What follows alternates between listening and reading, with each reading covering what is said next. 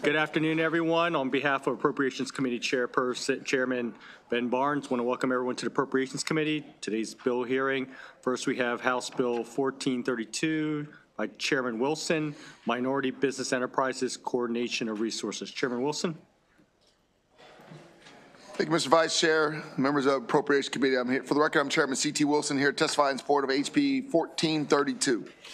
HB 1432 strengthens Maryland's commitment to supporting small and disadvantaged businesses by ensuring they have better access to a full range of state benefits, tax incentives, grants, technical assistance, particularly in enterprise zones where economic development efforts are concentrated. With the amendment set as the bill as amended, hopefully you have, if you haven't received my amendment, you soon will. The amendments forthcoming reflect the change from Maryland's MBE, minority business enterprise, to a small disadvantaged business while maintaining the bill's core objective of improving the coordination among states, agencies, streamlining resources, ensuring equitable economic opportunities for Maryland's business community. I say that because the reason I have this bill, and it was obviously a challenge getting it done with the bill drafters, is because we keep using the word MBE when it's already been deemed to be unconstitutional to do things that are, do set-asides that are not race neutral. And we give people false hopes by doing that. And it's not that we don't support minority businesses and small businesses, but we have to coin it a different way. And I say that because, example, when I drafted the cannabis licensing bill, without using the word minority, black, or anything like that, we were able to impact some of these small and disadvantaged communities. And similar to hub zones, we're trying to do something like that, or the enterprise zones, and focus more, put more of our focus on that. Because with this current economy state, the federal monies that we would be getting may be in jeopardy if we don't realign ourselves. And it's not we're not turning our back on our minority businesses. We're just doing some focusing to make sure that, number one, that they have the resources by requiring the governor's office of, I guess it's GOSBA, but Governor's Office of Small, Disadvantaged, and Emerging Businesses to work with the Department of Commerce and make sure we strengthen the coordination between the state agencies so that they're working together with communication, outreach, and tracking. Increasing the transparency and accountability for mandating these annual report for 3 years from the Governor's Office of Small, Disadvantaged, Emerging Businesses to analyze the effectiveness and coordination, success rate of small businesses and recommendations for improving. And lastly, and most importantly, boosting economic growth in enterprise zones, encouraging these small disadvantaged businesses to establish and grow in historically underserved area. Enterprise zones are areas in which states and local governments offer tax credits and assistance to encourage the expansion of existing businesses and attracting new businesses. It helps level the playing field to ensure these small businesses receive the same economic development benefits as larger ones. The bottom line is we're here to ensure that small and disadvantaged businesses receive the full benefit of existing state resources, improve the coordination, outreach, and accountability. So this bill will help enhance economic opportunities to strengthen small businesses and promote Maryland's business enterprise zones. I do ask for your support for HB 1432, and again, just want to reemphasize that we do have to turn a corner. The Supreme Court has made that very clear through its Harvard decision and its USDA decision, and we can do so in a race-neutral way. And for moving forward, we need to make sure that we do identify these enterprise zones, that we make sure, like with the hub zones, that either your business is in that area or you get business if you hire half of your force from that area. You can uplift people and still be race neutral, because at the end of the day, we're not here just to uplift black people. We're here to uplift all people, and those that are disadvantaged don't always just look like me. I want to make sure that we do this so our programs, our set-asides, our contracts don't get challenged at the federal level and we end up having to start over. For all those reasons, I ask your support for HB 1432.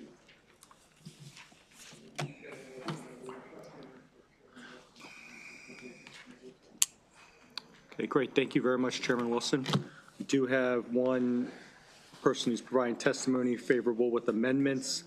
Fatima Wahid with the Advanced Technology Acceleration. Fatima Wahid. Okay, that concludes the bill hearing for House Bill 1432. The committee will now move on to House Bill 578. Delegate Phillips, Procurement, Department of Transportation, and Maryland Transportation Authority Contracts, Board of Public Works Authority, and is jointly assigned to the Environment and Transportation Committee. This afternoon, we have joining us from the Environment and Transportation Committee, Delegate Nick Allen. Delegate Phelps. Mr. Chair, I do apologize, a little hoarse today. Thank you, and to the members of the Appropriations Committee. I am Delegate N. Scott Phillips, representing the 10th Legislative District. It's an honor to appear before you today to request a favorable report on House Bill 578. This bill seeks to repeal the exemptions currently granted to the Maryland Department of Transportation and many of its modals. The BPW is comprised of the governor, the treasurer, and the comptroller, and it oversees procurement for most state agencies, reviewing and approving contracts over $200,000. It's the board's responsibility to ensure the fiscal integrity of the state, establishing regulations, setting policy, and overseeing billions of dollars of state spending. The board ensures that all procurements are necessary, appropriate, fiscally responsible, fair, and lawful.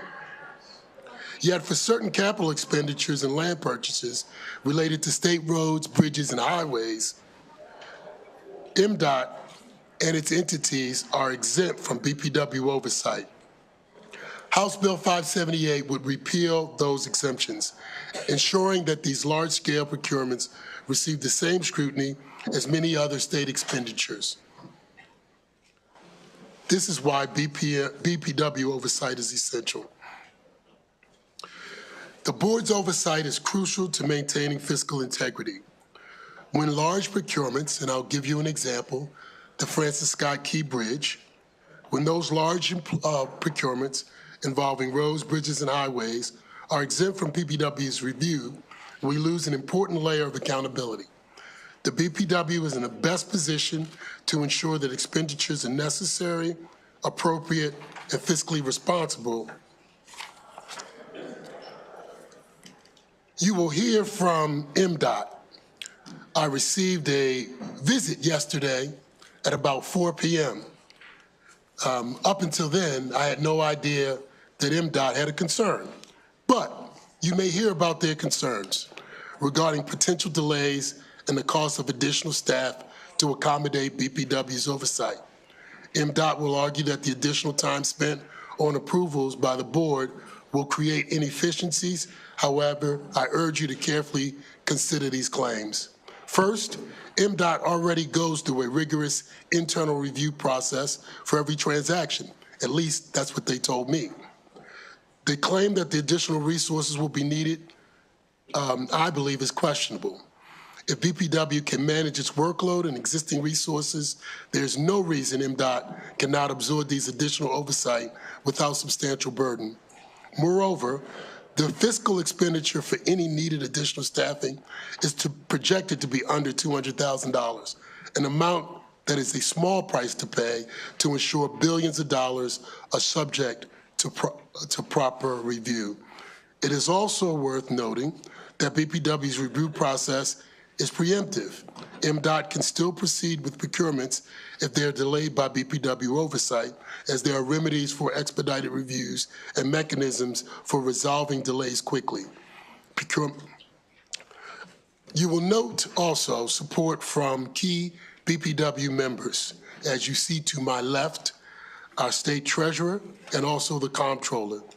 Their support is invaluable, as both of these individuals are responsible for protecting the financial integrity of the state.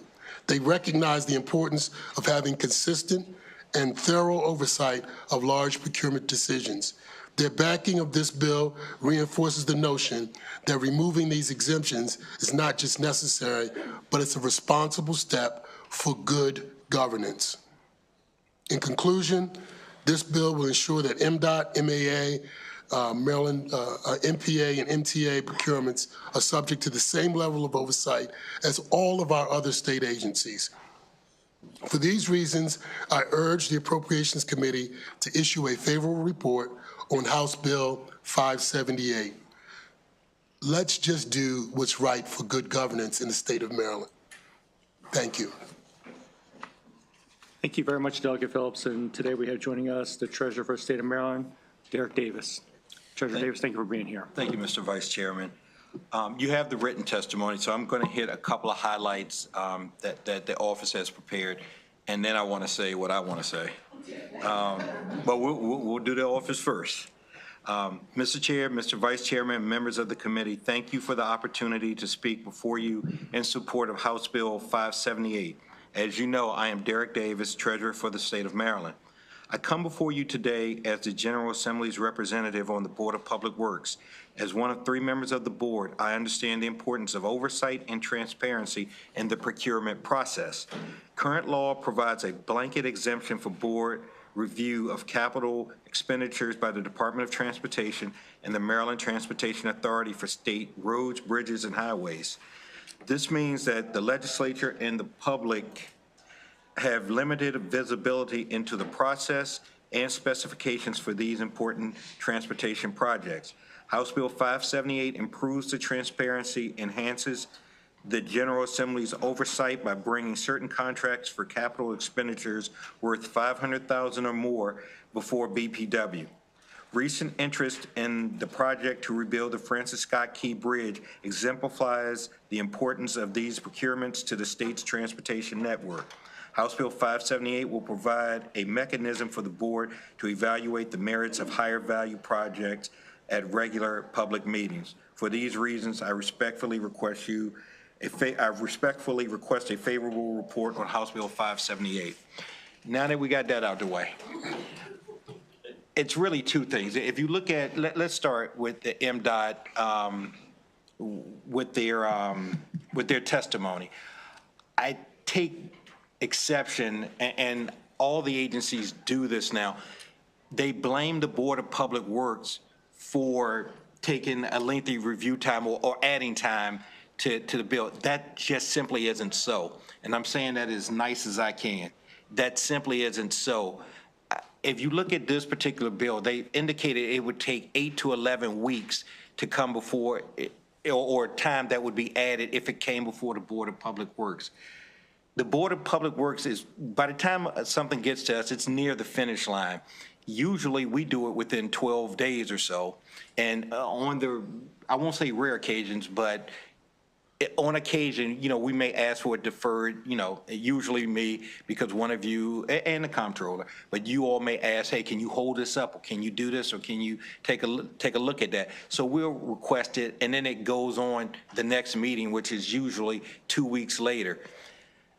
Everything that they are, on this particular bill, everything, if anything, our people should be saying, we need additional people to review it, because BPW actually has a staff. So we should be asking for the additional people to review. Why do they need additional people to do what they're already doing? All this bill is doing is saying, let BPW look at it. Why do they need additional people for us to look at it? I mean, it doesn't make sense. It's like if we did something, you all review it, but we need additional people for you to review it. It makes no sense. So I have issue with that. And secondly, and I didn't talk to Delegate Phillips. We talked last night, so all of these comments are mine. But the other thing, and I may be having a senior moment and losing my train of thought, but the other thing with this is, yeah, I think I lost it. But the money aspect of it, yeah, when they say, we need additional resources, or we need this, or we need that. Oh, I know what I was going to say. That on me, I'll be upfront. This is a naked authority grab for me, and not for me personally. This seat, the treasurer seat, and as I like to say, it does not belong to the treasurer. It belongs to the General Assembly. You all appoint somebody to serve, and you vote for somebody to serve in this seat to represent your interests. After 3 years here and 27 in legislature, I have a good feel for what the Black Caucus wants, the Women's Caucus, the Republican Caucus, the Democratic Caucus. I know what it is that you all generally have questions about, what you're going to be concerned with. So I tried to get, and you get constituent, I know you get constituent questions about everything. So I want this seat to be in as much state procurement, state policy as it possibly can. So when something comes up and you have questions or you have issues, whether I'm sitting in this seat or someone else, they're able to do your bidding unfettered. So I make no apologies, but I do take great offense to it, you know, for any delays being put on the Board of Public Works, because I promise you, that just isn't so. Whatever delays, however long it take, and I'll close with this because I said it to Health and Government Operations as well. The perfect example is that BWI contract, concessionaires contract we did a couple of weeks ago. When it first went down 22 months ago. It took the agency 22 months to get that contract. It took us, we delayed it once. So it took us about 3 weeks, 4 weeks, something of that nature. It is not, whatever delays are in those contracts, it's not coming from BPW. So, Mr. Chairman, thank you for allowing me to go on and on a bit about it, but thank you. Thank you. Very much appreciate your testimony. And just verifying to the bill sponsor, do you have anyone else on your panel? No one else. Okay, great. Just confirming that. Okay, are there any other questions from members of the committee? Delegate McComas. Thank you, Mr. Chairman. Just briefly, obviously this is a change, but how long was it the old system? Because I'm kind of curious because, you know, obviously this is a good bill, but I'm not like, how long has it been as it is now that you want to change? That's a great question, Delegate McComas. It's my understanding that this exemption was carved out like years and years ago. It came up for me as an issue, and I'll just share with this committee, when we did the emergency procurement on the Francis Scott Key Bridge, I had an opportunity to ask a question. It was a simple question. Are you utilizing the normal methods? Will there be any disadvantaged business entity participation? Is there any small business participation on the emergency contract? And the answer was yes, 3%. And I then said, well, shouldn't BPW be engaged in that conversation? My friend over here, and I was informed we don't see that. And that's what began this conversation. So in other words, this has been on the books for a long time. It has. But do you know, like, when they institute? I'm just kind of curious. I have a suspicion, but I'll have to check it out. But I'm thinking I can't tell you exactly, but it's been a very long time. Like maybe the 60s? Or? It may go back that far. Okay. All right. Thank you. Thank you, Mr. Chair. Christ. But this bill only applies to state roads, bridges, or highways. So I guess those are the infrastructure bills, and it applies to specific modals. So the Maryland Transportation Authority, Maryland Aviation, state highways, all of those folks that do major infrastructure projects. So you already do have oversight for MTA and the Port Authority and MAA, so it's not necessary to include them. I'm just confused about what this bill is actually doing. So what it's doing is, when they go through their procurement process, right now, they do not bring those procurements before the Board of Public Works. It would just require that last step. They're going through their own review process. They're making their selection. They're just not bringing that back to the light of day as it relates to the Board of Public Works. And actually, this bill gives them a higher threshold than all of the other agencies. BPW's responsibility is $200,000 or more. This actually takes them to $500,000. Okay, thank you. Great, thank you. Are there any other questions from members of the committee? Okay, thank you very much. That concludes the bill hearing for House Bill 578. The committee will now move on to House Bill 637, presented by Delegate Allen, Transportation Highway User Revenues Capital Grants Calculation, and is jointly assigned to the Environment and Transportation Committee, and we have joining us from that committee, Delegate Morgan. Delegate Allen?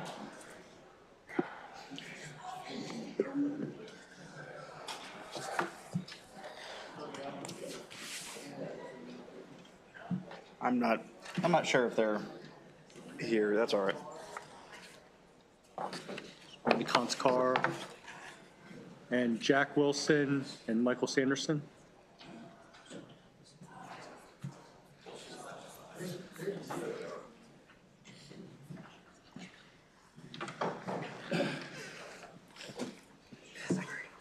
No worries. All right. Ready for it, Mr. Chair? All right, Mr. Chair, members of the committee, I think this is my first time in the committee, so thanks for having me. I'm excited to be here.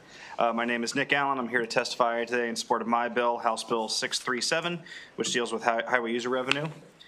In Maryland, as this committee is well aware, counties and municipalities depend on a share of state-levied revenues to support safety and maintenance work on local roads and bridges all across the state. And for decades, the local transportation revenues, mainly motor fuel and vehicle titling taxes, have been split between the state and local governments. The state faced a mid-year budget crisis during the Great Recession back in 2009, and in turn, the Board of Public Works adopted a 90% reduction in the local distribution of these highway user revenues, and a roughly 40% reduction to Baltimore City's allocation. So since then, a lot of recession-driven cutbacks have since been restored. However, highway user revenue still lags far behind those historic levels, and even after the state has enacted a substantial transportation revenue increase. So I think the average resident truly believes that their gas tax dollars should go towards maintaining their local roads. Unfortunately, that's not always the case. HB 637 helps to correct this by changing those distributions to local governments to make them closer to their pre-2009 ratios. I want to thank our friends at MACO and my friends, especially in Baltimore County, for their support with this legislation. I also want to thank my friends and colleagues, some on this committee from Baltimore City, for noticing an oversight in the bill that has how it was originally getting text from Edelson and Ryan Dorsey. So we're good. And yeah, so I'll turn it over to my panel. I thank you all for your time and consideration. I urge a favorable report and look forward to answering any questions you may have. So any questions for the bill sponsor? All right. Yeah, got a lot of red lights. Got a lot of red know. lights. Okay. All right. Great. Good job. Great job. Thank you. Okay. Go ahead. Whoever wants to go next. You want me to go? Okay. Good afternoon, members of the Appropriation Committee. For the record, I'm Lauren Buckler. I'm the Director for Public Works and Transportation for Baltimore County. I'm also a licensed engineer in the state of Maryland. Baltimore County supports this bill, and let me give you some numbers to explain why. From 1999 through 2009, Baltimore County received between $27 million and $43 million annually through this program. That amount fluctuated throughout these years. In fiscal 2010, this amount dropped to $1.95 million. $1.95 million from that 27 to 43 million a year. That's the money that Baltimore County uses to pave its roads. These are the roads that every resident in Baltimore County touches first thing when they leave their driveway, is the local roads. Those are now the potholes that those residents drive over every day when they leave their driveway. If we look at what the numbers are since 2010, of what that lost funding was to Baltimore County, it's $454 million. We had a third-party assessment done 2 years ago to look at Baltimore County's roads and what our backlog is in repaving. We have a $400 million backlog. It adds up. It's the exact number that we've been short since 2010 towards paving local roads. These are your constituents. These are the people that vote for you, that live in your districts. It's not just Baltimore County, it's all the local municipalities. These are the first roads they drive on. These are the roads they make phone calls about to my office in Public Works, to the Public Works in all your counties. So this is helping to restore that funding for all of our jurisdictions in order to get those roads that our residents are using every day, all day. Thank you. Happy to take any questions that you have. I'll go next, yeah. Good afternoon, Mr. Vice Chair, members of the committee. I'm Jack Wilson, Queen Anne's County Commissioner and the 2025 MACO President. I know today's hearing is about House Bill 637, and we're very grateful to the sponsor for putting in the bill. But I want to start with our thanks for what you did last year for local transportation. Last year, you may recall that the Department of Transportation had announced a series of deep cuts to various transportation programs, including wiping out a huge amount of highway user revenues. As you know, in local government, that is all we have. You heard about how deep and serious those cuts would be, and you worked your way toward a plan that didn't have to make those cuts. We are very thankful for your leadership, but the message for today is we're not out of the woods yet. Without a structural fix, all our local governments are scheduled to go over a cliff again. The highway user revenue formula drops way back in fiscal 28. So the BRFA that you are working through and the fiscal plan that the governor has introduced doesn't account for local governments losing over $100 million in a couple years' time. With the fiscal stress the state is under, we recognize that our counties are on the table for a long list of cuts and shifts. While we have raised our concerns about the one-year plan, transportation still needs to be part of our multi-year plan. All those stories from last year's cuts haven't been avoided, just delayed. So House Bill 637 before you is the whole enchilada, full restoration. And you have a sponsor's amendments that we support to ensure that you don't lose funds to Baltimore or the municipalities that they received in the last set of negotiations. We hope this hearing, the fiscal note, and this reminder keep this issue alive as you all work out the plan for transportation funding. Counties are struggling with revenues and increased expenses and need to keep up with our transportation funding for local roads and bridges to ensure safety for our citizens. Thank you.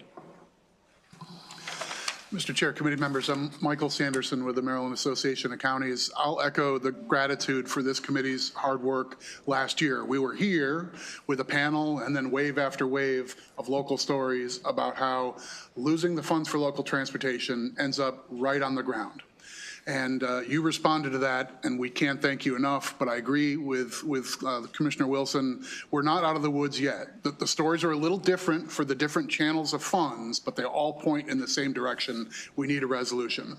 Baltimore City prepared to fall off a cliff to the tune of $50 or $60 million per year if we do nothing. So the multi-year plan that's in place now, and we can say, oh, well, the TTF all works out and the CTP all works out, that assumes that fund disappears in just a short time from now. If you're among the municipal governments who got effectively full restoration in the last cycle's plan, that they also fall off the cliff in a couple of years back to well short of where they belong. And if your district is mostly county and non-municipal, we still have a far way to go to what this bill represents. I know the fiscal on this bill is big, but understand we didn't just throw a dart. This isn't a Hail Mary to get to some made up pretend number. This gets us back to where we were for decades and decades. So this bill says do right by the local jurisdictions who don't have their own transportation revenues, give the share of the state revenues like almost every other state does. It's a roadmap to the right place. Thank you, Mr. Chair. We have a question from Delegate Edelson. Thank you, Mr. Chair. Thank you all for this. Thank you, Delegate, for bringing the bill. Sort of like I was watching a interview with Elton John not that long ago, and he had a quote where he said, "That's such a great song. I wish I wrote that song." I feel that way a little bit about this bill. You're starting off really good. But really appreciate you bringing it. I found very eye-opening the numbers for Baltimore County about what the loss of funding was over that decade or so period from FY 2010 until the restorations happened. Curious if anybody on the panel happens to know what that similar number is for Baltimore City in that period of time. I can help. It was over $1 billion is how much was lost to Baltimore City during that time. And it's the exact same thing. It's the roads, it's the bridges, it's the highways in the city that have not had that repaving and safety work done. The question that I have for you is if you can help us understand, this is for anybody on the panel, why it is, particularly in the world of transportation infrastructure funding, why having that continued stream of funding for the long term is so important, right? Why it is that knowing the money is going to be there tomorrow and next year and the year after that is so important as you all plan the projects and programs that you have in our counties and municipalities to keep people in Maryland safe. Sure. These are multi-year projects. We can't do a transportation project typically in one season. We end up with weather conditions, that stuff splits, so we need to have funding predictions on how we are doing these projects. We need to be able to plan these timelines and adequately do these projects. You can't walk away half finished on one of these jobs. So if we don't know that we have the funding stream coming, we can't plan for that future and correcting the existing infrastructure or putting in any type of new infrastructure. Got it. Thank you so much. Thank you, Mr. Chair. Thank you, Mr. Chairman, and I appreciate you for bringing the bill, Delegate. I also wanted to echo those sentiments. As a former municipal official, highway user revenue, right up my alley. Wanted to just ask for the panel, maybe Mako would take a swing at it. What would it look like if these revenues were to be sunset and you wouldn't get this assistance from the state? I can try the broad swing. You end up with two things, and neither of them are particularly palatable. You end up with project managers like the director at the table having to say, we're going to have to just do tar and pitch. We're going to have to just do cover-ups rather than the structural maintenance that these roads need. Roads, bridges, and so forth. You count on your local governments to take care to make those roads are safe, and that they're not damaging vehicles and so forth. And in tough times, sometimes you have to go without a project, but when it's year upon year upon year of starvation diet, you end up with a situation where you have a backlog like you just heard described. The alternative is you end up with the property tax paying for transportation. The motorists and users of our transportation infrastructure in Maryland think they're paying for transportation top to bottom when they buy gas, when they buy cars, and they pay those those taxes. They think that's what takes care of it. But for the last 15 years or so, Maryland has kind of walked away from that deal and said, local governments, you just have to fill in with whatever you've got. And as this committee knows, your colleagues in Ways and Means know, the only place most counties have to go to make real revenue is the property tax. And in a tough housing market like today, it's the exact wrong place to do it.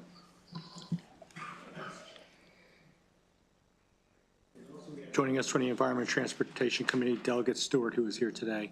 Yeah, next question from Delegate Geist. You hit on, I guess, the first question I had for you in regards to, I guess, the purpose of this trust fund when it was established, when folks put gas in their tanks and they go to the MVA to get their titling fees and all the other fees that they have to pay.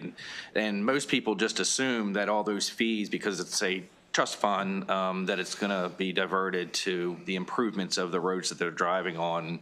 And also, too, folks, when they travel on roads, they go across, municipal, county, jurisdictional boundaries. They run into state roads, they run into federal roads, and most people don't pay much attention to which is which, but they all know that they need to drive on good services. The struggles that we had started during the Great Recession. That's when the state made that initial cut in order to balance the budget, if I can recall correctly. That was the first big taking out of the Transportation Trust Fund. We never recovered. We tried many different times, many different attempts, and we're not where we need to be yet. So I guess my question here is, you especially Mako, you guys have been doing this for a long time.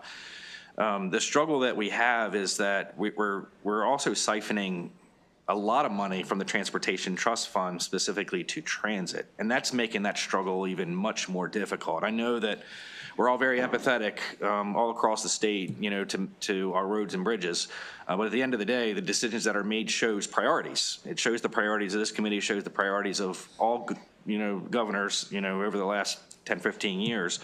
It shows where our focus and our priorities truly are. And having our focus shift from roads and bridges, at least that's what it seems like for me historically, because I served as a county commissioner for 8 years. Have you seen that sort of compound the challenges that we have with restoring highway user money for our local governing bodies?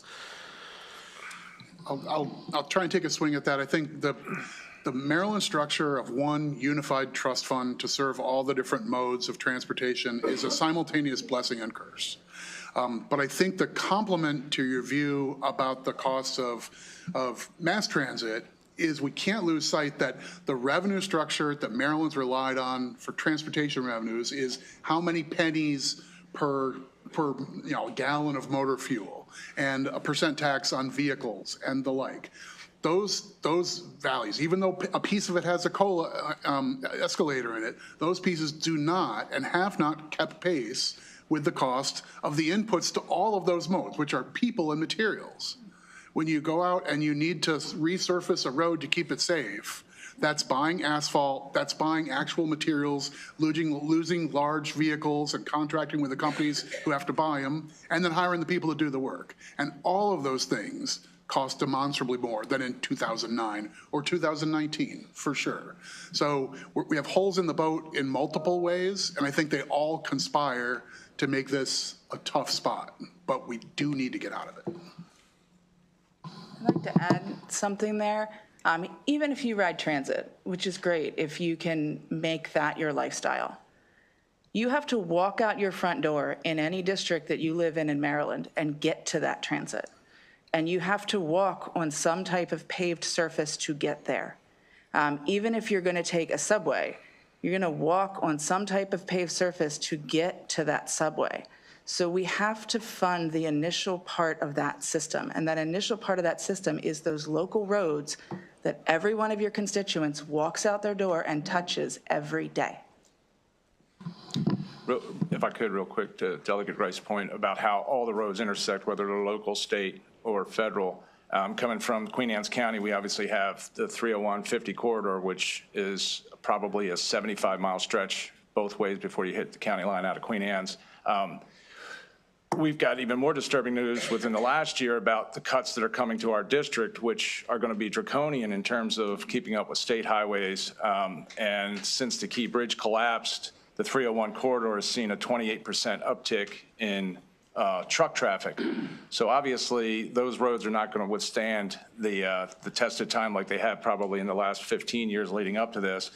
And the other side of that, what we're seeing as a byproduct is people getting off of those 301s and 50s and coming through the towns. And those towns, even though like 213 is an example, those roads were never meant to carry truck traffic or the like. So we're seeing those challenges right now just in keeping the feeder roads that you're speaking of to get to the main roads are getting damaged at a rate that I don't think we're prepared to take care of over the next 3 to 5 years, because obviously in asphalt is, you're looking at a 7-year turnaround. And in Queen Anne's County, after the Great Recession, the commissioners that predated me, they actually had to bond to 20-year bonds to get the roads back up to some,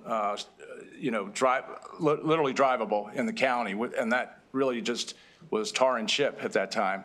And again, it's a challenge. I will tell you, as we step into this budget, when I first came commissioner, we did systemic upgrades. We decided we were going to put together a 5-year plan to basically re-tar and chip or pave or whatever we had to do every road in the county. And I will say for the first 5 years it was successful, but as we see these funds backing off, it's going to become harder and harder over time. And with the combination of where the state roads are, it's going to get more and more dangerous, especially on the high-speed roads like 50 and 301 are. We already see quite a few accidents on those roadways now because of road conditions. So thank you. Thank you very much to the panel. We also have another witness here, Bill George with the Maryland Municipal League.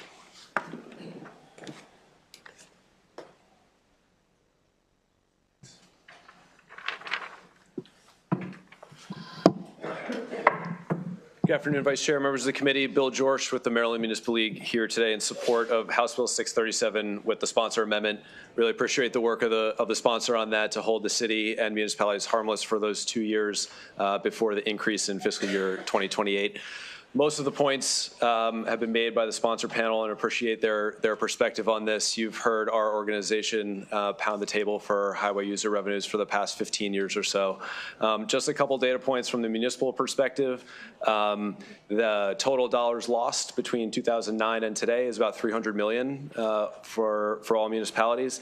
And there's an interesting report that municipalities and counties have to submit each year in order to receive their highway user revenues, and that is a report on what they spent the money on the prior year. There's an appendix at the end that allows for these local governments to indicate how much money they spent out of their general fund on HUR eligible projects.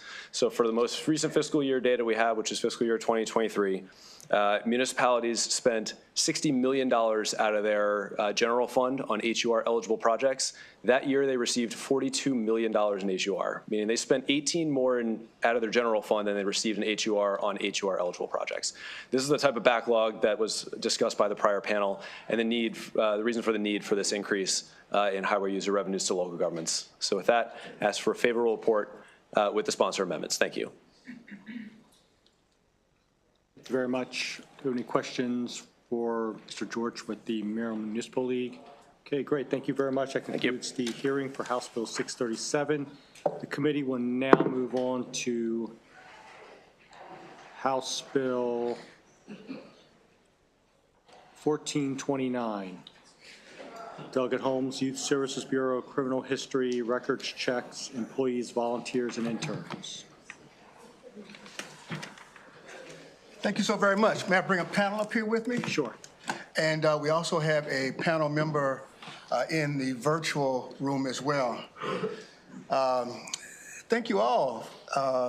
My goodness, being in House Environment and Transportation for 22 years, I don't get over here very much anymore. You know, kind of reminds me of that old song. Don't get around much anymore. You know. Thank you for allowing me to present to you HB 1429. My name is Delegate Marvin Holmes, and I am a delegate from District 23. HB 1429 is a bill that will authorize the Youth Services Bureau to request a criminal history background check. The bill corrects an unintended consequence of a federal policy that limits access to federal background checks. And at this time, they only have access to state materials. And what we're going to be doing with this particular bill is allow the persons in the Youth Services Bureau that come in contact with the youth in 8 different Youth Services Bureau to be able to have the background checks, to be certain that we have the most proper security that we can for these youths. And the youth that go through these programs it's a 95% success rate in that these youth do not get into trouble, within 2 years after coming out of these programs. There are 8 of these Youth Services Bureaus in the area, in the state. Bowie has one, Catonsville, Gwen Oak, College Park, Greenbelt, Westminster, District Heights, and Laurel. Now, since this is the Appropriations Committee, one of the things I want to highlight to you is that the fiscal effect of this program is 0, nothing, nada, nothing, none. So the cost to the state government is as low as you can get. And with that, I would appreciate the opportunity to turn the rest of the testimony over to the panel prior to questions, if that's allowable with you. Great, thank you. Hi, good afternoon, Mr. Vice Chair and honorable committee members. My name is Wendy Wilcox. I am the director of Bowie's Youth Service Bureau, and I'm here on behalf of the Maryland Association of Youth Service Bureaus, otherwise known as MASB, to speak in support of House Bill 1429. MASB is a network of community-based youth service bureaus who are a crucial part of Maryland's continuum of care. Youth service bureaus provide counseling, mentoring, psychoeducational groups, and other services for youth, teens, and their parents. And services are provided in partnership with schools, faith-based organizations, and local government to enhance the health, safety, and well-being of Maryland's youth and families. House Bill 1429 mitigates an unintended consequence of specifically Public Law 92-544. Recent enforcement of this law has limited access to national background checks for our employees, our mentors, our volunteers, and previously those checks were available to our folks. And it's impossible for youth service bureaus to conduct complete screenings of new employees and all the other people who are in contact with the kids we work with when we don't have those screens. So passage of House Bill 1429 would solve that problem and allow us to provide the safest environment for the people we serve. We respectfully ask you to support this bill. Again, thanks to the committee and thanks to Delegate Holmes for sponsoring the bill. And good afternoon, Vice Chair Chang and members of the Appropriations Committee. For the record, my name is Jocelyn Collins. I'm here representing the Maryland Association of Youth Service Bureaus, here in support of House Bill 1429. I wanted to provide further clarification on Federal Public Law 92-544. As mentioned, this law had not been actively enforced until recently. Originally, this law was enacted in 1972 and later amended in 1993 and 94.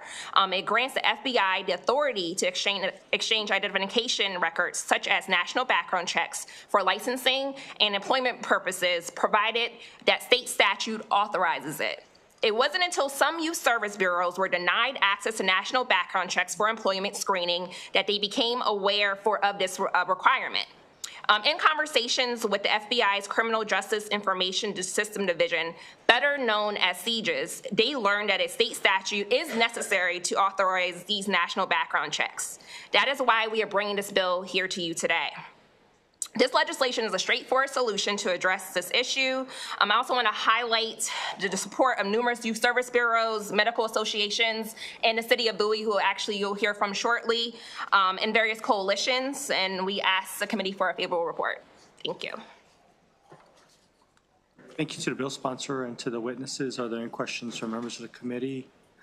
Great, thank you very much. We have two virtual witnesses. We have Tamina Wilkins from Keys and Power, and also Stephen Haley from the City of Bowie.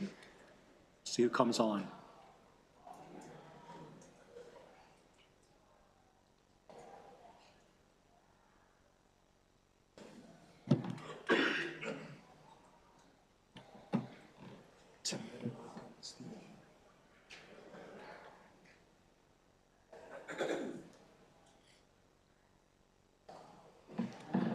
We have Tamina Wilkins or Stephen Haley on virtual.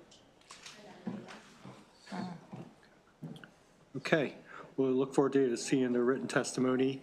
That concludes the hearing for House Bill 1429. The committee will move back on to House Bill 1352. Delegate Patterson, Sickle Cell Disease Institutions of Higher Education Policies, Procedures, and Educational Campaigns. Delegate Patterson, if you have a panel, you can bring them up. Thank you. Good afternoon, Chair Chang and members of the House Appropriations Committee. For the record, I'm Delegate Edith Patterson, sponsor of House Bill 1352. This legislation was inspired by a personal experience I had with a student who has sickle cell disease. We call it SCD. She was a senior at an HBCU in Maryland.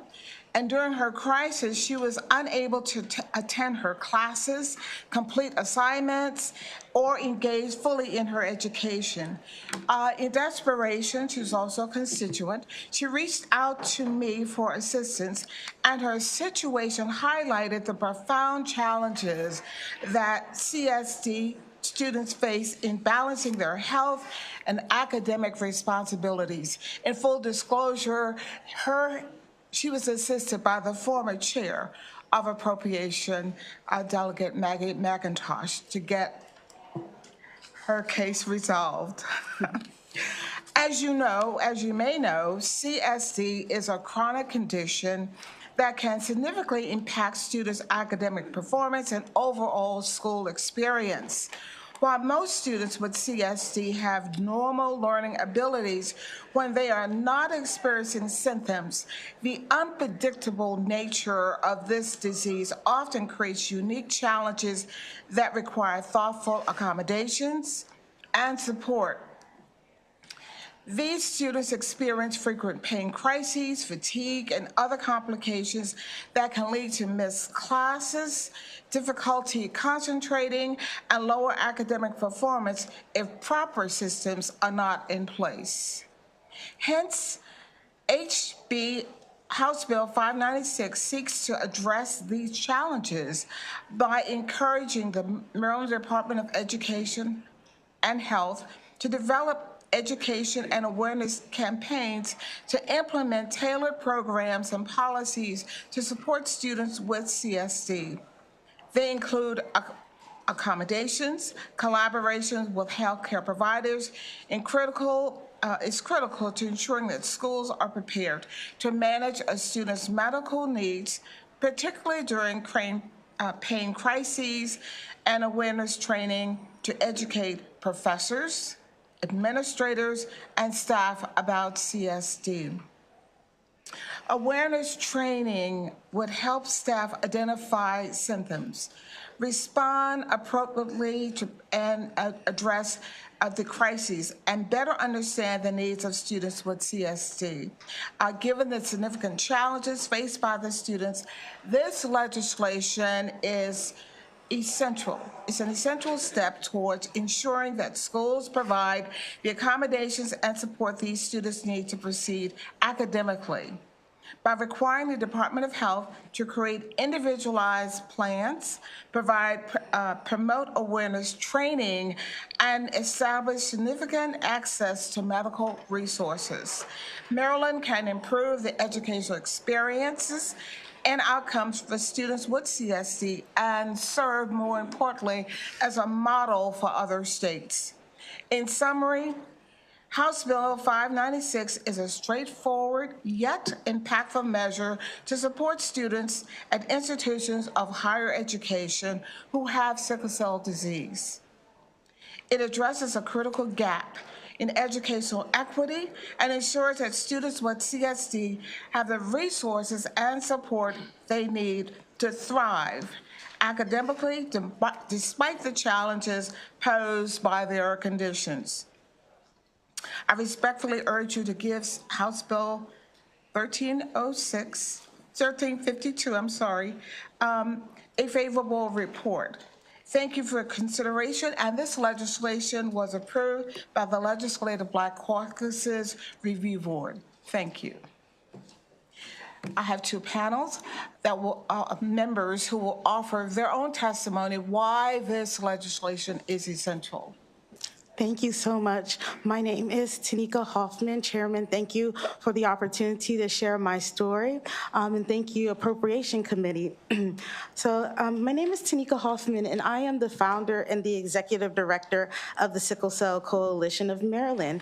And I ask you to consider House Bill 1352, Sickle Cell Disease Institutions of Higher Education, Policies, Procedures, and Educational Campaign.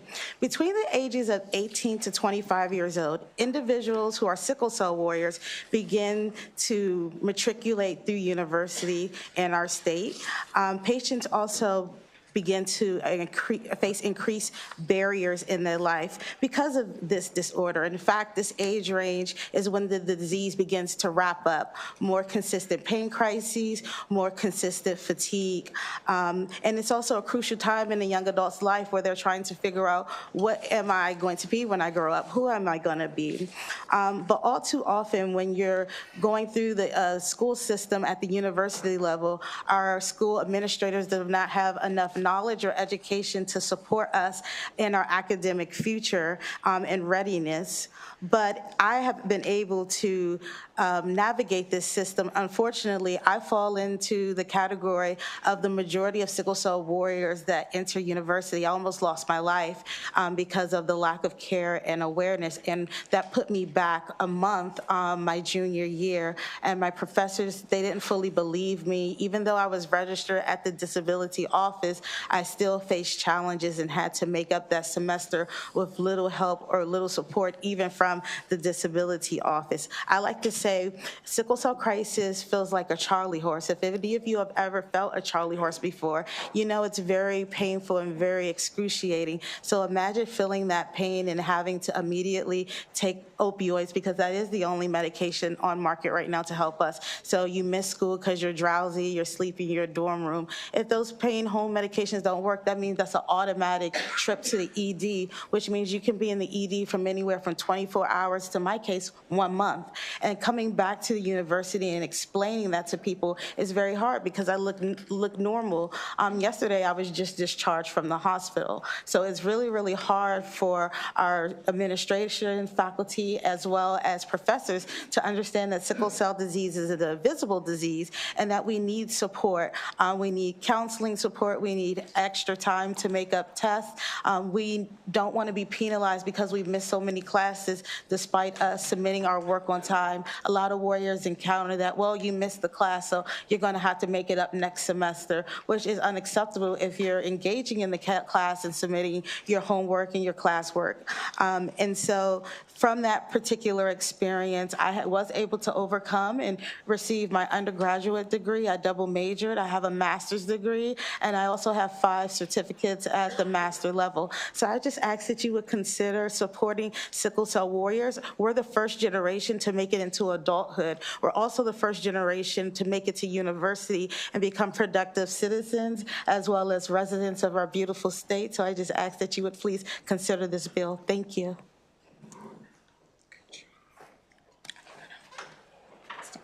Good afternoon. Thank you for having me. It's truly an honor to speak before you today. My name is Kayla Smith Owens. I'm 26 years old with a bachelor's degree in criminal justice from Bowie State University. But there's one thing about me most people would never know just by looking at me. I live with sickle cell disease. When I was asked to speak today, I said yes without hesitation because House Bill 1352 is something I desperately needed during my time in college.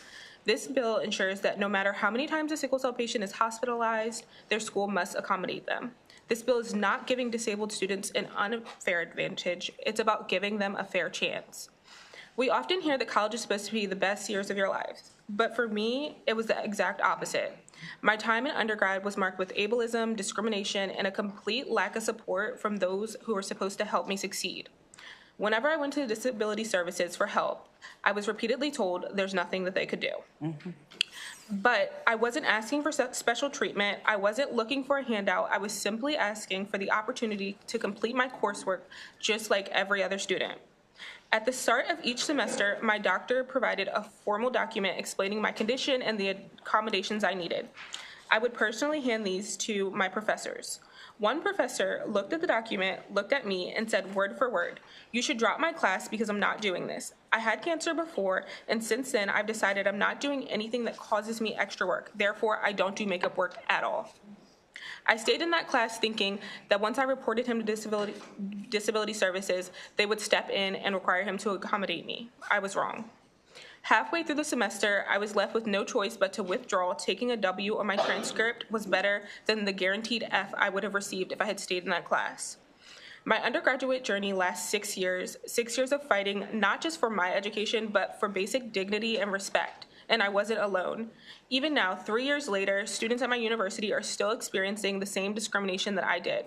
My mother wanted me to report this school to take our fight beyond the campus, but I begged her not to. I was already labeled as problematic within my department, and I feared even more retaliation.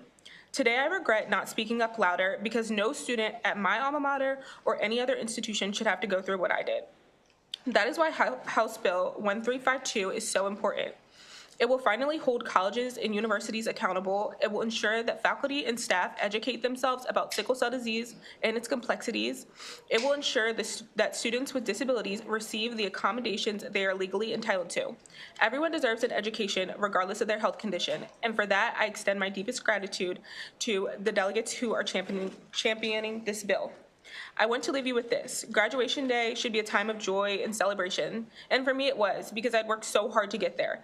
But as I drove away from campus that day, I cried, not just tears of happiness, but of relief. I looked at my mother and said, "Thank God I never have to come here ever again." That alone should tell you everything that you need to know about the way I was treated. Thank you for your time.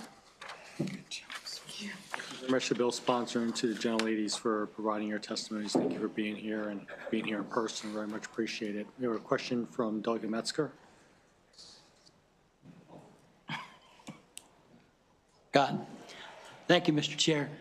Delegate Patterson, I want to thank you for bringing this bill.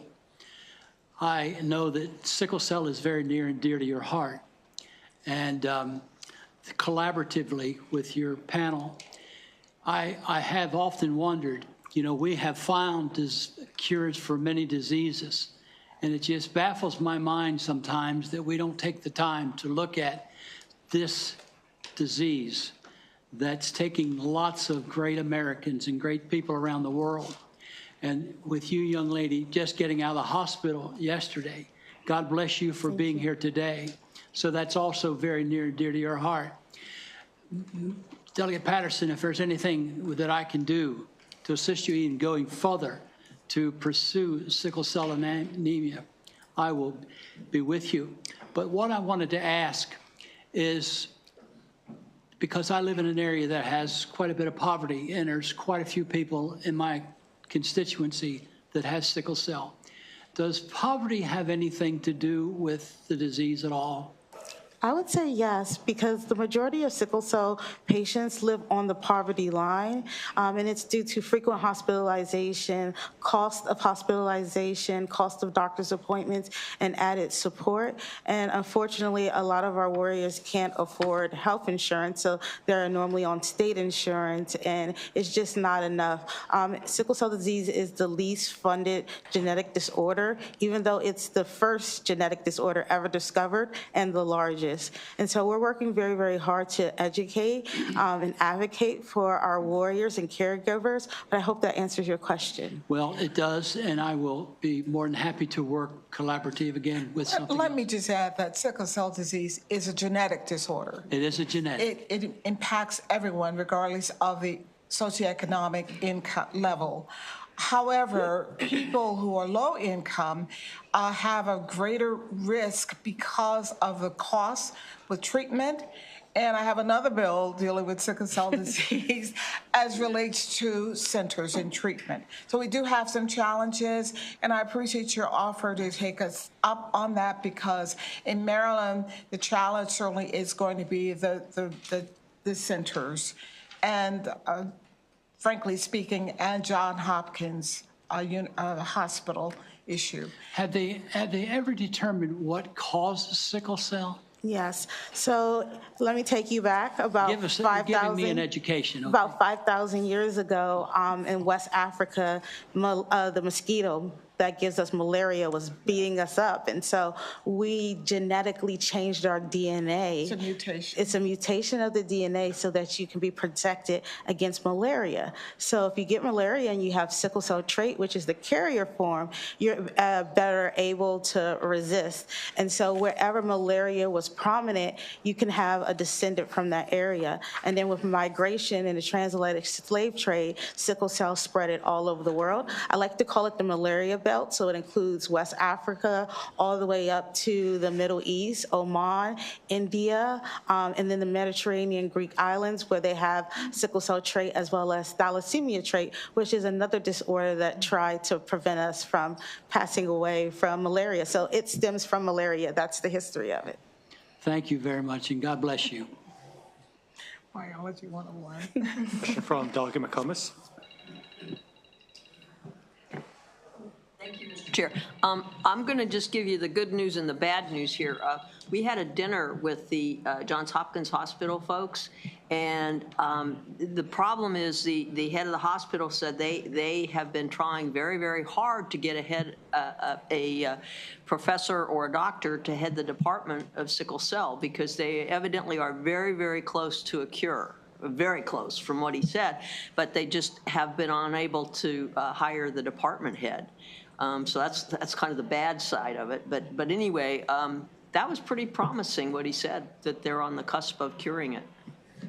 Yes, they are on the cusp. In fact, CRISPR, which is basically a tool to cut the DNA and put in a correct gene, is now available. The problem is it costs $2 million to $3 million just to access that particular, and it's called transformative medicine because it won't cure everyone. But yes, that is available, and we are a little bit behind in the state of Maryland, and so we are working with the health department to see if this is going to be funded, because it's a great expense. It doesn't even include hospitalized stays, time away from work, transportation, food. Just the procedure alone is $2 to $3 million. Delegate Acevedo. Thank you, Mr. Chair. Delegate Patterson, thank you so much just for your commitment to sickle cell, and not just funding, but awareness. Really appreciate you bringing the bill. I wanted to just pivot a little bit, because we're talking about the importance of research and development. I represent a county that is the headquarters of the NIH, which, as you all know, is responsible for a lot of research and development on sickle cell, but it is also subject to a lot of public demonization by this administration, funding cuts, significant funding cuts. And so if you all could just speak to me a little bit, well, my colleagues and me, about the importance of sickle cell research, what NIH is doing, but also I know there's some therapies that are essentially in the I guess trial stage, yes. Right? Mm-hmm. But all of these things could potentially be at risk if we're talking about NIH. Can you just speak to more about that? Because what we're doing here is important, and I appreciate you bringing the bill, but what we do here is not devoid of what they're doing at the federal level, mm-hmm. and there's some serious implications here. So can you speak to that? I'd appreciate it. So Dr. John Tisdale, who actually is one of my board members, heads the curative options at NIH. The program has been running very strong for over 10 years, and if that program is cut, that means we're going to take a step back in progression. It also means that other diseases that are genetic will be impacted, because sickle cell is one of the first genetic diseases to be given the option of CRISPR. So, for example, if you have a genetic disorder and it causes blindness, you would use that same tool for that genetic disease. So if we remove funding from the NIH that is studying genetic cures and cutting DNA and putting in better options in the DNA, that's going to affect every other genetic disorder, because if science builds, or you can think of it as a snowball effect, it starts really small and then it begins to build, and once you build up, it's open to the entire world. And I appreciate that, and I appreciate my colleague comment about Johns Hopkins University and what mm-hmm. they're doing in a private capacity, where we know that the NIH is leading on this. Correct. And so if we really, really, really want to get to some sort of treatment or cure that works for folks, then we should be working alongside the NIH and Correct. Not attempting to dismantle it. Would you agree with that? Totally. Okay. Thank you. Appreciate it. Great. Thank you very much. Thank you. Are there any other questions? Okay, great. Thank you very much. Thank you so much. Thank you. That concludes the bill hearing for House Bill 1352. And we're going to see if any of these next sponsors are here. We have Delegate Lewis. Okay. And Mr. Snur, who's going to be presenting on behalf of Delegate Lewis, House Bill 921, State Employees Collective Bereavement Leave. Mr. Snur, if you have a panel, like to bring them up, you can. Yeah. I believe it's just me right now. Just you? Okay. Yeah. Well, thank you, Vice Chair Chang, members of the Appropriations Committee. For the record, my name is Henry Starr. I'm here to present the testimony on HB 921 on behalf of Delegate Chaz Lewis, who unfortunately couldn't be here today. HB 921 will allow our state workforce to take colleague bereavement leave when a close co-worker of theirs that they work in close proximity to loses their lives on the job. This bill sets out to ensure that no one who works in our state government is forced to work through the traumatic experience of the death of a close colleague. We shouldn't be expecting our state employees who already have tough jobs to bear the mental stress of losing a coworker and having to immediately go back on the job. This bill came about from the experience of DPP workers in the aftermath of the tragic loss of parole agent Martinez last year. A beloved colleague and friend following his death, many of his coworkers were still expected to show up and report to work, and were unable to grieve and mourn his loss properly. This bill would prevent future situations like this and ensure that our state employees who face the crisis of losing a close colleague are able to take the time they need to grieve and recover so that they can come back to the job afterwards ready to do the essential work that they do on behalf of Marylanders. And because this is the Appropriations Committee, I would be remiss to if I did not mention that the fiscal note says that any impacts, cost of the bill would likely be minimal and would not materially impact the state's operations or finances. With that, I urge a favorable report. Thank you so much. Great. Thank you very much, Mr. Schnur. Any questions for Mr. Schnur? Okay. Thank you. We have two witnesses who are providing favorable testimony. We have Denise Gilmore with ASME Maryland and also Terrence Kavanaugh with SCI Local 500.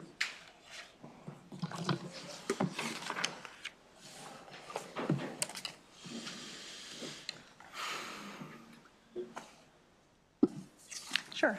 Good afternoon, Mr. Chair and members of the Appropriations Committee. My name is Denise Gilmore, and I'm the Legislative and Political Director for AFSCME Maryland. We represent about 50,000 state, county, and municipal employees. We first and foremost want to thank Delegate Lewis for sponsoring this bill. We are in strong support of House Bill 921, and to Mr. Snur for doing such a great job explaining it just now. In that tragic incident where Agent Martinez was killed, his colleagues were forced to go into the office the next day and work as though nothing had happened. It was incredibly difficult. Our local actually came in and helped man the phones so that folks could take a moment to grieve. But unfortunately, public sector jobs are too dangerous, and this sort of line of duty tragedy can occur on occasion. And, I think many of our members feel like their colleagues are like family members.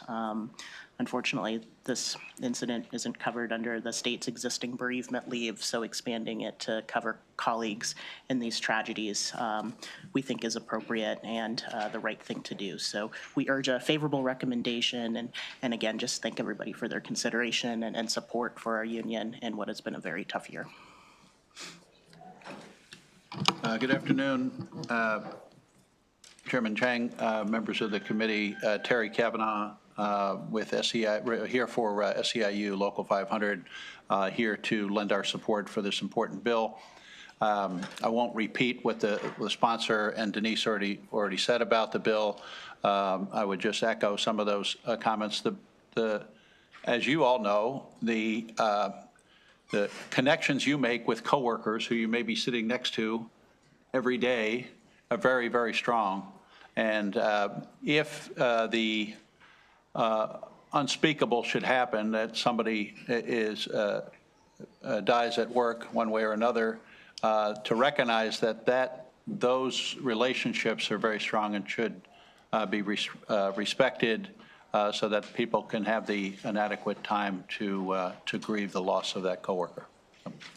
Ask that you support the bill. Thank you. Very much. Are there any questions from members of the committee for the witnesses? Okay, thank you very much. That concludes the bill. Delegate Rice, sorry, Delegate Rice. Late. I'm just looking at the bill. It says it applies to employees who work in close proximity to the colleague who died. Is there any definition as to what that means?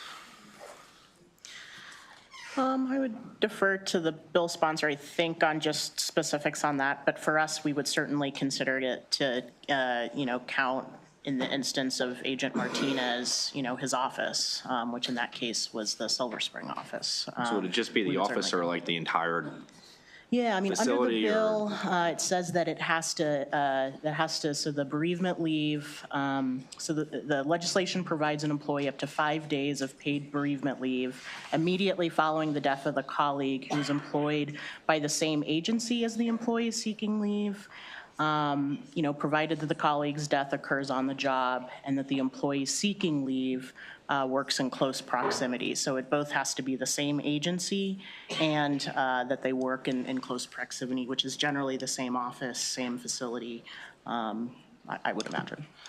So for Agent Martinez, could the entire facility basically go out on bereavement leave for 5 days and have to close? I mean, how would that practically work out?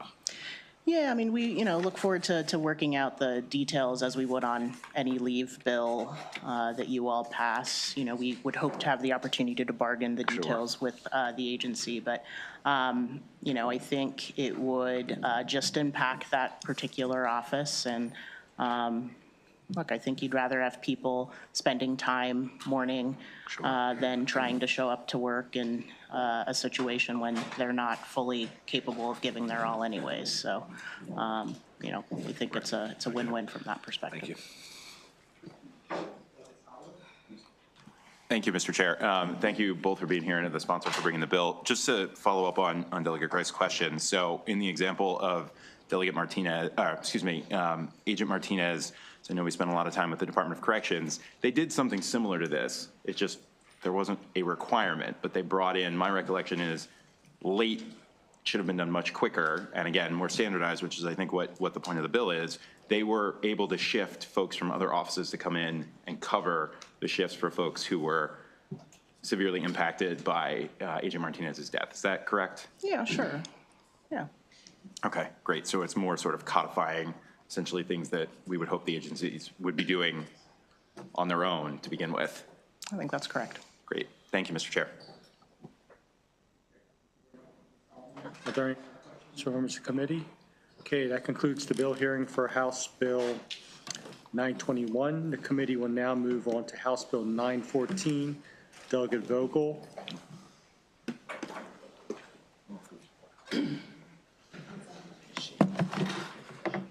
Thank you, Mr. Vice Chair, members of the Appropriation. Am I good? Oh, sorry. Go ahead. Thank you, Mr. Vice Chair, members of the Appropriations Committee. Delegate Vogel here with House Bill 914. This bill would provide 4 hours of paid time off for cancer screenings for state workers. What we know is that early detection for cancer is essential. It saves lives. And right now, state workers have a choice between taking sick leave or other paid leave to go get those cancer screenings or not getting those cancer screenings. So not only would this time off be essential to actually get those screenings, but signaling the importance of these screenings with legislation like this would encourage more state employees to go get screened. I will note that this bill has already made it out of the Senate. And I urge a favorable report on House Bill 914. And I thank my co-sponsor, Delegate Sarah Wollick. Great. Thank you very much, Delegate Vogel, for presenting the bill. Are there any questions for the bill's sponsor?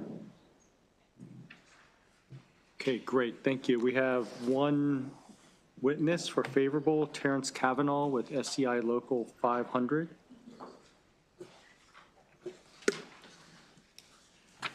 Good to see you all again. Terry Kavanaugh, Chairman Chang, members of the committee. Terry Kavanaugh here on behalf of SEIU Local 500. You have our written testimony. I'll be very short. Early detection saves lives. It saves money both for the state in lower premiums. We know that the cost of long-term cancer treatment can be very heavy, and if we can limit that with early detection, it's a good investment to make with a small incentive of 4 hours of leave. So with that, we ask for your support. Thank you. Are any questions for Mr. Kavanaugh from members of the committee? Delegate Grist. For you next time. Are there any other examples anywhere else, either in the public or private sector, where we're doing this that you know of? I would guess there are. We could try to find those for you and get those to you. That's good. Thank you. Thank you for the question, Delegate. The city of Baltimore has actually implemented a policy like this, and it's been very successful. There's a testimony from, I believe, the mayor. Thank you.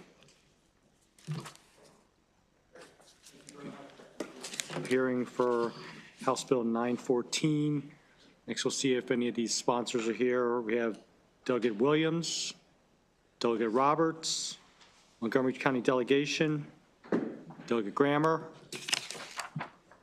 Delegate Feldmark, Delegate Pruski, Delegate Foley, Delegate Cardin,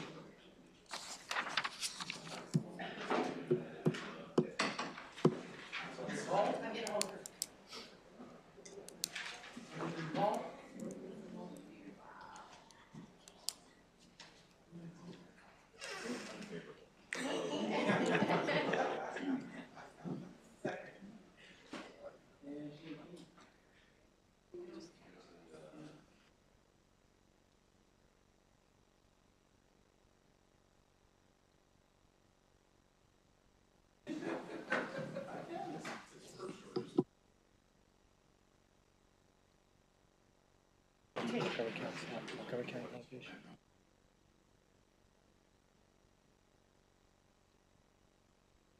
delegation, we're going to have Delegate Solomon present for his home county. House Bill 1206, Montgomery County delegation, Montgomery County Silver Spring Purple Line Construction Zone Parking Improvement Grant Program, MC 1625.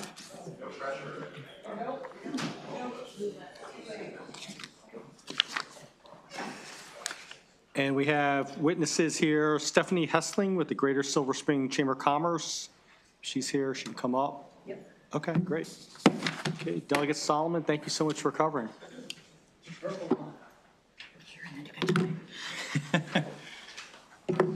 I am going to be an able stand-in for Delegate Charkoudian.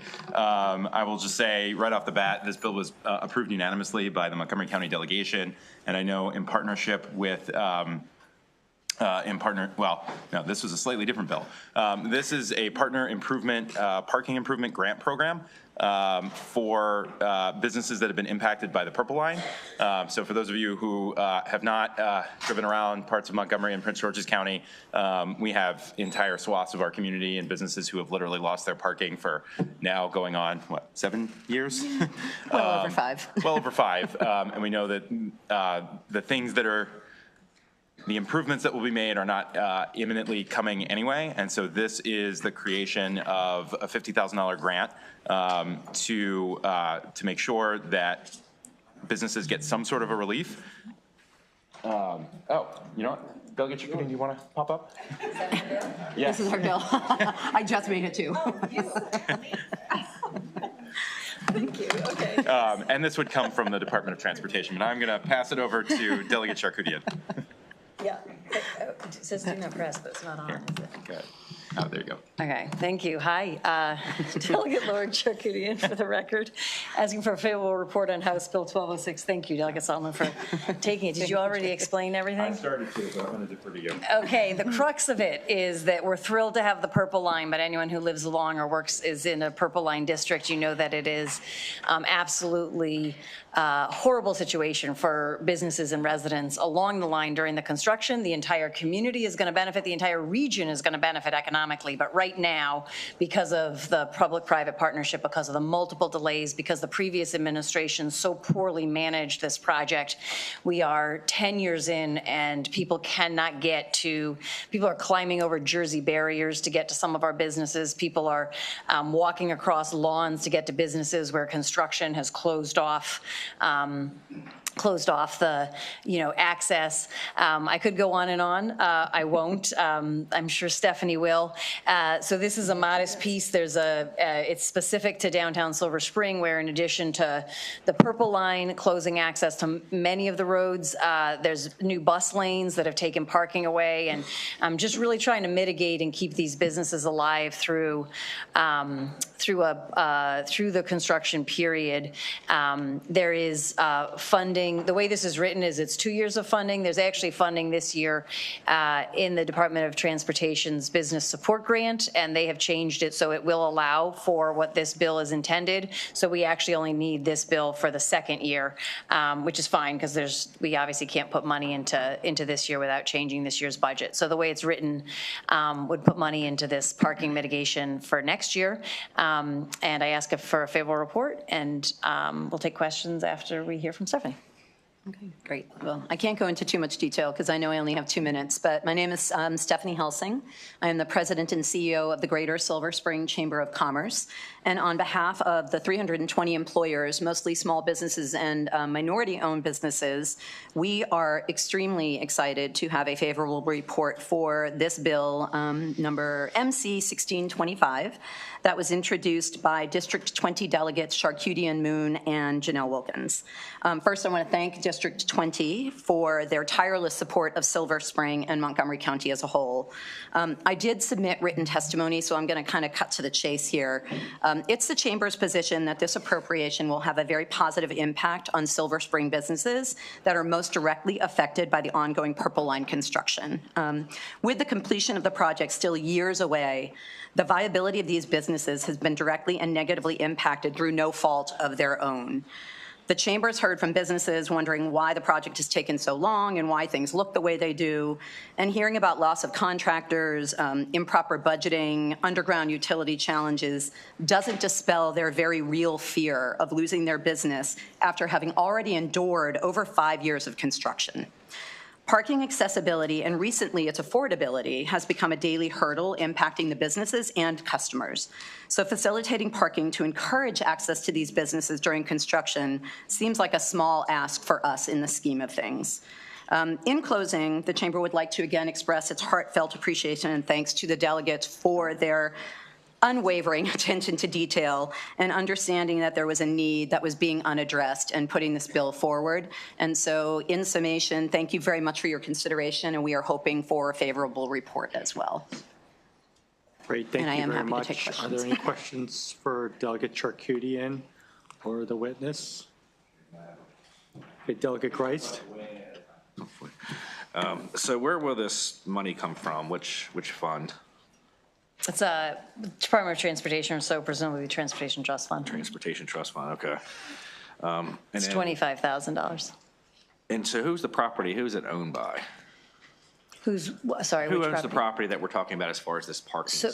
So the way that, there's a bunch of paid parking in downtown Silver Spring, and so this, the way that the bill is written is that it would be a grant that would be available to either businesses or one of the many business associations in the area, that they could apply for the funds, and then they could use it to either, you know, pay for a bunch of spaces in a parking garage and have, you know, like distribute like tokens to their customers.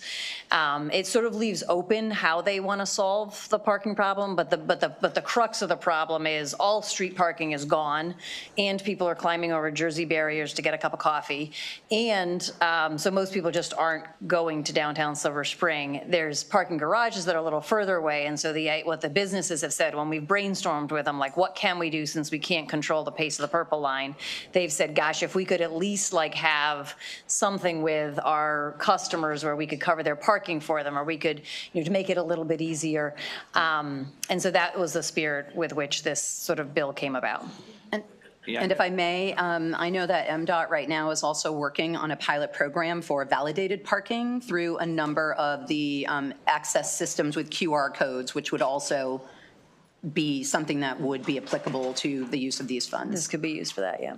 Yeah, I know that for a lot of improvements, in particular when we're talking about improvements that are sort of needed by businesses, generally the businesses will pay for those improvements and not the state through the capital, you know, the CTP. I know this is not in the CTP, so this isn't actually an official project that the, you know, Department of Transportation is actually going to be working on. But the town of Silver Spring is not one of the poorest towns in the state. I mean, is it, can the local residents who are going to benefit from this parking, do you think it's more appropriate that they pay for it rather than folks who are paying into the Transportation Trust Fund, you know, statewide? I think the idea is this, and there's another bill that sort of is a partner to this bill. I think the idea is that there's a state project that is going to benefit the entire region. So it's a regional economic development tool, a light rail, the Purple Line. And there's a case to be made that the individual businesses along the Purple Line and residents along the Purple Line may benefit. But there's also a real serious case being made that many of those businesses may not survive the construction. And so that's really the crux of the problem, is that there's a concern about gentrification, and a lot of these businesses are small mom and pop, immigrant-owned businesses, and they're not sort of flush with cash themselves. We've lost many businesses, a combination of Purple Line construction and COVID. And so while I believe when the line gets built, they will benefit from it, the question is, can they survive until it's built? And because it was the mismanagement, the reason, like the justification of why would the state be doing this, paying for this, is because it was the state's mismanagement of a project that I fully support, by the way, the Purple Line, but the state's mismanagement of it that led to this being years and years delayed, and these businesses barely being able to make it. The challenge that I think we're facing now, though, is, you know, the like the ICC. I mean, we spent a lot of money, that came out of the Transportation Authority to help pay for the debt service on that. And it's, there's similar projects like this all across the state. And, if we're going to help, pay for the mismanagement that the state had on people who were, who are going to benefit from it's just regional. I mean, I can tell you that most of, out of the 9 counties I represent on the shore, probably Western Maryland, Southern Maryland, probably even Baltimore City, Baltimore County, Harford County, they're probably not going to ever use the Purple Line. And so we're asking those guys to help pay for the mistakes made by the Department of Transportation. I would just say this. To a rich town. Sorry. Oh, to a wealthy town, to help a wealthy town. So one is, I'm not sure, while it's true that the wealth overall in Montgomery County is probably higher than the rest of the state, our district and Silver Spring in particular, that's not necessarily the case. So just, we could look at that data if you'd like. But I think that the broader issue that you're raising, if there was a project in any other district, a road project, a bridge project, that was as poorly managed and had as direct impact on businesses in your district as this one did, that businesses were closing, that people were climbing over Jersey barriers to get to businesses for years on end, I would sit here and say, let's give them money out of this. It's a small token money to support it. So I think it's not like there's a little inconvenience and we have some detours. I think that's what we were expecting. But I think it's literally small businesses are closing because of this, because of the mismanagement. And so if you have a similar project in your district, I'd love to talk to you about it, and I'll sign on to that bill and support your efforts on that. And I'd like to further the statement that we're an equity focus area in Montgomery County, and we're the 4th most diverse. And so when you look at the totality of Montgomery County, what's happening next door is not necessarily what's happening in greater Silver Spring. And actually, downtown Silver Spring is one equity focus area, and then there's another one in the territory the Chamber represents, which is Littonsville, also being impacted by the Purple Line, not quite as catastrophically, and then White Oak as well. So there's a lot of inequity that exists in the area already based on some historical things. It's a minority-majority community, and I feel like it's a community that, through this project, has been continuously hurt. And while there have been attempts to address some of these needs, it is falling well short of just replacing their business. It's not as if we can just magically snap our fingers and the Purple Line will be done and then everybody's going to get off the Purple Line and go to the coffee shops. They've been putting up with this for well over 5 years. I mean, when she's talking Jersey barriers and holes in the ground, she's not kidding. And people just aren't even coming anymore. And so the businesses are also hoping this will be an incentive. Like, we get validated parking. So maybe instead of complaining about having to pay for parking and going through all of that to get to a business, I'm going to be more inclined to support them. Delegate, to help, our folks, full restoration of highway user would be a great start. Thank you. We heard that bill earlier.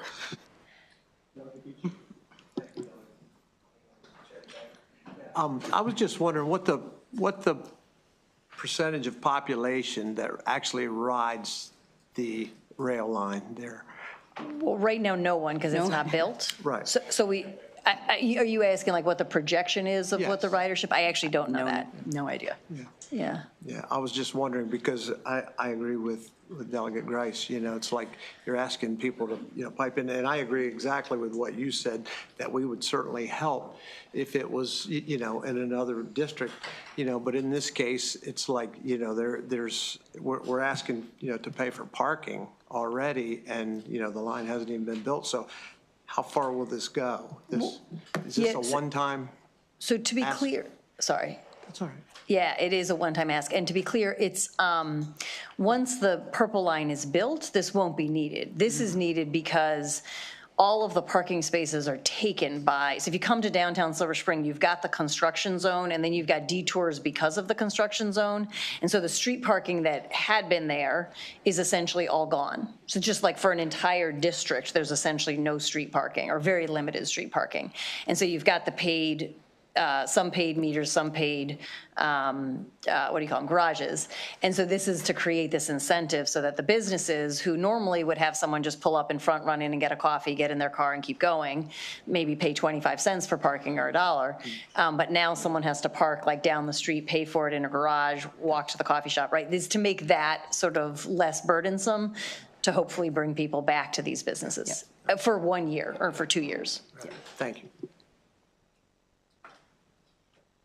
Thank you. Are there any other questions from members of the committee for the bill sponsor, the witness? Okay, thank you very much. Thank you. Thank We you. have one Thanks, Jared. virtual witness, Susan Peterkin from Fenton Village Incorporated.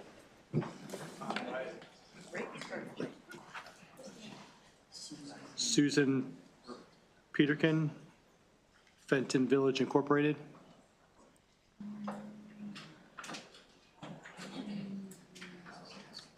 Okay, thank you very much. That concludes the bill hearing from House Bill 1206. The committee will now move on to House Bill 599, Delegate Pruski, State Personnel, BWI Airport Fire and Rescue Department, Collective Bargaining and Arbitration Processes. Delegate Pruski, would you like to bring up panel? Yes, Mr. Vice Chairman, I'd ask that the panel would come forward.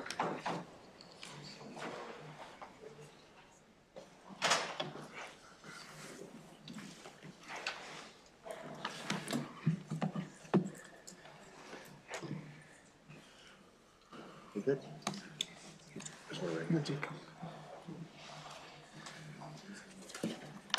Good afternoon, Mr. Vice Chairman, fellow members of the Appropriations Committee. I am Delegate Andrew Pruski, introducing HB 599, State Personnel, BWI Airport and Rescue Department Collective Bargaining and Arbitration Processes.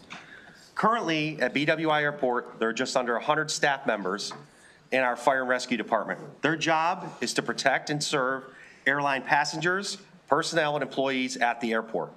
Now more than ever, the BWI Fire and Rescue Department are critical to make sure the BWI is safe. I want to give you a little bit of background and numbers. In June of 2024, 2,603,847 passengers flew through BWI, and that was an increase from 11% increase from June 2023, an all-time monthly passenger high. In July of 2024, 2,667,660 passengers flew through BWI, surpassing that record in June. That was the second highest consecutive month of record-breaking passenger traffic for BWI. Fiscal year of 2024 also set a new record at BWI with over 27 million passengers. BWI Marshall generates an economic impact of $11.3 billion.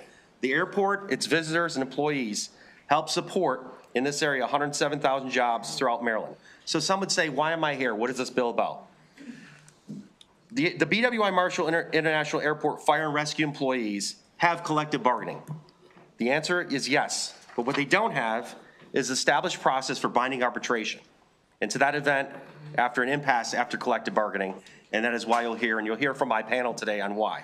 HB 599 would alter the collective bargaining process between the state and the uniformed fire employees at BWI Airport Fire Marshal Rescue Department by requiring the parties to reach a collective bargaining agreement on or before September 30th of the year in which collective bargaining agreement will expire, and then establish a process of the binding arbitration in the event of an impasse.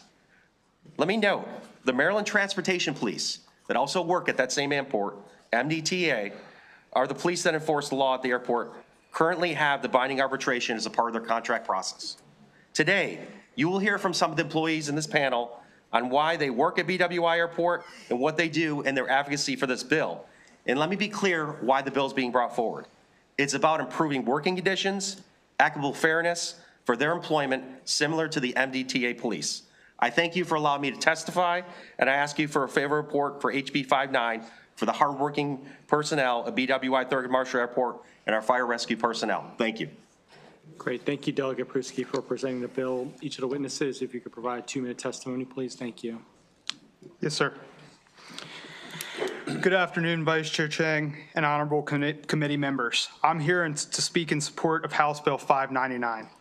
My name is Christian Rajanis, and I'm the president of the BWI Airport Professional Firefighters, Local 1742, representing the brave men and women, firefighters, paramedics, EMTs, and fire prevention professionals that show up 24/7, 365 to provide emergency services to BWI, the surrounding communities, and the more than 27 million passengers that fly in and out per year. To put that in perspective, we're talking about an average of over 73,000 passengers per day. We can also be spotted providing mutual aid coverage to Anne Arundel County, Baltimore County, and Howard County multiple times per shift. Collective bargaining is intended to be a fair process for unions and management to negotiate wages, hours, and conditions of employment. In reality, when you're a firefighter at BWI Airport, collective bargaining really amounts to collective begging. We are left submitting proposals and hoping the other side of the table does not just outright deny or reject the proposal completely. Fire and police departments in Anne Arundel, Baltimore, Frederick, Howard, Montgomery, Prince George's counties, as well as the city of Baltimore, Hagerstown, and Salisbury all have binding arbitration. The MTA and the Union Sleola, representing many of the state law enforcement officers, also have binding arbitration rights of sorts, depending on, they just differ in their contracts. This is widely recognized as being due to the fact that emergency services professionals should not and cannot strike. If fire departments strike, people die. It's really that simple. We don't want to strike, we can't strike, the law says we shouldn't. It's that simple. Some people like to give binding arbitration a bad name and say it's just a tool for unions to use as a money grab. For us, it's really not about money. In fact, most of the time, in my experience in negotiations, when we have had any disagreement with management, it is rarely over compensation. It's over things that could have significant direct impact on our lives. In general, we just want to be treated fairly, and for those reasons, I strongly urge a favorable report on House Bill 599. Thank you. Thank you, Mr. Vice Chair, members of the committee. My name is Michael Miller, and I'm the Vice President of BWI FRD Local 1742. I'd like to echo President Rajanis with the importance of binding arbitration has to us. In particular, I'm going to highlight some of the health and safety examples we've been battling for several negotiation cycles now. In recent years, I'm sure you've all heard about PFAS chemicals, otherwise known as forever chemicals. PFAS chemicals have been used in airport firefighting foams for some 50 years. However, in January of 2023, the Department of Defense issued a new performance spec for firefighting foams. It states that firefighting foams will get away from the use of PFAS due to their long-term health effects. Over the years, we have requested PFAS blood testing due to our confirmed exposure to these chemicals. We've been denied to have this testing provided to us at every negotiation cycle. This cycle, we're very optimistic as the state was advising they believed they could get us the testing. However, at no fault to Local 1742, a breakdown occurred at the state level where this was once again delayed. Instead, a special committee was formed to discuss ways and avenues to obtain this testing for our firefighters. This section in our MOU has no time frame and no noted checkpoints to monitor for progression. At the end of the day, this can be a potentially life-saving test. Elevated levels of PFAS result in many health issues to include an increased risk for cancer. Firefighters already have a greater risk for cancer and cancer-related deaths. This is why we have also requested for firefighter cancer screenings, which too has been denied during multiple negotiation cycles. These forms of testing is potentially life savings. The state has dangled these topics out there during negotiations before pulling the rug out from under us, leaving our membership worried about what the price is of our lives. We feel that with binding arbitration, this will prevent the state from using stall tactics and smoke screens during negotiations and aid us in maintaining our health and well-being so we may continue to serve those in our community.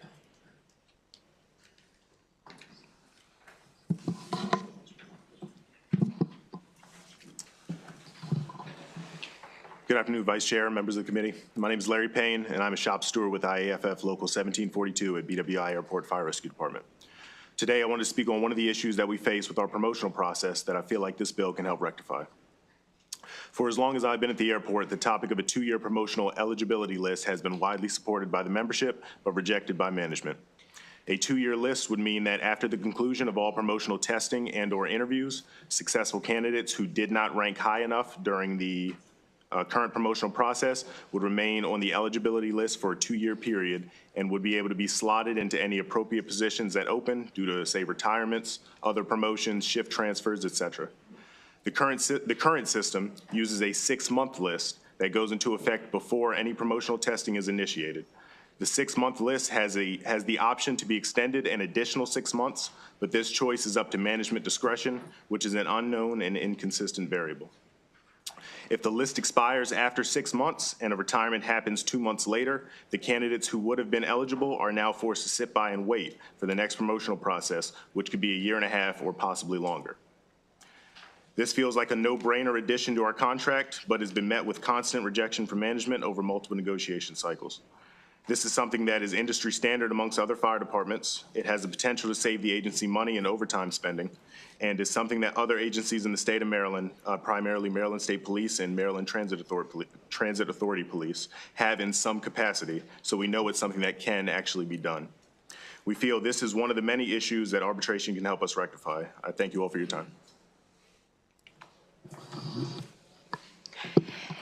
Thank you, Delegate Pruski, Mr. Vice Chairman, and members of the committee. My name is Megan Michak, and I represent the International Association of Firefighters Local 1742, which is the exclusive representative of the firefighters assigned to the Thurgood Marshall Baltimore Washington International Airport Fire and Rescue Department. I also represent other public safety employees across the region who have binding interest arbitration as part of their collective bargaining processes. Binding interest arbitration is an established and effective part of the collective bargaining process in jurisdictions not only across Maryland, but for other workers at the airport.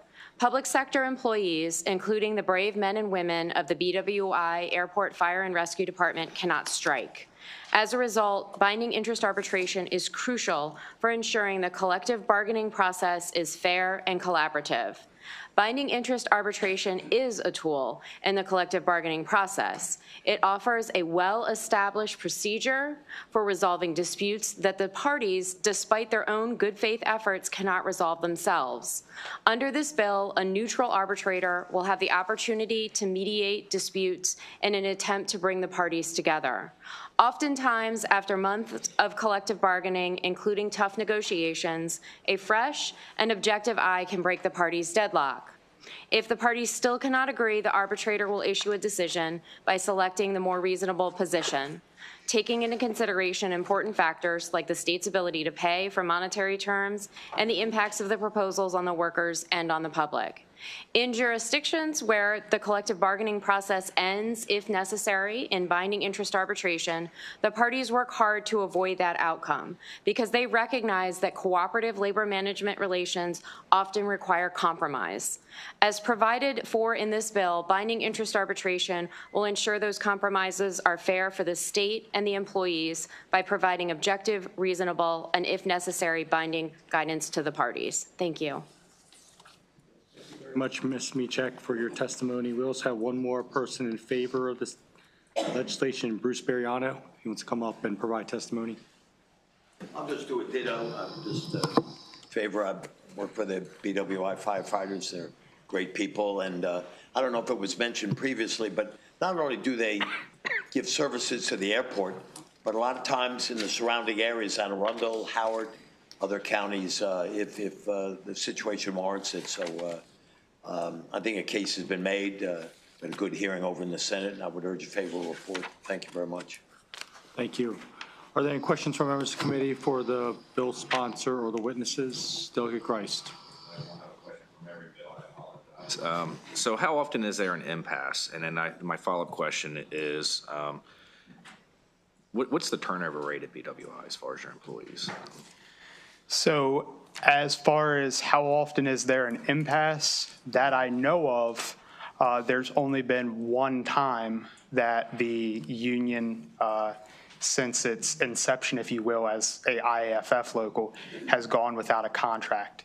That is because the reality of it is the way the law works now, if we reach that impasse and they don't want to participate, for lack of better terms, participate in negotiations, and there's no outlet. So we're stuck no matter what taking a not so great deal. To answer your second question, I don't have an exact figure for you. I can get it. I can tell you that we do have a large amount of retirements that are coming up. I would venture to say that the turnover rate isn't as much of a problem for us as the recruitment rate.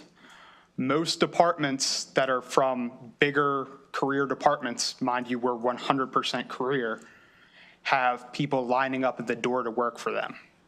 We've had tests of the last years where we have 9, 10 people coming. And I think that has some standing in where we currently stand. I do have a follow-up question. Are you all fine with the amendment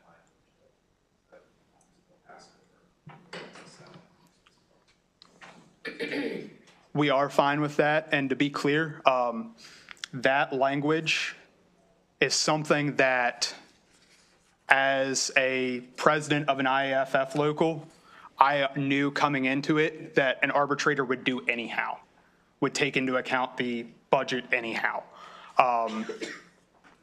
Many of my colleagues from other locals have similar language through their county councils binding arbitration clauses. So we are 100% fine and understanding of the amendment that the Senate put on that.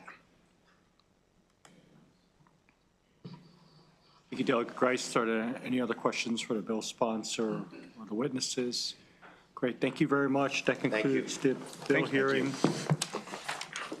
for House Bill 599. The committee will now move on to House Bill 1049. Delegate Feldmark, Behavioral Health Crisis Response Grant Program Funding. Delegate Feldmark, if you have a panel, you can bring them up. Thank you.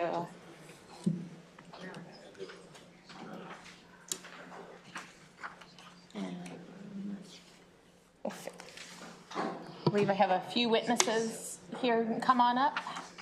Thank you.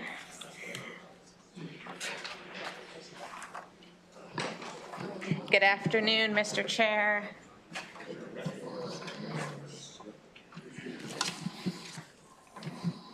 Thank you.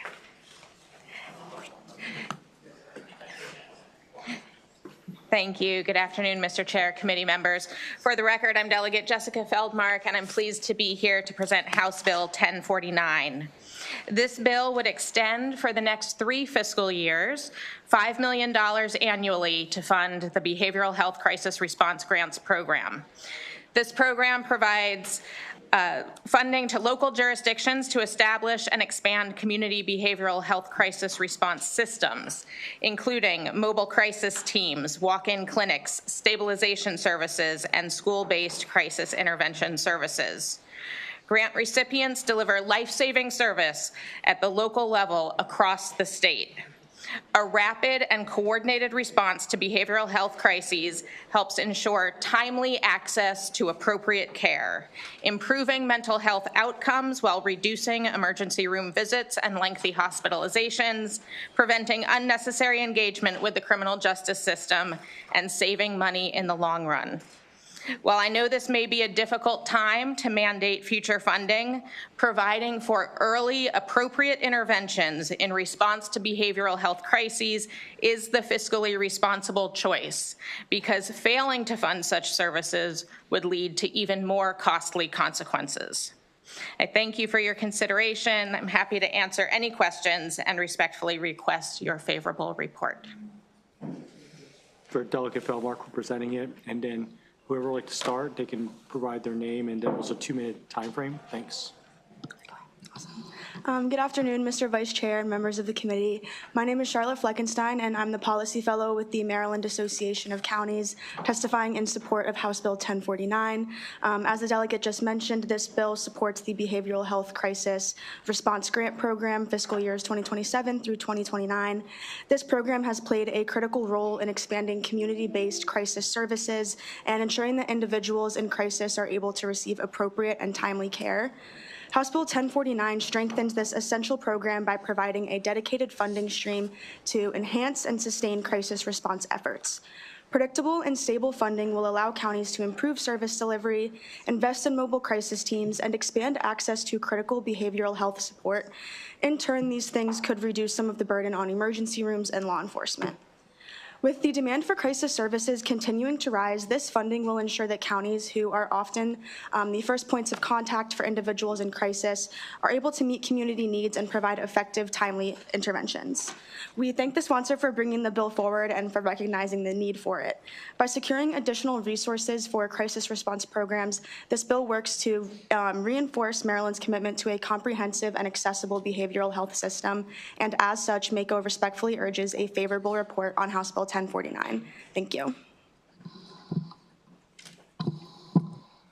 Good afternoon, Mr. Chair and committee members. My name is Sam Richburg. I am the Chief of Programs at affiliated Sante Group, the largest crisis response service provider in Maryland. Over the past 25 years, we've been serving individuals in the state, helping those who feel often unheard or dismissed. I frequently say that nobody happens into the behavioral health field. Our eyes, our mind, our heart are all opened by experiences we've personally had, be that internally or with family members, neighbors, friends. It's the understanding and the acknowledgement of those experiences that motivates us to continue to grow, advocate, and support. With that in mind, I'm honored to be here today representing the voices of many who rely on these services. While strides have been made in reducing the stigma around mental illness, we understand there is much work to be done. In 2019, a large step forward was made when the Behavioral Health Crisis Response Grant Program was established to strengthen crisis response services, including mobile crisis teams that support not only adults but children and adolescents in schools and communities. It also provides funding support for crucial services such as urgent care clinics, crisis residential beds, call centers, and walk-in services, as well as community education and partnerships. The establishment of this grant program shows an understanding that not everyone's needs are the same and different approaches and supports are required. There's a lot of data that's been provided and that you're hearing and will be seen in numerous written testimonies submitted, but I'd like to take a quick few moments here just to share some of our data demonstrating the positive impact these programs have in your local communities. Just in Carroll County alone last year, we received around 3,000 calls, resulting in over 700 mobile crisis team dispatches, nearly a quarter of which involved children and adolescents. On the Eastern Shore, we saw more than 5,500 calls involving minors, leading to over 300 dispatches. And thanks to the efforts of the specialists involved, we were able to divert hundreds of adults and minors from emergency rooms and the criminal justice system, keeping them in the community, connecting them to long-term care, and avoiding already overwhelmed systems. But it's not just mobile crisis teams that help reduce the strain. Our urgent care program also provided over 700 diagnostic evaluations, 500 psychiatric medication evaluations. Thankfully, today I'm here to not propose new solutions, but to ask for continued support for the programs that have already been proven to work. Without the Behavioral Health Crisis Response Grant programs, these services will either be greatly diminished or become non-existent, increasing the strain on hospitals and law enforcement. Therefore, I urge the committee to support the grant program once again, and I thank you all for your continued commitment in supporting the mental well-being of communities throughout Maryland. Good afternoon, Mr. Vice Chair and members of the committee. I'm Stephen Flynn, CEO of iMind Behavioral Health. We provide mobile crisis team services in Prince George's County, Maryland. I'm here to express our strong support for HB 1049, which would guarantee stable funding for the Behavioral Health Crisis Response Grant Program for the next 3 years. In 2024, our teams responded to nearly 2,900 crisis calls with over 1,000 involving children or young adults under the age of 24. We operate 24/7, providing immediate interventions in homes, schools, and throughout the community. Research from the Suicide Prevention Resource Center shows unemployment individuals are 16 times more likely to die by suicide than those with jobs, with the risk increasing after 6 months of joblessness, with Black and Hispanic communities disproportionately affected by job losses and facing higher barriers to care. Our services are critical. Our current grant enables us to provide services that cannot be billed through Medicaid, including pre-dispatch preparation, transit times, and help support overnight coverage. While we appreciate that MDH plans to maintain $5 million for this program in fiscal year 26, year-to-year funding uncertainty creates significant operational challenges. Without guaranteed multi-year funding, we'll struggle to maintain consistent staffing. Program planning will be limited to short-term horizons. Service expansions will be put on hold. Overnight coverage will be unsustainable. This bill represents smart fiscal policy. On average, our average cost per mobile crisis response is approximately $550, compared to over $2,500 for an emergency department visit for a mental health crisis. I urge you to pass HB 1049 to provide stable, predictable funding needed to address the extraordinary burden on Prince George's County as we work to prevent behavioral health crises and suicides in our most vulnerable communities. Thank you. Good afternoon. There we go. Good afternoon, Vice Chair and members of the committee. I'm Adrienne Bridenstine. I'm the Vice President of Policy and Communications at Behavioral Health System Baltimore. For those who don't know us, Behavioral Health System Baltimore, or BHSB, is the local behavioral health authority in Baltimore City. In that role, we are responsible for overseeing the public behavioral health system, including the behavioral health crisis response system. We have used this grant for a number of years to plug gaps within our local system of care. You heard from my colleagues, it's used for a variety of types of services that aren't reimbursable through Medicaid, like urgent walk-in services, mobile response team services for youth. In the city, we were able to use this grant to provide mobile crisis teams, which is a clinician and a peer that comes out into the community and responds on the spot, and provide overnight coverage. It made our services 24/7. I also want to highlight that this grant program is not new. It was established in 2019. It is, as you all know, it sunsets this year, and that's why we're back here asking for it to be continued for another 3 years, but it's also included in the governor's FY26 budget. This grant is critical to support local services. And so we urge the committee to pass this bill so that we have budget predictability at the local level, and so we can continue to adapt our crisis response system to the local needs that we have. We know there are future gaps coming, so we urge a favorable report. Panel? Great. Yes, Sorry. I believe we have one more. Okay, let's take questions here and then we sure. can take. Great. Questions for bill sponsor or this panel? Okay, thank you. You want to come on up, and Delegate Feldmark, you're welcome to stay there, Okay, sure. or whatever you want to do. Or you can head back to the committee, whatever you want. Thank you, Mr. Chair. Yes, sir. Members of the committee, I'm Dan Martin with the Medical Association of Maryland, here asking you to support and pass House Bill 1049. Just a little background. So this General Assembly created Maryland's the mental health crisis response program back over 20 years ago. And, with the goal of making available a statewide network of crisis services to, treat people with experiencing mental health crisis outside of the emergency department, to treat them where they are, when they are, with what they need. And, 20 years later, we are closer to that goal than we have ever been before. And it's thanks to a lot of what, thanks to what you all have done over the years. A few years after creating the mental health crisis response program, you rolled substance use into that, so changed it to a behavioral health crisis response program. We built out the 988 program to make sure people have someone to call, a very easily number to call. And this grant program that you all created in 2018 was a really big piece that really kind of set the ground running and kind of built us out to where we're at right now. You heard everything that's going on in all these different jurisdictions. This grant program is currently providing adult mobile crisis services in Baltimore City, urgent care services in Baltimore County, youth and adult mobile crisis in Carroll County, school-based mobile crisis services in Hartford County, adult crisis beds in Howard County, youth mobile crisis in Midshore, adult substance use observation beds in Prince George's County, adult mobile crisis in Washington County. And so, it's really addressing a need. It's keeping people out of the hospital. It's treating people where they are, when they need it, and more appropriate levels of care and at a lower cost. And so I urge you to continue this program. As some of my colleagues said before, Maryland is moving, again, building this out, moving towards a more Medicaid reimbursable crisis response system. It had always been grants in the past, but moving towards more Medicaid reimbursable.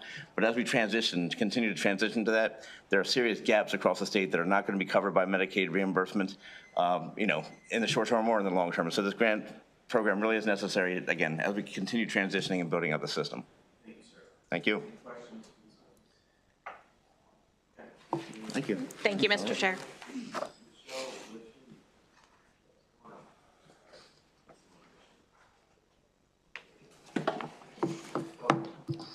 Thank you, Chair and committee members, for your dedication to improving the quality and accessibility of healthcare services for Marylanders.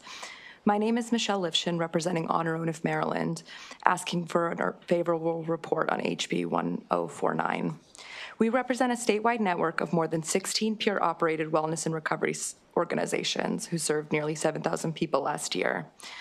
Over the years, our peer centers have created strong partnerships with local crisis supports to ensure the community we serve, many of whom are homeless and uninsured, receive access to trauma-informed crisis care that connects people to the right fit of services and ultimately saves lives.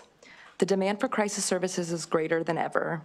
The $5 million provided annually would ensure youth and adult mobile crisis services, urgent crisis walk-in centers, crisis call centers, and more would be able to continue providing the accessible emergency support to community members, which would ultimately divert unnecessary and costly hospitalizations.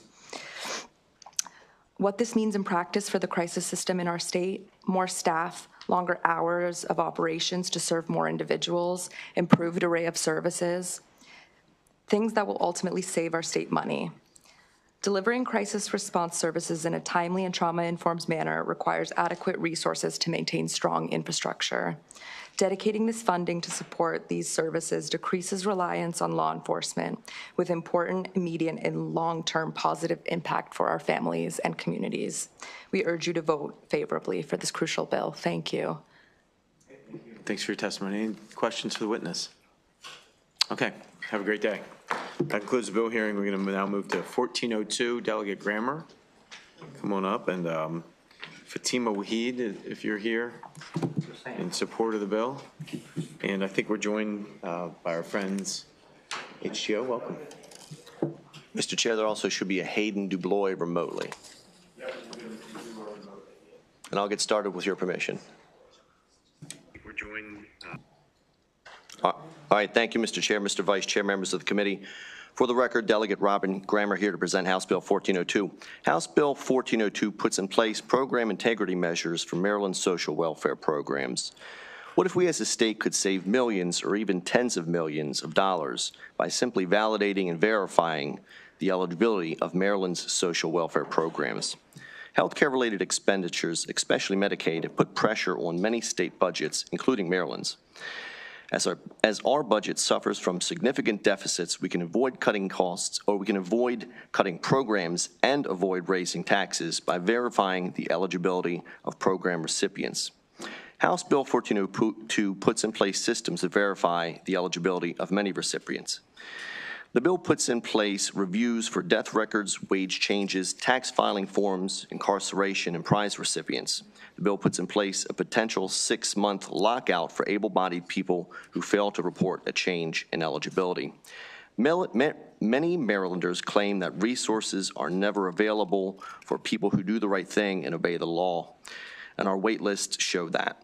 We can help ensure there is a safety net available for those people by auditing our systems and preventing fraud and abuse by able-bodied people who violate the statutory requirements.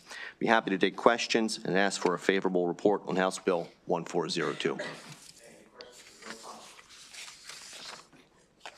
Okay, let's bring up the virtual witness.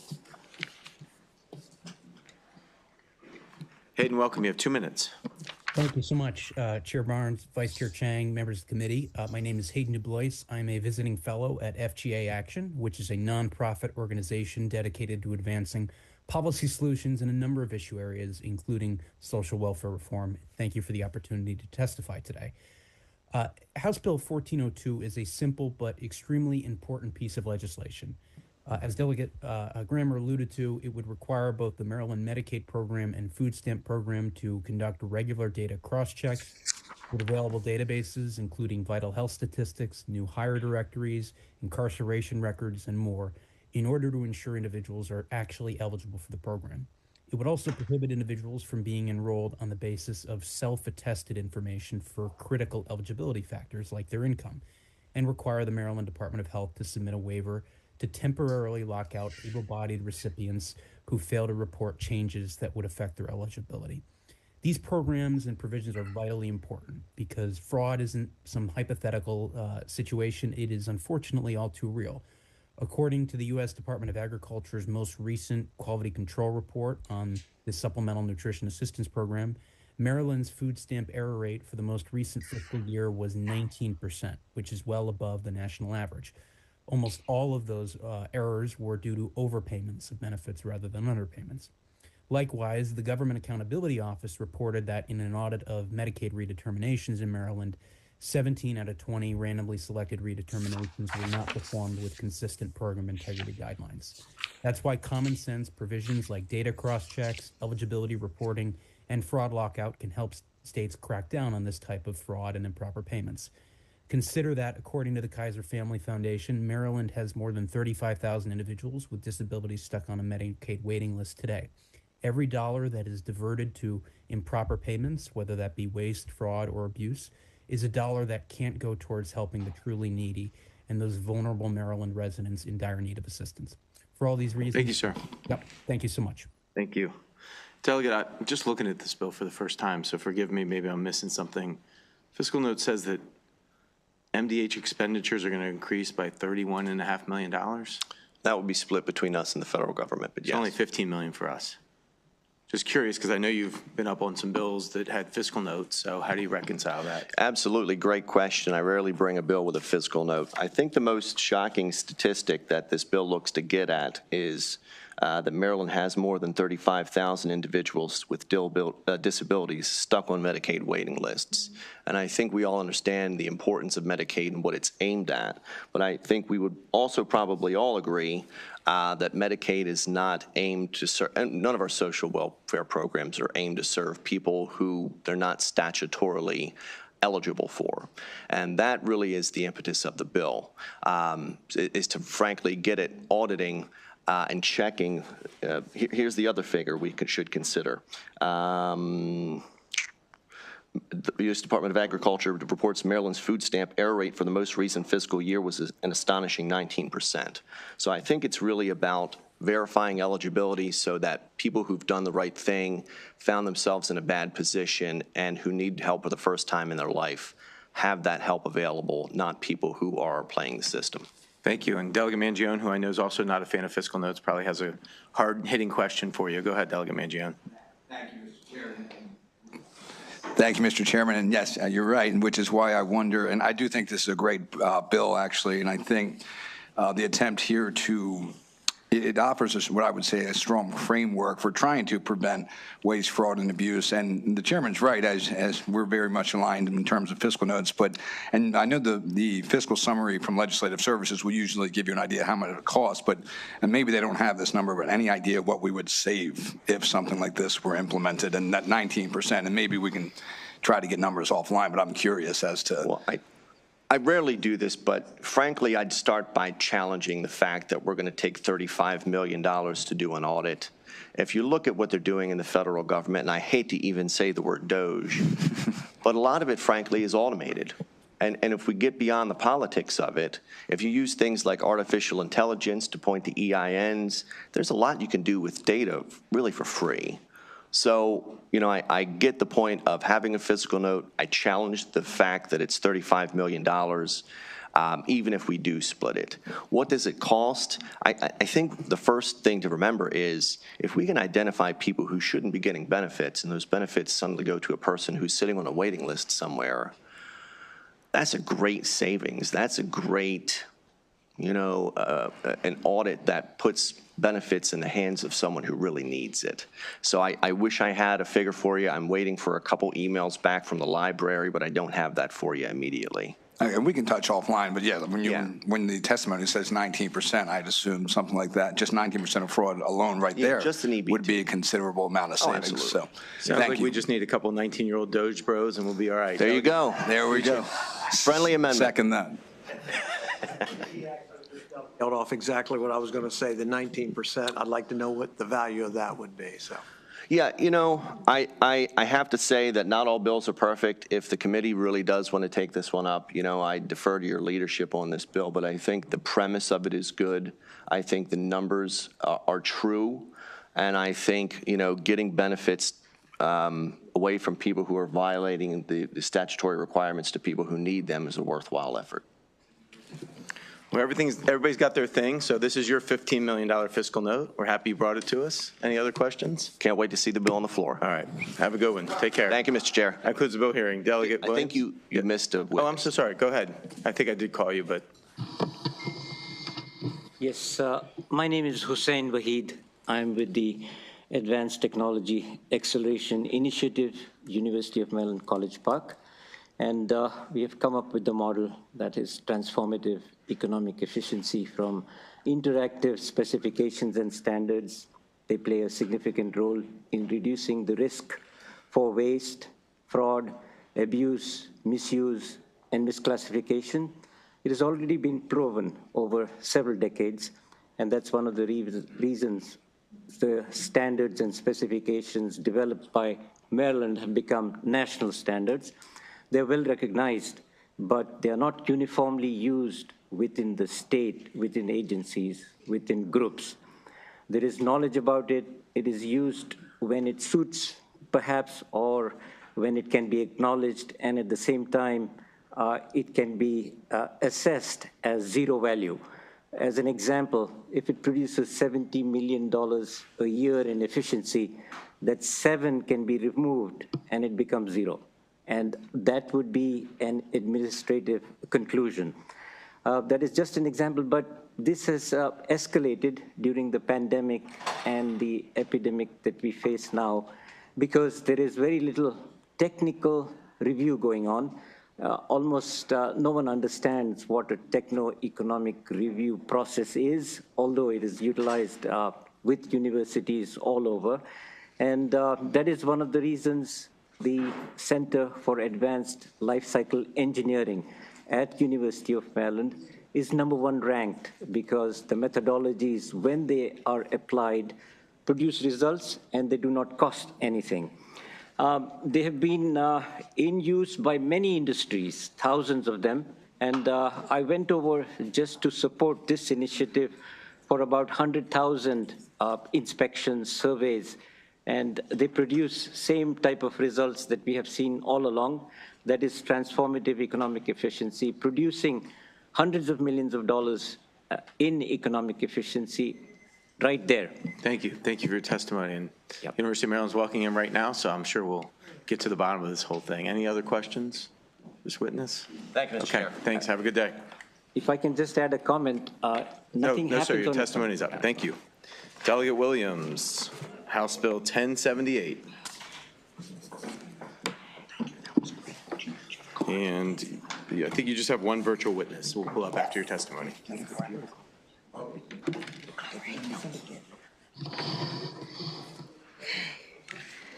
All right, good afternoon, Chair Barnes, Vice Chair Chang, and the members of the House Appropriations Committee.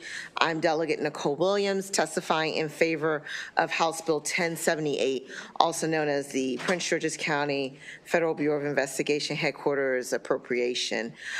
This bill, really simple, would simply require the governor to include at least $200,000 in the annual capital budget for site redevelopment and transportation infrastructure improvements if the United States General Services Administration relocates the FBI headquarters to Prince George's County. The new FBI headquarters is projected to bring in about 7,500 new jobs and generate over $4 billion in economic activity. Putting aside funding for this future redevelopment and improvements is imperative, and for the upkeep and proper function of the site and the surrounding infrastructure.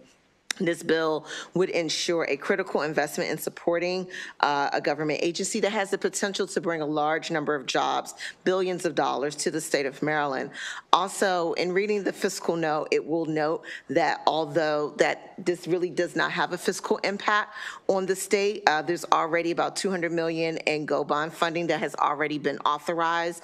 Those monies have not yet been expended, and so the CTP assumes that the expenditures are already accounted for in that funding, and so therefore this bill has no fiscal effect. So I just wanted to highlight that as well. And for those reasons, I urge this committee to give a favorable report on House Bill 1078. Well, I think it's a smart bill, given, we do have the GO bonds authorized, but given our tough fiscal climate, leaving money on the shelf might not be most prudent. But we do want to make sure that we continue our commitment to the FBI and that we flag for anyone listening, including our federal partners, that we continue to have a commitment to the FBI. Yes. So any questions for the delegate? Okay, well, let's bring up our virtual witness.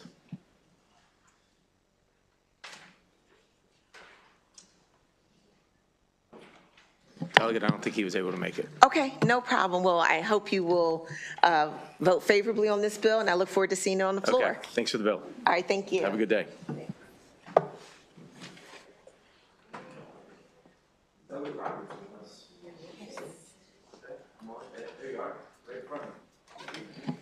All right, House Bill 1057. Hello, hello. And if you have, there's a number of witnesses here, so Yes. if you're in favor of the bill, come on up. You can join Delegate Roberts at the desk. Just announce yourself. If Happy to be, if there's no room, just stay back. We'll get you on the next panel. okay, great.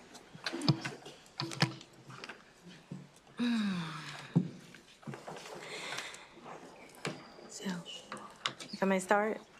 Okay, good afternoon, Mr. Chair, Vice Chair, members of the Appropriations Committee. For the record, my name is Delegate Denise Roberts, representing District 25 in Prince George's County, Maryland, and I'm here to present House Bill 1057, a bill aimed at addressing a critical gap in Maryland's foster care system, ensuring that families who participate in private treatment foster care, or TFC, have access to the same child care stipends available to private TFC families. Currently, Maryland's private treatment foster care families are not eligible to apply or receive child care stipends from the state. This creates a twofold issue. One, the recruitment and retention of TFC families. Private TFC programs struggle to recruit and retain families due to a lack of child care support. And TFC youth have higher emotional, behavioral, and medical needs requiring specialized care. Without child care coverage, foster parents face difficulty balancing employment and caregiving responsibilities. And providing child care stipends will reduce stress on foster families, strengthen placements, and create a more stable environment for these youth. And then two, the lack of placement resources. When TFC placements are unavailable, youth may end up in unnecessary hospital stays, motels, or group homes, none of which provide the stability and care they need. This legislation aims to address these issues by working with the Department of Human Services to reallocate a portion of its existing budget to provide child care stipends to private TFC families, specifically according to the bill, starting in fiscal year 2026, DHS would review and reallocate funding from existing expenditures on unstable placements such as hospitals and motels to provide child care stipends for private TFC families that need to access child care. Beginning in fiscal year 2027, DHS will formally include funding for these stipends in its annual budget proposal. Local DHS departments will determine the specific funding needs for private TFC providers in their jurisdictions based on local child care rates, and the Secretary of Human Services will establish clear criteria and application procedures for stipend eligibility. Allowing all TFC families to apply for child care stipends is not just an investment in individual households, it is an investment in the future of Maryland's children. These private providers for TFC families are contracted and work as an extension of the state, filling needs and placements to address the specific needs and care of individuals. These private providers adhere to and are held accountable to the same, if not more, stringent standards and regulations as public treatment foster care families. By passing House Bill 1057, Maryland has an opportunity to recognize and support the invaluable role of foster care families, improve recruitment and retention of TFC families, and reduce over-reliance on institutional placements and create a more equitable, effective foster care system. In conclusion, I respectfully request the committee to support House Bill 1057 to provide fair and necessary child care support for private TFC families. This bill strengthens foster families, stabilizes placements, and ensures that Maryland's most vulnerable children receive the care they deserve. Thank you for your time, and I welcome any questions. Then come on down the row here, and you each have 2 minutes. Good afternoon. My name is Ryan Servant, and I reside in Baltimore City, District 45. My wife, Emily, and I have spent the last 6 years as foster care resource parents in the state of Maryland. We've had 4 children in our care during that time period, and all of them have had special medical or behavioral needs that required thorough and comprehensive interventions, targeted behavioral mediation, and integrated care strategies requiring highly specific training from medical or behavioral practitioners in order to meet the care requirements of each child. Emily and myself believe that HB 1057 is vital in continuing efforts to provide foster and adoptive children comprehensive and educational socialization opportunities that many other children already receive. There's limited options for children with disabilities, especially regarding early educational opportunities, and there is a prescient need for increased financial resources available to resource parents to be able to afford specialized educational opportunities, especially early educational opportunities. In addition, there are both financial resource and availability limitations on summer educational programs, and resource and adoptive parents face challenging obstacles to enroll our children in these specific programs. Resource parents of foster and adoptive children with special needs are often presented as Sophie's choice of either working more hours to provide sufficient income needs to care for those children's needs, or foregoing specific opportunities that can provide each child with much needed physical, social, or educational development. We ask that the General Assembly consider our testimony as resource parents as they consider their vote. Thanks. Good afternoon, Chair, Committee. I appreciate the time here that you've provided. My name is Paul Brilski. I'm the Director of the Therapeutic Foster Care. My name is Paul Brilski, and I'm the Director of the Therapeutic Foster Care Program at the Kennedy Krieger Institute. Treatment foster care is defined as a family-based delivery approach, providing individual treatment to children and their families. Treatment is delivered through an integrated constellation of services with key interventions and supports provided by treatment parents who are trained, supervised, supported by qualified program staff. Treatment parents are a key to our effectiveness. You'll hear more from some treatment parents who've taken the time, some with daycare, some are virtual without daycare. Our treatment program started in 1986, serving children with emotional, behavioral, developmental, and medically complex conditions. TFC often is an alternative to placement or step down from congregate facilities. This year alone, we've placed 7 children from hospitals. 85% of our children have gone to permanency, reunification, or adoption. 7 of our children this year have been adopted by our treatment parents. Maryland saves millions of dollars by children who are exiting foster care to permanency. But treatment foster parents have to have an independent resource, independent job in order to just be licensed. Foster care rates do not include child care. The amount of payment for child care often exceeds what we pay our parents. The city alone has lost 40% of their foster parents since 2019.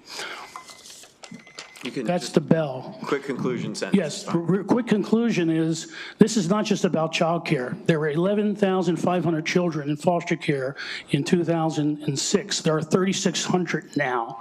The state has not reinvested those state dollars back into foster care. This is about an investment in childcare. It's also about investments of our children in Maryland. Thank you, sir. Yes, sir, Teresa. Good afternoon, Mr. Chair, Vice Chair, members of the committee. For the record, my name is Teresa Hessler, and I'm here today representing the Maryland Association of Resources for Families and Youth, also known as MARFI. We are in strong support of House Bill 1057, which is a priority bill for us and our members. We thank Delegate Roberts for her leadership on this very important legislation. For those that are not aware, MARFI represents providers serving Maryland's most vulnerable children. Our members operate group homes, independent living programs, and treatment foster care programs, also known as TFC. Treatment foster care provides specialized high-intensity support for children with significant emotional or behavioral needs. Private TFC agencies are licensed and contracted by the state, recruit and train foster parents who provide critical therapeutic care. Yet, despite performing the same work, sometimes more intensively, as public TFC families, private TFC families do not qualify for state-funded child care stipends. This gap has major consequences.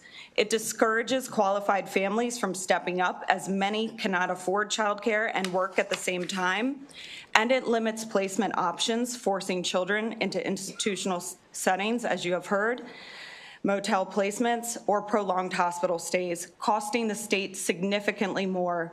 While the fiscal note from DLS appears high, the cost of inaction is far greater. Emergency placements, institutional care, and hospital overstays drain state resources at a much higher rate than simply allowing private TFC parents to access child care support. Thank you for your time and consideration on House Bill 1057, and we look forward to working with the committee on this very important legislation. Thank you. Good afternoon, Chairman and members of the committee. My name is Joan Smith, and I am pleased to be here today on behalf of our client, Mentor Maryland. We're also a MARFI.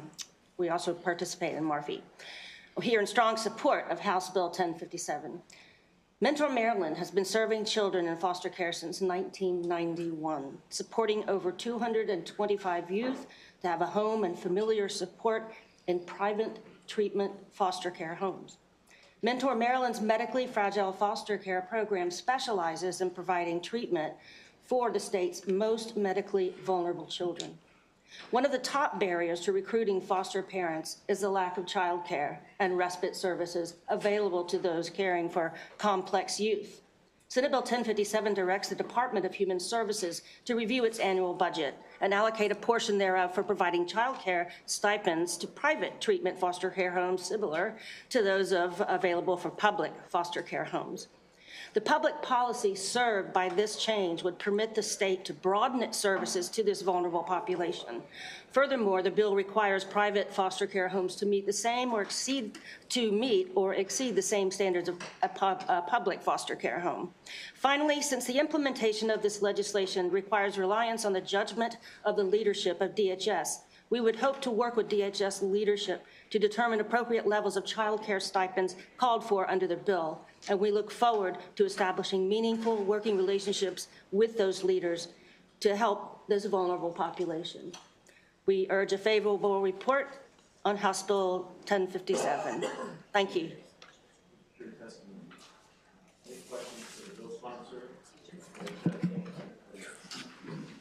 Thank you, Mr. Chair. First, I want to take a moment to thank the bill sponsor for this bill. I think it's a really interesting approach, and I'll note that I think if our foster treatment payments system here in Maryland were appropriate, we wouldn't have any children in pediatric overstay or in hotels, so I think this is a really interesting model. I just want to give you, or whoever on your panel you deem appropriate, the opportunity to respond to DHS's informational testimony. Specifically, they note, I'm going to quote, two sentences here. Private treatment foster care rates include a, quote, difficulty of care rate issued in recognition of the nature of needs of the children in treatment foster care homes. Skipping down a little, the base board and care rate is consistent across all foster care settings. However, private treatment foster homes receive a difficulty of care stipend, a direct pass-through of funds. Taken together, the board and care rate and the difficulty of care stipend ensure providers have the resources to meet the needs of children in their care, but child care support for private providers is not currently authorized in statute or regulation. Do you care to comment on this part in particular? Yes. And also, I just want to take a moment to thank you, sir, on the end for all that you do to provide care for our children in Maryland. Absolutely. The public foster parents get the stipend. The private foster care treatment parents do not get the stipend. They get the difficulty of care, but they spend their difficulty of care on child care and often over. And that's because the deflation in rates over time, because we haven't invested in money in the rates. I can't pay my parents enough for them to afford child care. And also a virtual witness. Haley Rubin, are you with us? Okay, come on up. Thank you all for being with us. Thanks for your testimony. And bill sponsor, you're welcome to stay there for the additional witnesses, or you can step back. Your choice. Okay, I'll stay. Okay, Haley, you have 2 minutes. And then Ms. Johnson, we're going to go to you. Go ahead, Haley. All right. Thank you. Good afternoon, Chair, Vice Chair, members of the committee. My name is Hallie Rubin, and I am a social worker with the ARC Baltimore's Treatment Foster Care Program. I am here today to express my unwavering support for House Bill 1057. Since 1949, the ARC Baltimore has been supporting people with developmental disabilities. Our treatment foster care program specifically provides individualized, intentional, trauma-informed clinical services for children and families in our community, facilitating healthy development, lasting relationships, and lifelong success. At the ARC Baltimore, over half of our foster homes are single-parent households.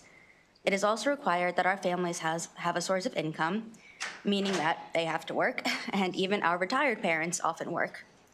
As someone working directly with foster families, I have witnessed firsthand the struggles they endure to provide care for the children they welcome into their homes. I have had to turn children away from our program due to child care barriers, and I have worked with families who have paid thousands of dollars out of pocket to ensure their foster children receive the care that meets their specialized needs. Our program currently has a single working parent in crisis because the baby in her care lost his spot in daycare due to the current reimbursement and assistance options. She is scrambling to find care so that she does not lose her job. I urge you to support House Bill 1057 to support foster care families and children of Maryland. This bill is a step toward a more compassionate, supportive system that recognizes the needs of foster families and provides the necessary resources to meet those needs. Your support for this legislation is a vote for the stability, well-being, and future of our foster children and their caregivers. Thank you. Good job. Good job. Thank you. Rosalind Johnson, welcome. You have 2 minutes. Good afternoon. As a therapeutic foster parent, I strongly support House Bill 1057, which will provide child care assistance through subsidies and scholarships to eligible foster care families. I work full-time and am a single mother to a child who has chronic lifelong medical needs, and I pay out of pocket to provide him with child care that meets his needs. I've been Peter's mother since birth, and when I returned to work after taking 12 weeks of parental leave, it was imperative that I obtained affordable and reliable child care options. At the time, I was informed by my son's caseworker specialist that as a therapeutic foster parent, I was ineligible to receive a daycare stipend because therapeutic foster parents overall receive a higher stipend. I was left with no other option than to pay for infant daycare out of pocket, as the weekly cost of tuition far exceeded the monthly subsidy I was receiving. I paid $13,000 for 6 months of traditional infant daycare, which I ultimately needed to remove him from to protect his health, ensure his safety, and to move him to an environment that would nurture his growth and development. While enrolled in traditional daycare, he was being frequently exposed to and experiencing illness. I witnessed him being struck by another child, which resulted in scratches on his face. and he was spending most of his day confined to a crib or bouncing container. My son's chronic lifelong medical disability renders him ineligible for traditional daycare facilities.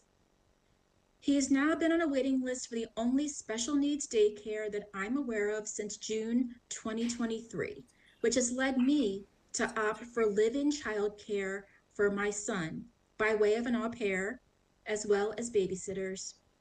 I paid upwards of $52,000 in childcare related costs out of pocket since my son has been in my care because he deserves to have his needs to be met. The financial support that can be provided through this bill will allow me to take the money I'm putting towards childcare and redirect it to other parts of my son's life that need attention, such as educational toys and games to aid in his development, as well as assistive technology equipment to enhance his learning, communication, and overall quality of life. Thank you. Ms. Johnson, thank you so much. We let you go a little longer because your story is compelling, and we really appreciate you being with us today to share it. One final conclusion or something you want to leave us with, please. I strongly support the bill, and I just really feel like it just has such a strong potential to help Maryland therapeutic foster parents. So I urge a favorable report for House Bill 1057. Beautifully done. Thank you. Thank you so much. Any questions for this witness? Okay. Yes, sir. Delegate Schindler. Thank you, Mr. Chair.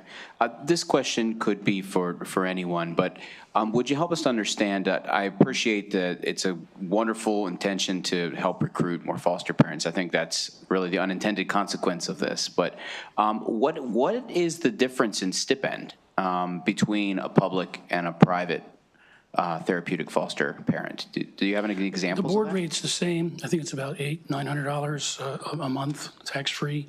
The stipend is different for every program. We negotiate a stipend, so it can be as low as $800, as high as $1,500. Okay, it really is. It's a kind of a crapshoot, and that's because of the way the rate setting has been established. But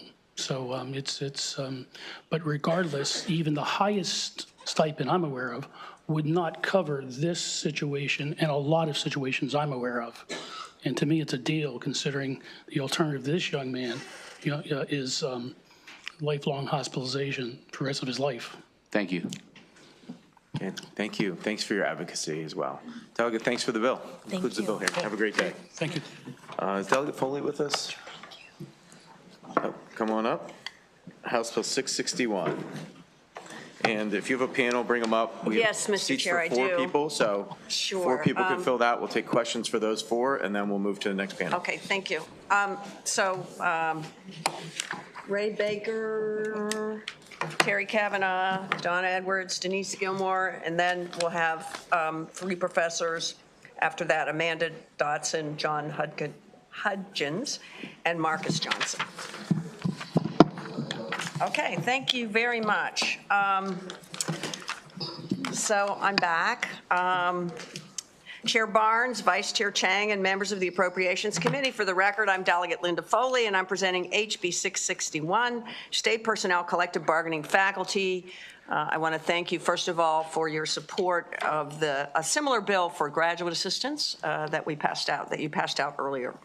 HB 661 extends collective bargaining rights to full-time and part-time faculty, including adjuncts who work at the University System of Maryland, Morgan State University, and St. Mary's College of Maryland. These academic workers, in addition to graduate assistants, on which I mentioned I had the other bill, are the only significant group of state employees who are prohibited from having a union contract. Before I enumerate the reasons these faculty members need and deserve collective bargaining, let me stress that this bill does not require the University of Maryland system to raise salaries or increase benefits. I'm going to say that again. It does not require them to raise salaries or increase benefits. The budget for the UMD system will be whatever budget we and the governor require the university system to have. In other words, this bill and collective bargaining rights for faculty does not increase the size of the pie, so to speak, What it does do is provide workers, if they choose to unionize, it's enabling legislation, a voice in how that pie is divided. In 2021, the legislature voted to allow collective bargaining for professors and other academic workers at Maryland's community colleges. There's no reason for faculty and other academic workers at Maryland's four-year public colleges and universities not to enjoy the same rights at work as their counterparts at the community colleges. In fact, some part-time faculty teaching at our community colleges also teach the same courses at our four-year schools. In addition, several of Maryland's private colleges and universities have collective bargaining rights for full-time and part-time faculty, including Goucher College, McDaniel College, and the Maryland Institute College of Art. An interesting statistic of note is that 102 out of 138 peer institutions, and these are peer institutions designated by the universities affected by this legislation, have faculty collective bargaining rights. That is 74%, making our schools in the UMD system a minority of what is common at peer institutions. Nationwide, 25 states and the District of Columbia allow faculty at four-year public academic institutions to collectively bargain, including nearby states such as Delaware, Pennsylvania, New Jersey, New York, and even Ohio. The fiscal note acknowledges that the fiscal impact is limited and minimal. It also recognizes that any true financial change is difficult to identify as it is dependent on negotiated contracts. In other words, universities may say fiscal impact is the reason this bill should not pass. However, the UMD system, when given the opportunity by DLS to indicate whether this fiscal impact might look like, could not identify specific increases. We all know that evidence is critical for the acceptance of any thesis or claim. The faculty member, union representatives, and other stakeholders sitting before you today have the evidence to back up why this bill is needed. The universities, on the other hand, often offer fearful ideas as to why faculty at our esteemed institutions should not simply be granted the opportunity to have a union and a voice at work. Witnesses for the university system will no doubt tell you how impossible it will be to recognize collective bargaining for its faculty, how it will destroy relationships that make our universities work, how it will affect academic excellence, that there are already procedures in place to address concerns of faculty, or that collective bargaining will drive up the costs of higher education at our schools. I'm here to tell you that's all fake news. You may also hear that faculty are already ranking the highest in terms of salaries of state employees. A recent Baltimore Sun report on the state's highest paid employees found that university employees were indeed in the top 10 earners in our state among public employees. But guess who they were? Coaches, deans, university presidents, and the chancellor, some of whom are making well over $1 million a year. Out of the full list of the report, 53% of the top 200 state salaries are administrators at our highest educational institutions, 9% are are involved in athletics, and 17% are clinical faculty such as surgeons, cardiologists, et cetera, who are practicing professionals. So that accounts for 79% of that list. So don't be fooled. When you remove those categories, median salary for non-coaching, non-administrative faculty are closer to $70,000 to $80,000 a year. Hardly fantastic in terms of this salary. Yet, we have some of these top-earning individuals or their representatives advocating against this bill. For a university system that touts itself as being fearless, the right decision would be to, at the very least, to remain neutral on this bill. But that's not what we have here. The self-proclaimed fearless university system of Maryland should not be fearful of allowing their faculty and their academic workers a real voice at work with collective bargaining rights. I urge a favorable report on HB 661, and I'm happy to answer any questions. Thank you. Okay. Oh, okay. Hi, members of the committee. I'm Marcus Johnson from College Park. I'm an assistant professor of government and politics, which means I do not yet have tenure. My teaching and my scholarship focus on themes of race, racism, gender, and social justice, both in the United States and abroad. As an untenured faculty member teaching, researching, and writing grants on these topics, I am made vulnerable by broad assaults on academic freedom. My tenure depends on securing grant funding and publishing research on controversial topics, similar to other USM assistant professors, especially in STEM. The situation is worse still for non-tenured track faculty, adjuncts, full-time lecturers, and researchers, whose salaries in some cases are 100% federally grant funded. This funding makes up a third of the revenue at my university, more than $1 billion across the university system of Maryland. Trump and the GOP are not the only threats to academic freedom. At my university, as at other universities across the country, faculty have been impacted by the Palestinian exception to academic freedom. Faculty are advised not to record their lectures, to avoid politically polarizing topics, and even to call campus police if they face interruptions in the classroom. As organizers in the United Academics of Maryland often say, our working conditions are our students' learning conditions. When our universities fail to defend academic freedom for fear of political and economic backlash, faculty self-censor, and sadly, we are training our students to do the exact same thing. Faculty unions have been at the forefront of efforts to preserve the critical work that universities do in sustaining democracy. Maryland needs faculty unions to secure vital research and the right of students to learn their history and to think critically. The American Association of University Professors is currently filing lawsuits to defend racial justice and accessibility on campuses. University administrators, by contrast, are either afraid or have their hands tied. Under blatant assaults on free speech, including critical speech, we need our unions more than ever. Thank you. Members of the committee, please act now to back this bill. Thank you for your testimony. Denise, good to see you. Yeah, good afternoon. Denise Gilmore, Legislative and Political Director with AFSCME Maryland. We are in strong support and solidarity with the workers at the USM who are organizing for collective bargaining rights and in support of this legislation. We have had collective bargaining rights with the USM for over 2 decades at this point. We represent the non-instructional staff across the system. We are confident that the USM has the capacity to absorb negotiations. They're already doing it with us. Elsewhere across state government, we represent PhDs and lawyers. We certainly, as this committee has also reaffirmed time and time again, believe that every worker deserves collective bargaining rights who wants them. This is just enabling legislation. If passed, they will get the chance to vote for their union. There's nothing more exciting than seeing workers who have been fighting for this long get a chance to win their union. We just saw it last week with state supervisors.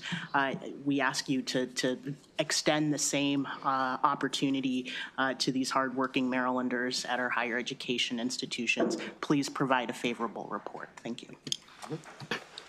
Good afternoon. I'm Donna Edwards. I'm president of the Maryland State and DC AFL-CIO. We strongly support HB 661. I want to address a couple questions. One is, yes, you're going to hear the university say they cannot afford this. It is just way too expensive. Well, in their most recent working with the unions, they spent well over $1 million, nearly $2 million, in anti-union activities and hiring firms that were anti-union. If we weren't fighting the union so bad, maybe we would have some money. When we talk about academic freedom, and they think that it's going to impose upon academic freedom. 2 weeks ago, when the faculty were here lobbying all of you, they were given an email on the freedom of what they could not discuss with you. So I really think that we need to take a hard look. I don't know why the University of Maryland has literally testified against every single labor bill that we have brought in front of you, all of them, not just this committee. Faculty unions have lasted a long time, well over a century, and they have been in all of our Ivy School leagues, et cetera. And I would like to bring forward, from 1938, an AFT member from Local 552 from Princeton University. And that member said, I consider it important, indeed urgent, necessary, for intellectual workers to get together, both to protect their own economic status and, generally speaking, to influence the political field. That AFT member was Albert Einstein. if being a union member was his choice and he had the right to vote for collective bargaining way before 1938, and Princeton has survived all this time and thrived, I believe our University of Maryland will be safe, allowing faculty to decide if they want to be union or not. Thank you. Good afternoon, committee. My name is Ray Baker. I come before you time and time again as the director of the Baltimore, D.C. Building Trades, but today I'm before you as an adjunct professor from Towson University, TU Tigers. I knew that would get some applause in here. Delegate Foley took all of the cool and fun talking points I had, and so I'll have to bore us with all the laborious ones. Unfortunately, we have pay discrepancy with regard to workers at the faculty level. African American and women workers in the faculty level make 84 cents for every dollar their white counterpart. When we have unionization, we're able to norm that, and we know that African American, we know that women workers get paid more in line with what they deserve. As an adjunct faculty member, I make $4,450 per course, but if I want benefits, I must teach at least 3 courses at the school in which I am working. Now, as we've heard, we know that some folks do adjunct work at community colleges, at University of Maryland system, and so I am juggling somewhere between 6 to 8 courses where collective bargaining would then give me the opportunity to normalize my schedule, and I can then produce the outcomes as a teacher and instructor that my students deserve. Please remember, although my title is adjunct on payroll, in my engagement with my students, they have the same expectation and anticipation that I will respond to them and meet their needs as a 4-year faculty member, as a full-time faculty member. It is with that sense of urgency for our adjuncts, for our full-time faculty, that I ask for a favorable report and that you enable collective bargaining for faculty at our 4-year universities. Thank you for your time. Yep. Good afternoon, Chairman Barnes, Vice Chair Chang, members of the committee, Terry Kavanaugh on behalf of SEIU Local 500. I won't go over what others have said, our written testimony submitted. Just reviewing some of what Maryland has pursued collective bargaining over the last 30 years. Many states that were mentioned did collective bargaining similar to what they did, the National Labor Relations Act did in the private sector. It just had a Public Employee Relations Act that extended collective bargaining and had a structure to it for all public employees, or most public employees. Maryland went a different way. We've been doing it first with an executive order by Governor Glendening that was then codified the next year, each year a little bit, a little bit, a little bit. And now we have one very large group that's excluded. And folks may recall the it was mentioned in 2021, it was finally passed for collective bargaining for all workers, all faculty at community colleges. And we were told year after year after year that the sky was falling. There was some people saying tuition would go up for 300%, colleges would close, all sorts of things, none of which happened. A number of colleges organized, some have not. But what we see is when that happens, the unions, the workforce, together with the administration, works pretty closely together in collective bargaining, but also at the table here. You may recall the 5 unions came in together with the colleges, community colleges, and I think a similar thing would happen once we get past this this obstacle of the opposition from the administration. Thank you. Thank you. Questions for the sponsor or any of the witnesses in this panel? Delegate Grice. Start off with a comment. The gentleman on the end, you had mentioned, Trump and the GOP being threats to higher ed. I can't speak for the president, but I can certainly speak for the GOP members of this committee. We've been very supportive of higher ed, at least in the 10 years that I've been here. So I'd be real careful about confusing, a threat to higher ed from us as, us recognizing the fact that there's a real lack of intellectual diversity on campus. And I think you being a professor making that specific comment is a testament to that. I just want to make that comment very, very clear. I do have questions. Thank you. So that being said, our higher ed institutions, they're hardly harbingers of, conservatism, small government, squeezing the most they can out of employees and getting as much as they possibly can. So is there an outcry right now for our, from our professors to collectively bargain because they're just being treated so poorly? That's my first question. Chair, I'm going to let Ray. Yes, sir, there is. Do you have that on record? I mean, is there email saying, hey, you know what, we're being treated so poorly by, the University of College Park or Salisbury or Towson or whatever that we absolutely need to band together? The answer is yes. I would like to think that my presence signifies that. I recognize that there may be other professors who may be in opposition that one could argue could signify that as well. Admittedly, though, this is not my first time before the committee, and I'm happy to come back year after year. Sure. Now, some of our folks, unfortunately, are not being flippant, delegate, but quite seriously, some of our folks are teaching their classes right now or in commuting, particularly the adjuncts, commuting from campus to campus to make sure there is. But yes, there are, and if you would like for us to try to organize, once you enable, I think you would be absolutely clear to see that there is the mandate for it that you're asking for. Okay, so is there, that being said also, is there a grievance policy already in place with the University of Maryland system? My understanding is there is, they're going to tell you that they have a procedure in place of shared governance that people can, come to and talk. But I think that Mr. Baker or Professor Baker and others would tell you that that is not a grievance procedure. A grievance procedure, a real grievance procedure, has a way for workers, in this case professors, to actually get their disputes resolved and not just appeal up the chain so that someone in the university can eventually veto.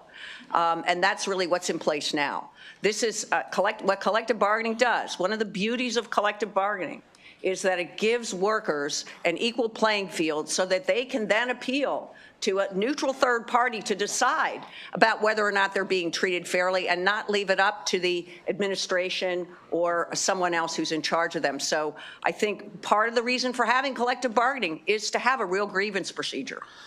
Can I keep going? Quickly, I do have a couple more questions, so if I can. May I Delegate, may I respond to that? I would invite you to make the same question of the panelists that will come in to register their unfavorable position, and I'm certain they're experts in the space, and allow them to discuss how that's adjudicated. Because as Delegate Foley alluded to, if ultimately we're appealing to the same folks that we may be filing a grievance again, that undermines some of our efforts of grievance.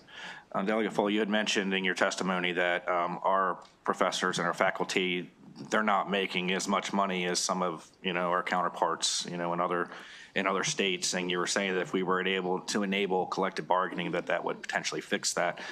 So how can we reconcile both to say, hey, it's not going to add to the costs, it's not going to add to the fiscal note, but at the same time, what we're trying to do is increase the salaries. How can we reconcile those two different things? Okay.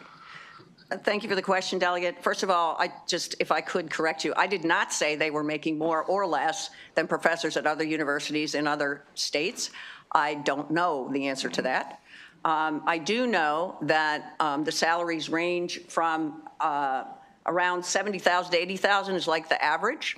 And how would you reconcile that they could get more money, perhaps? That's a function of collective bargaining. Collective bargaining, you're given, here's the universe, here's the budget we have, and then we decide together, the workers and the administration decide together how that money is allocated.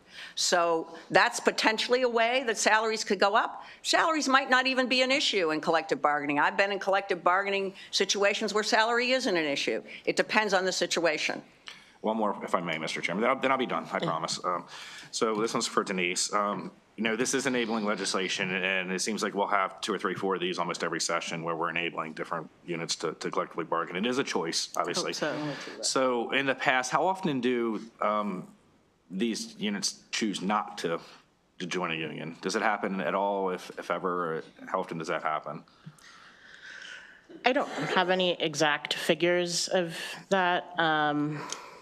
I will say, since I've been here the last 15 years, there hasn't been a situation where that's happened. But. Okay, thank you. Thank you, Mr. Chair, and thank you to the panel for your testimony. My question is for the professor on the end. Before I ask my question, I just wanted to say that I don't think that you misrepresented the state of higher education at all in your testimony.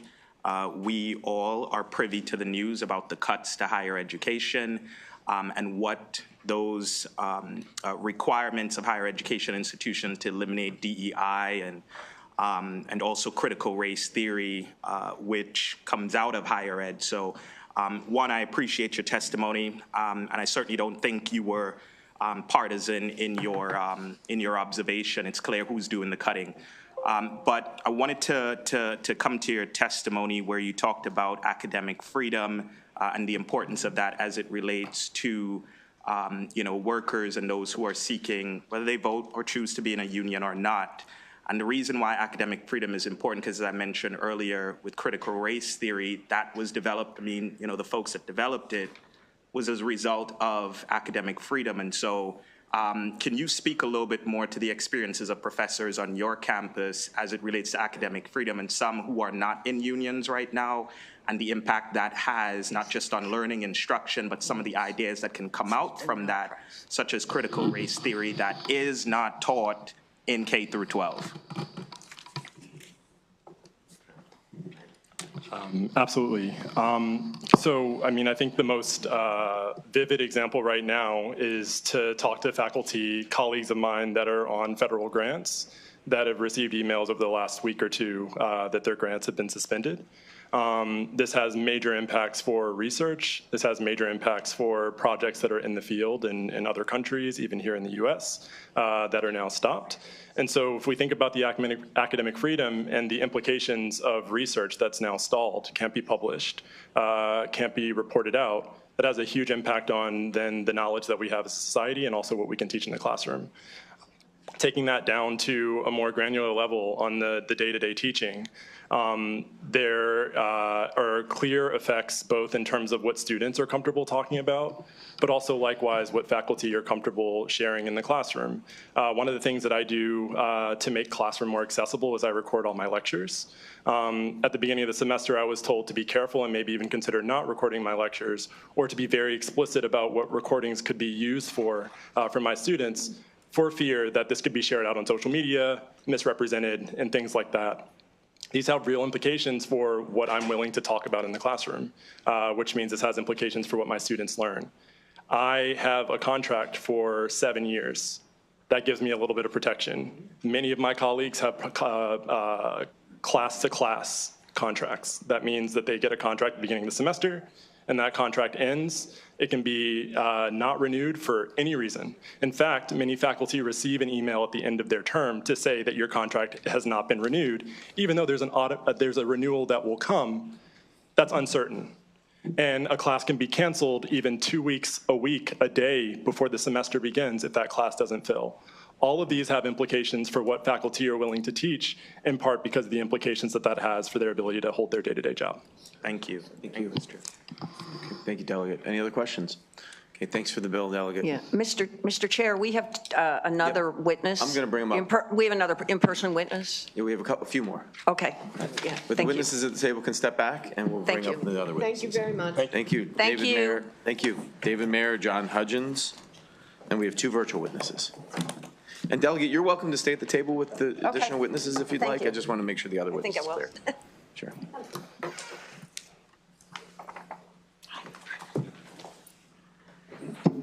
Don't touch the button.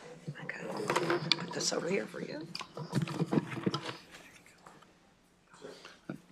Good afternoon, Mr. Chair, Mr. Vice Chair, members of the committee. My name is David Marr. I'm an attorney at KSC Law. I represent AFT Maryland as well as other public and private sector unions here in Maryland. I'm here to answer any technical questions the committee has about the bill, which, already a number have been raised. To respond to Delegate Grist's question a few minutes ago, there are a number of unrepresented bargaining units where the employees have elected not to have a union represent them. There are some in higher ed, including, I believe, at Towson University, for example, and the community colleges. That bill is pretty recent, but there are a number of community colleges and a number of established bargaining units at community colleges without an exclusive representative. All this bill does is give folks the opportunity to choose whether or not to be represented by a union, choose whether to have an election and make that determination. And of course, if they don't want to, then nothing will change for any of these institutions. Mr. Chair, members of the committee, my name is John Hudgens. I'm a tenured associate professor at Coppin State University, where I've been for about 31 years, 20 of those years as the department chair. I encourage this committee to issue a favorable report on House Bill 661. The right to collective bargaining will empower faculty by creating more participation in decision-making that affects our respective working and learning environments. Shared governance, as we know it now, is a charade existing in name and image only. Shared governance at Coppin and other USM campuses is a matter of presidential fiat. Since year 2000, Coppin has had 7 presidents. Each has had his or her own approach to shared governance. While the USM board policy promotes shared governance, presidents have not felt bound to allow effective shared governance processes on our campuses. Collective bargaining will not create faculty or union domination of the universities, as some imply. The USM appointed president will remain the final authority on campus.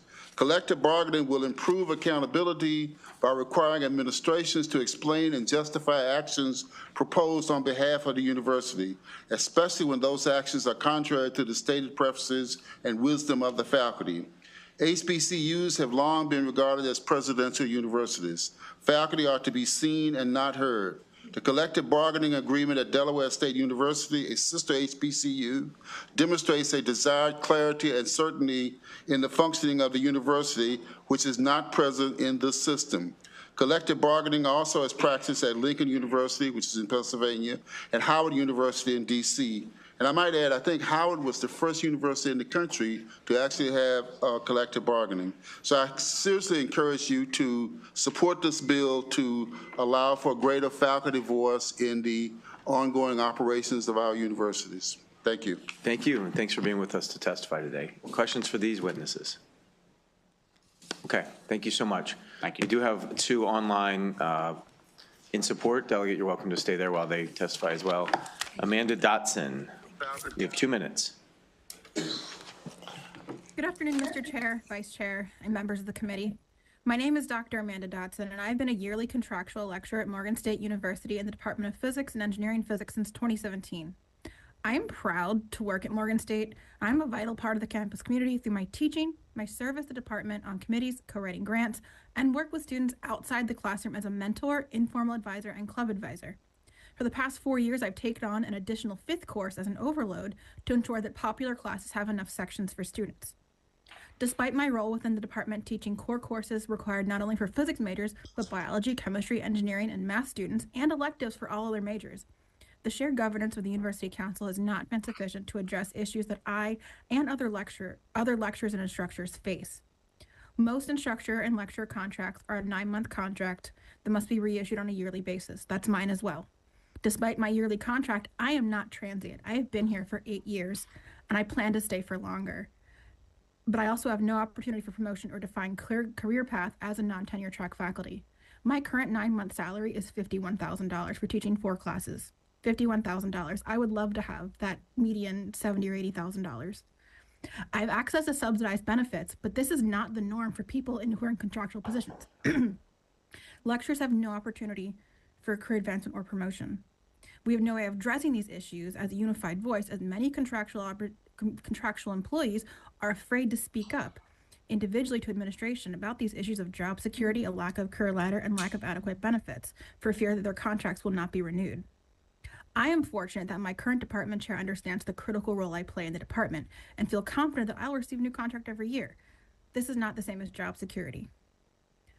Having the right to collective bargaining, a right that many other state employees have, that will give us this voice in equal footing with administration and allow us to speak with a unified voice about our needs as lecturers and faculty members. Something that Thank is you. not You need to go currently ahead and just wrap spoken. up. Currently, Maryland State K-12 teachers, community college faculty, and university staff have access to collective bargaining, as do other university faculty in 25 other states and Washington, D.C. And I call for a favorable report about this bill. Thank you. Excellent. Thank you. Thanks for your work at Morgan State. Adam Schneider. Thank you, Chair, Vice Chair, members. Adam Schneider, I'm faculty at the University of Maryland at Baltimore. I've been there for about a decade and a half as contract and adjunct faculty at different times, here to encourage a favorable report on House Bill 661. I've heard about shared governance bodies and procedures and have sought to engage in each, and these experiences really have shown me how limited shared governance is today and how different the narrative is from reality.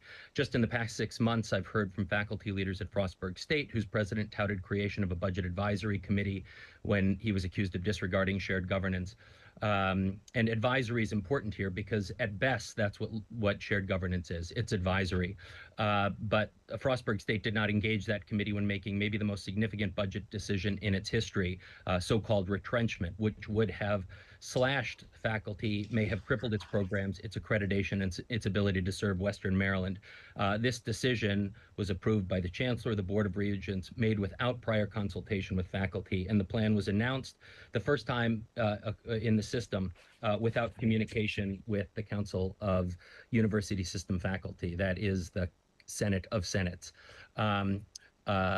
The system leadership has expressed concern when I and other faculty senators have met with legislators, staff, and other elected and appointed officials. Apparently, our raising concerns with you all doesn't respect process. And if this is what shared governance is, if this sort of control is what shared governance it is clearly lacking. It's no wonder why CUSIF has voted overwhelmingly for a decade and a half in support of extending collective bargaining rights, because collective bargaining rights complement shared governance, covering issues and questions outside of shared governance, because faculty across the system at every other most public... Thank you, sir. Thank you so much. Yeah. Thank you for your testimony, and thanks for being with us today. Any questions for our two virtual witnesses? Okay. Thank you all both for being here. Thank you, Delegate. Mr. Chair. We do have some unfavorable, as Thank you, Committee. you've been expecting. Let's start with our USM reps, Sherry Rojas and Allison Rinn, and then we have 4 folks from our individual universities, so they'll come up next. So stay put. We'll just have our USM folks, Sherry Rojas and Allison Rinn, and then we'll grab the next 4.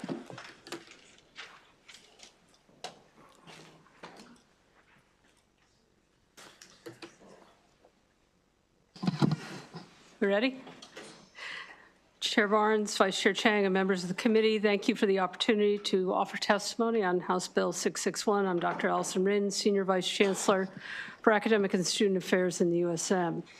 This bill does have the potential to undermine successful and ongoing support of academic freedom and shared governance, which I'll address in a moment. And this is what makes the USM so effective and the state investment so powerful. A key difference I keep hearing from the faculty is that only faculty care about academic freedom, and only faculty care about current issues going on in DC. This is not true. This is not how the administration sees it. We view ourselves as partners. And to continue to say that the administration are not fighting for academic freedom and research dollars is patently false. How do we support our faculty as they conduct their work as teachers, researchers, and providing service? We've vigorously backed their academic freedom. And we also have a longstanding USM policy on faculty grievances from our Board of Regents. It's shared with all campus faculty in their faculty handbook. And the policy is typically administered via campus faculty senate committees.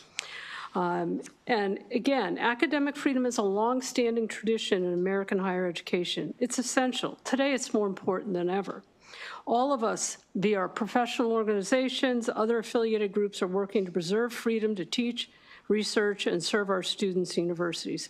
Academic freedom does not rely on the ability of faculty to collectively bargain. My colleagues today will testify on their experience as partners with the faculty.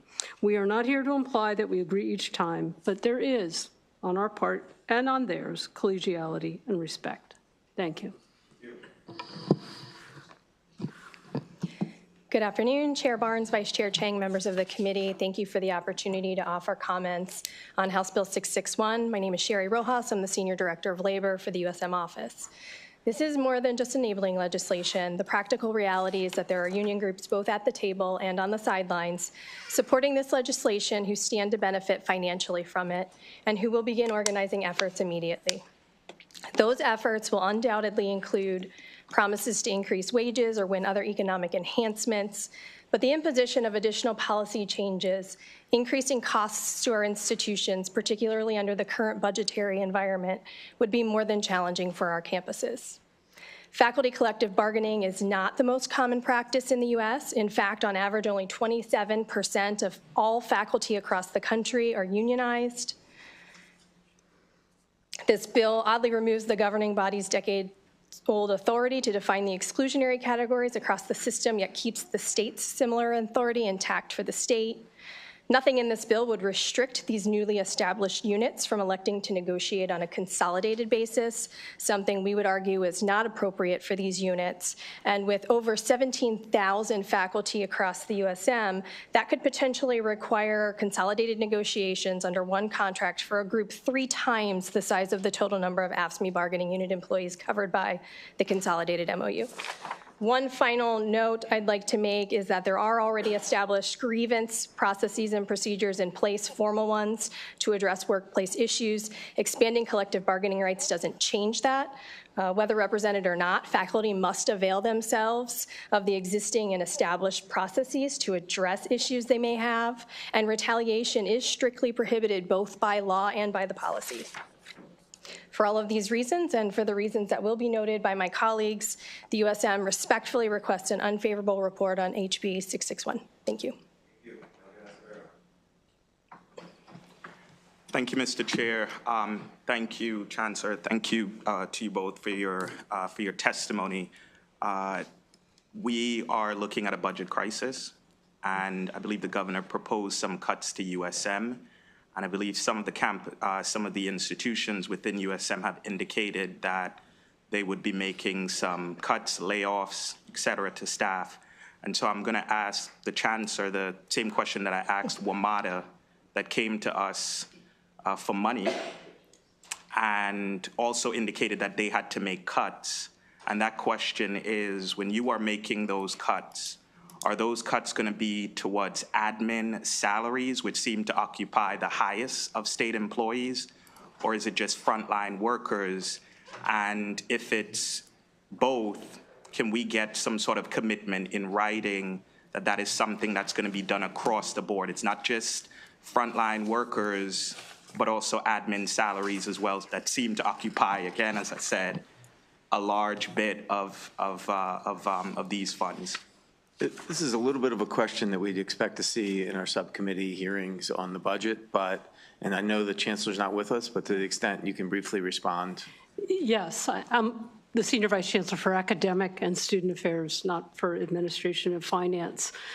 Budget cuts, each campus has laid out a plan. I think many of them have spoken about their plans in their budget hearings, I would imagine, and the Chancellor did as well. The Chancellor did address the fact that personnel is our biggest expense, and that, in fact, there will have to be personnel cuts. No one has written a list of who will be cut, but indeed, this would cut across all facets of the system office as well as all of our universities. Okay. And out of deference to your question, we'll get you the analysis from the USM budget that was done in subcommittee, and to the extent the Chancellor can supplement the answer, we'll ask for that as well. I appreciate that, and I do have one more question, Mr. Chair, for the other witness. Thank you for your testimony. You had indicated in your testimony that there are some unions that stand to benefit from this, who would immediately begin organizing efforts, et cetera. And you say it as if it's a sinister thing, but is it not true that it is the job of labor unions to organize workers? Yeah, I don't think that I would disagree with that. It is the job of the union to organize workers, but I think just saying that this is enabling legislation that allows employees to choose to be represented, I think we just want to have all of the facts laid out on the floor here that the unions do stand to benefit financially. They do, when they sign members up, they can collect dues from those members. So there is a financial benefit to supporting this legislation on the part of the union. That's all I was saying. Well, Delegate Grice really aptly pointed out that usually employees choose to organize because it's in their best interest.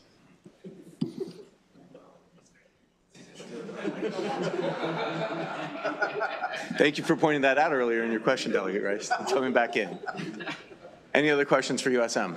Okay, thank you both for being with us. We have four representatives from our universities, Provost Roger Ward, Guy Elaine Amoso from Bowie State, Patrick Wolfarth from Maryland College Park, and Mark Garrison from Morgan State. Let's just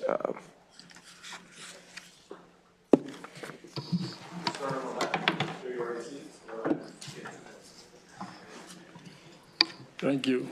Good afternoon, Chair Barnes, Vice Chair Chang, and members of the committee. My name is Roger Ward, and I serve as Provost and Executive Vice President at the University of Maryland, Baltimore. At UMB, we have cultivated a well-functioning and collaborative shared governance process, one that actively engages faculty in decision-making at every level. Our governance model, built on trust and transparency, allows faculty to participate in strategic planning, budgeting, and executive leadership searches, to name a few. This system works because it fosters direct engagement, not adversarial negotiation. Introducing collective bargaining would disrupt this balance and the culture of cooperation and collaboration so necessary for an entrepreneurial research R1 institution like UMB. Supporters of this bill cite other prestigious universities with unionized faculty as if to suggest that collective bargaining leads to institutional success or is desired by all faculty. There is no empirical evidence to support this claim. If unionization significantly improved faculty working conditions, we would expect to see a migration of faculty from non-unionized institutions to those with unions. We do not. At UMB, we continue to attract and hire faculty from these very institutions. Faculty who choose UMB not because of collective bargaining, but because of the collaborative and collegial academic environment we provide. House Bill 661 risks undermining a governance system that already works, one that ensures faculty voices are heard and that issues are addressed without the division that collective bargaining often introduces. For these reasons, I respectfully urge an unfavorable report on House Bill 661. Thank you. Chair, Vice Chair, committee members, thank you for this opportunity. I am here on behalf of Morgan State University to encourage an unfavorable report on HB 661. My name is Mark Garrison. I'm the Dean of the School of Graduate Studies at Morgan. I've been at Morgan for 18 years. I have 41 years of faculty and administrative experience at HBCUs. And one of the things that struck me today was the reference of faculty as workers. Indeed, we do work, but my view has always been that we were professionals. Moving on from that, the perspectives that I can offer are those of Morgan's. Where collective bargaining offers a method of negotiation, that negotiation is very restrictive given the enormous range of duties and responsibilities entailed in the great variety of faculty, from endowed chairs, tenure and tenure-track faculty, research faculty, professors of practice, both full and part-time contractual instructors, and in addition, chairs who are faculty, directors who are faculty, coordinators who are faculty, program officers who manage large budgets and manage other individuals who are also faculty. Each one of these with supervisory responsibilities seems a little bit odd to have a union. And on top of that, I know of very few unions in the country that encourage part-time temporary workers as a union situation. And so what will collective bargaining bring? I've heard the desire for negotiations repeatedly for such things as better pay, health insurance, retirement benefits. It has already been mentioned, and Morgan is no different. We have a competitive faculty salary, health insurance is superlative, retirement is excellent, and if there is, of course, as you've said, very limited room for any increases. Other claimed opportunities that may be benefited at Morgan include workload and I would say, albeit that is there, I'm out of time, we already have had workload decisions being made by faculty, and those are in place at the university as an example. In the end, I would like to encourage the unfavorable report for this bill. Thank you.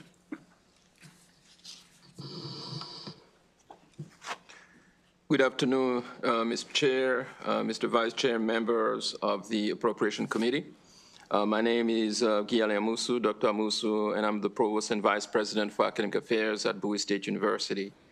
Bowie State University takes great pride in the positive relationship we have built between the administration and faculty by working collaboratively through shared governance on important issues. For example, President Bro and I meet monthly with the Faculty Senate Committee to provide university update and respond to their questions. Additionally, as a provost, I meet monthly with Faculty Senate Executive Committee to work collaboratively on the agenda they set to address their concern. The President and I meet monthly with Faculty Senate to provide our respective monthly updates. I extend an invitation to all faculty monthly to hear directly from them. These monthly faculty meetings have been in place for over 2 years. This semester, I have scheduled a meeting with faculty from different ranks, from lecturers, adjunct faculty, tenure track professors, associate professors, full professors, again, to have direct access to the provost and vice president for academic affairs. To address our fiscal challenges, a committee of the University Council with a shared governance representation has been tasked with providing recommendation to the president and her cabinet. The forming of this committee was a recommendation of the Faculty Senate Executive Committee. In sum, at Bowie State University, President Bro is committed to shared governance with faculty at the table to contribute to the conversation as part of the University Council, which maintains the positive relation with the administration. For these reasons, I urge the committee to vote in favorable to the House Bill 661. Thank you. Good afternoon, Chair Barnes, Vice Chair Chang, committee members. My name is Patrick Wolfarth. I'm a professor and the Director of Undergraduate Studies in Government Politics at the University of Maryland, College Park. I'm also here testifying as a Maryland native and a Maryland resident. I'm a product of the Prince George's County Public School System. I'm a graduate of Eleanor Roosevelt High School in Greenbelt. I'm also a graduate of UMBC and a resident of Howard County. Last thing I'll note is I also had the privilege of serving as a legislative intern across the street with Senator Paul Pinsky about 20 years ago. So I want to take this opportunity to thank you all and your colleagues for your continued support of that really great program. So I just want to take a few moments to highlight some of the positive working conditions that I've experienced as a faculty member at College Park, all without inviting the trade-offs that are likely to occur with collective bargaining. So first, the system has allowed me to earn a competitive wage. Since I arrived in 2011, my base salary has increased by 140%. And that's due to your continued support over the years and multiple opportunities to earn raises through my efforts and contributions on teaching, research, and service. Secondly, the benefits are excellent, especially the health benefits. I have some frame of reference. My wife has a very good job in the private sector, and my entire family, me, my wife, my one-year-old son, all enjoy the health benefits from the state of Maryland, and that's because it offers excellent care and affordable premium. And just to give you one example, my son was born at Johns Hopkins Hospital just over a year ago, and we left having received no bill and didn't pay $1 for their care, both my wife and my son. And then I came back to a supportive administration that gave me the time off I needed as a first-time parent and then allowed me to reacclimate. I'm also happy to talk about my experiences with academic freedom, clear workload guidance, and the like. I recommend an unfavorable report on this bill. Thank you. Thank you, everyone, for their testimonies. Are there any questions? We have a question from Delegate Acevedo. Mr. Chair, I'll be quick. Good to see you, Mr. Ward. Very nice accent you have there. But this is a question for the gentleman on the end. You had mentioned like workload for professors, et cetera. When was the last time a workload study or analysis was done of like professors, adjunct professors at your institution? So I chaired the faculty committee in my department to develop a workload policy that was surrounding tenured and tenure track faculty. So I have not been involved with developing workload policies on professional track faculty. Okay, I'd be curious to know if you, somebody could. Each of our institutions have workload policies, and every year we submit workload reports to the university system. And so those reports, I'm sure, could be made available. Thank you. Delegate Acevedo, are there any other questions from members of the committee? Great, that concludes the bill hearing for House Bill 661. The committee will now move on to the last bill, which is House Bill 1480, Delegate Cardin, Child Advocacy Centers Continuity of Care Standards for Healthcare Professionals and Reports of Violations. Delegate Cardin, if you have a panel, you could bring them up. Yes, you're right. Yes, Mr. Chair, Mr. Vice Chair, bringing up the panel as they're going to work their way up as everybody else is leaving. And while I'm waiting, I can tell I've been in office for 19 years and down here since 2002, and I have never been in front of the Appropriations Committee. So this is my first time, except for bond bills.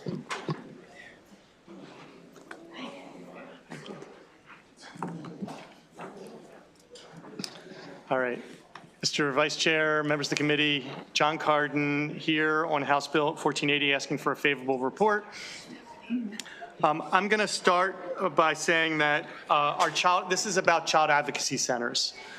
Child advocacy centers there are 24 of them, one in every jurisdiction, and they either provide direct services or contract out services to provide for psychological, medical, emotional treatment of our most vulnerable, teenagers who have been abused, neglected, and these are people who the state has asked these child advocacy centers to assist and help with all kinds of emotional and psychological assistance. These are our most vulnerable children. And I'm going to start with these child advocacy centers are tasked with an impossible feat to help these young, vulnerable children. And they are doing a tremendous job. And I credit them with really, really doing the best that they can. However, that being said, what we have learned and what I'm going to talk about for just a couple minutes is that these centers are not, there's no oversight and no regulation by the state of Maryland at all. They are accredited by a national accrediting association, which is a nonprofit, not in the state, which accredits them, some of them, not all of them. And if there's a problem, they can get decredited or uncredited, but they can't police them, they can't fine them, they can't force them to improve whatever deficiencies they have. And this is a problem. We are giving, they are wards of these young people are wards of the state, and we're giving them to these very, very skilled organizations and asking them to help, but we're not overseeing them to make sure they're actually doing what they're supposed to be doing. So that's the essence of the issue that we're bringing here. There was an issue about 5 years ago with one of these centers, which was giving direct service. Which was giving direct service. And it was a non-provider issue where one of the providers, one of the psychologists at the center, or a couple of them, had made some allegations about improper workings within the Child Advocacy Center. They were then fired. They were at-will employees. They were fired. And they were caught in a dilemma. And the dilemma was they were told to leave and not contact their 16-year-old suicidal patients and tell them they weren't going to be hearing from them that evening when they needed to get a call. And they had to decide whether to call those people anyway just to make sure that they didn't do harm to themselves or others, or they had to follow the rules and the law which said that they were fired and they were not permitted to call. So they had to either tend to their standard of care on the one hand or their professional responsibility on the other hand. And they were in a dilemma. What would they do? So they decided, you know what, they don't want to get into legal trouble, so they didn't reach out to their clients. And 41 of them were told that they were going to be notified by the center. The center notified them about 3 weeks, 5 weeks? 8 weeks? We don't even know. They reached out to them well over 20 days after. Luckily, as far as we know, nobody hurt themselves or other people. That's the essence of that's the specific issue. Now, the only reason I can talk about this, we couldn't talk about this years past, but there was finally a settlement that made this public so that we can talk about this issue. Now, what the bill does, I gave you that so you can understand what we're talking about. We're talking about these young people who, as some of you know who've worked with me on other bills, I'm really interested in making sure our most vulnerable young people are at least given the tools and the guidance that they need. And we just want to make sure that these CACs are doing what they're supposed to be doing. So we've put in legislation to require them to have a continuity care policy. That's all, just a continuity care policy. That there's a policy that if in fact they are going to relieve somebody of their duties, that there's a policy in there as to how their clients are told about this change in their healthcare practitioner. And we got a tremendous amount of opposition to this. I worked very closely with the chair of health, Jocelyn Pena-Melnick, to draft this legislation along with DHS. We worked together because this is a priority of hers as well as mine. We thought it was going to go to their committee, came here. And we worked with the department. The department came in, they gave you a letter of information and said, we can handle this. Basically, it's a continuity of care policy requirement. And if there are complaints made, that those complaints are can be investigated by DHS. The interesting thing is that only 17 out of the 24 jurisdictions are in any way affiliated with DHS. And 7 of them, you can see there in their letter of information. The other 7, some of them work with the sheriff's office, some of them work with the state's attorney. So it's in your testimony. But the local Department of Social Services works with 17 of them. They're happy to do it. I confirmed with them yesterday before the hearing that they are willing, they're happy to participate based on the requirements of the legislation. So that's the essence of it. You're going to read from one of the psychologists wrote a really, really good piece of testimony just talking about everything that, all the questions as to why the suggestions from the CACs as to why this is not necessary, and then countering that with why this is necessary. And it's not onerous. And by the way, I've asked in the past, and I've asked recently to the CAC, to some of the CAC folks who are my friends, I love them, by the way, do you already do this? And the answer is yes, we already have a continuity of care policy. I'm saying, so then why can't we require it? And they do not, they believe that it's going to be, they believe that there's a confidentiality issue. If there's a confidentiality issue because a parent might be neglecting or harassing the child and they don't want the parent to know, we can figure out a way to amend this to make sure that the parents are not the ones who are informed about this with the confidentiality issues. So I don't buy any of the opposition, but I just want to make sure we understand that all we want to do is make sure these kids are not neglected by the people, the one group of people that are consistently and stably making sure that they are going to live their lives as peacefully as they possibly can. So that's the essence of it. I'd be happy, obviously you're going to ask, hopefully you're going to ask questions, but I'd be happy to go into some of the opposition testimony and why I think it doesn't necessarily hold as much water as they believe it does. Thank you all very much. Several witnesses here. I guess we could start with you down there, gentleman down there, and then just introduce your name and then a 2-minute testimony. Thank you. Thank you. Good afternoon. Thank you for the opportunity to speak today. My name is Dr. Stephanie Wolf, and I'm a child and forensic psychologist here in Maryland. I'm the president-elect for Maryland Psychological Association, and I'm here to testify with strong support for HB 1480. I love CACs. I've worked at CACs for many years in the past. I'm currently working closely with the CAC now, collaborating to create a state-of-the-art therapy program. CACs are wonderful places. However, no place is infallible. CACs can fail children. I was part of a terrible incident at a CAC in 2020 when 5 therapists reported wrongdoing at the center and their employment was terminated. This resulted in 41 children suddenly losing their mental health providers. This past year, this employment matter was settled.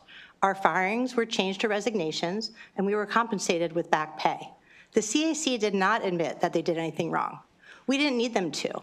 What we need is for oversight and a legislative fix to make sure that kids are never put in this position again. These children were harmed. They had been abused by parents, people they loved, and people they trusted. And the sudden loss of that therapist was like a surgeon leaving in the middle of a procedure.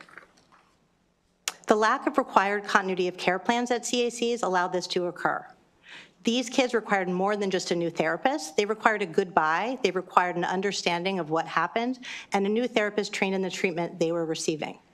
As providers, no one and no entity could help us. There was no specific place for the families to make complaints to. There was no place for us to make complaints to.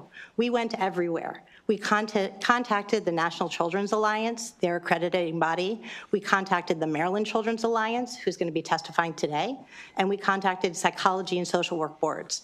Nobody could do anything. And so for those reasons, we ask for a favorable vote for this important legislation. Thank you.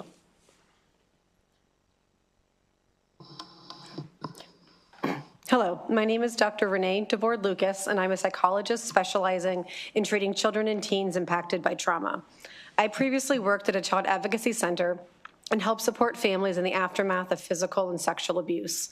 I believe strongly in CACs and their mission's focus on reducing and preventing childhood trauma. I'm here to speak in favor of House Bill 1480. This bill closes an important loop that currently exists where children may and have been suddenly and traumatically separated from their therapist if treatment ends unexpectedly. At the CAC where I worked, 41 children and families experienced an abrupt and unexplained end to their existing trauma therapy when myself and several colleagues were terminated. Sometimes people ask me how I can do this work when I see so many children in painful situations. I love this work, and I do it because I can help children to feel better. When my colleagues and I were terminated, I immediately worried for the impact on the children. I worried that they would think that I had abandoned them, that I didn't care, and that they didn't matter. I worried that one client who had experienced recent thoughts of suicide may be in danger when his treatment ended without warning. This family was matched with someone who was not even trained in the child's treatment, which disrupted their care and made the family understandably concerned. Fortunately, this family found me on LinkedIn. They were distraught at the separation and at the fact that they were denied ways to find me. I still worry about the impact on the families that were not able to find me and who may still think that yet one more person who was supposed to care for them abandoned them. I care deeply about my patients and my ethical duty to do no harm. It was devastating to be prevented from upholding my duty, which I typically would have exercised by informing my patients of my departure and having a termination session. The children and families seeking care at a CAC have already been through enough. They deserve to be treated with dignity and respect and to have this current loophole closed. Please vote favorably for HB 1420.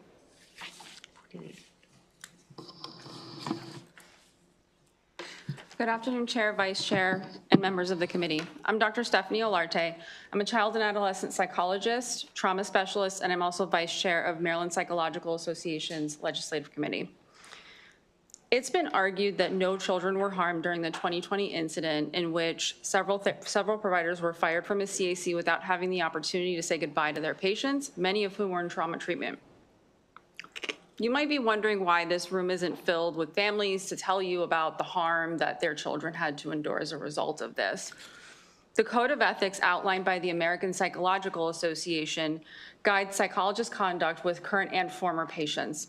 As psychologists dedicated to ethical practice, we must prioritize the privacy and confidentiality of our patients even after they've left our care. We must avoid interactions with all of our patients that could be interpreted as exploitation. To ask former patients to testify in public for a hearing such as this one would result in a breach of confidentiality and potentially be an act of exploitation if the patient complies in an effort to gain favor. Sadly, even if former patients were made aware of this hearing, we suspect many would not be sufficiently empowered to testify. By sheer coincidence, I came into non-clinical contact with a parent whose child lost their therapist very suddenly at a CAC. This parent confided in me a borderline bizarre story of callous and careless handling of their child's mental health treatment. They were given no emotional support as they learned that the therapist had terminated their employment and there would be no opportunity to say goodbye. Alarmingly, as this parent asked more questions, they were met with increasing intimidation. This happened with an English-speaking, college-educated, middle-class family. If they were being met with intimidation to stop asking questions, we can all imagine the responses that would be given to families who were with limited English proficiency and low socioeconomic status. And for that, we urge a favorable report for House Bill 1480. Hi, my name is Dr. Allison Kramer-Kuhn, and I'm a child psychologist. I'm licensed in Maryland and specialize in trauma-focused treatment. I'm a staunch supporter of CACs and have been employed by 2 of them. I think people generally understand that the relationship between a therapist and a client is important. It's that much more important for kids who have experienced trauma, and specifically maltreatment by an adult that they trusted. Trust, stability, and predictability are critical in treatment. This is because by its nature, child maltreatment is confusing, it's chaotic, it's unpredictable. It goes against our expectations of how people are supposed to behave and how the world is supposed to work. Trauma fosters uncertainty and mistrust. For children who make a disclosure of abuse, unfortunately, the chaos and uncertainty doesn't end. Kids have no idea what's going to happen to them or to their family. Many are shuffled between family members and foster homes. They may have to change schools, and they may be suddenly separated from parents, siblings, and friends. Any abrupt and unexplained separation in the aftermath of an abuse disclosure contributes to this chaos and unpredictability, and it undermines treatment. So if the therapeutic relationship has to end before treatment is finished, it's our responsibility to give that child a planned and thoughtful transition, not yet another abrupt separation. I'm confident that most therapists and most CACs are already doing or trying to do the right thing, but this bill would help prevent organizations from even inadvertently undermining children's mental health treatment if a change in providers is needed. The fact is that children can be harmed because of sudden disruptions in care, and this law could help prevent that harm. I fully support this bill. Thank you. Good afternoon, Mr. Chair, members of the committee. My name is Dan Shattuck, here today on behalf of the Maryland Psychological Association.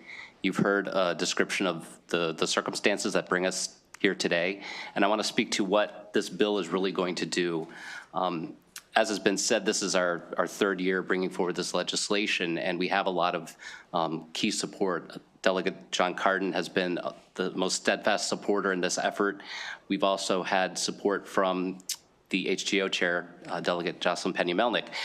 At the end of last session, she asked the Department of Human Services, the Governor's Office on Crime Prevention and Policy, and the Maryland Children's Alliance to collect from each of the CACs their continuity of care plans.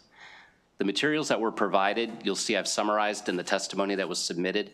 Out of the 24 centers, there was 1 center in Anne Arundel County where there's a paragraph provided in the agreement between the county CAC and the mental health provider mentioning continuity of care. On the Eastern Shore, there's an entity that works with 3 of the county CACs, and those are Wacomico, Somerset, and Worcester, where there's a multi-page document speaking to continuity of care and speaking to the importance of continuity of care. Among the rest of the materials, there was no other information. So that proved to us that there's a lack of tangible policies that can be provided when a provider or a family asks for it. And that's what this bill is going to do. It's going to require the CACs to come up with a continuity of care plan, including a provision to make accommodations for those instances where notification to a parent, a guardian, or even the provider would cause harm to the child. So we have that confidentiality, the protection of the child in mind, even as we're just asking for a continuity of care plan.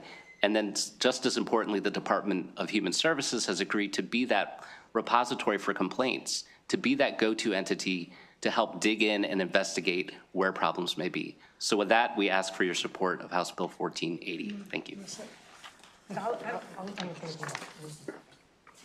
Should we bring our last panelist up? Good afternoon.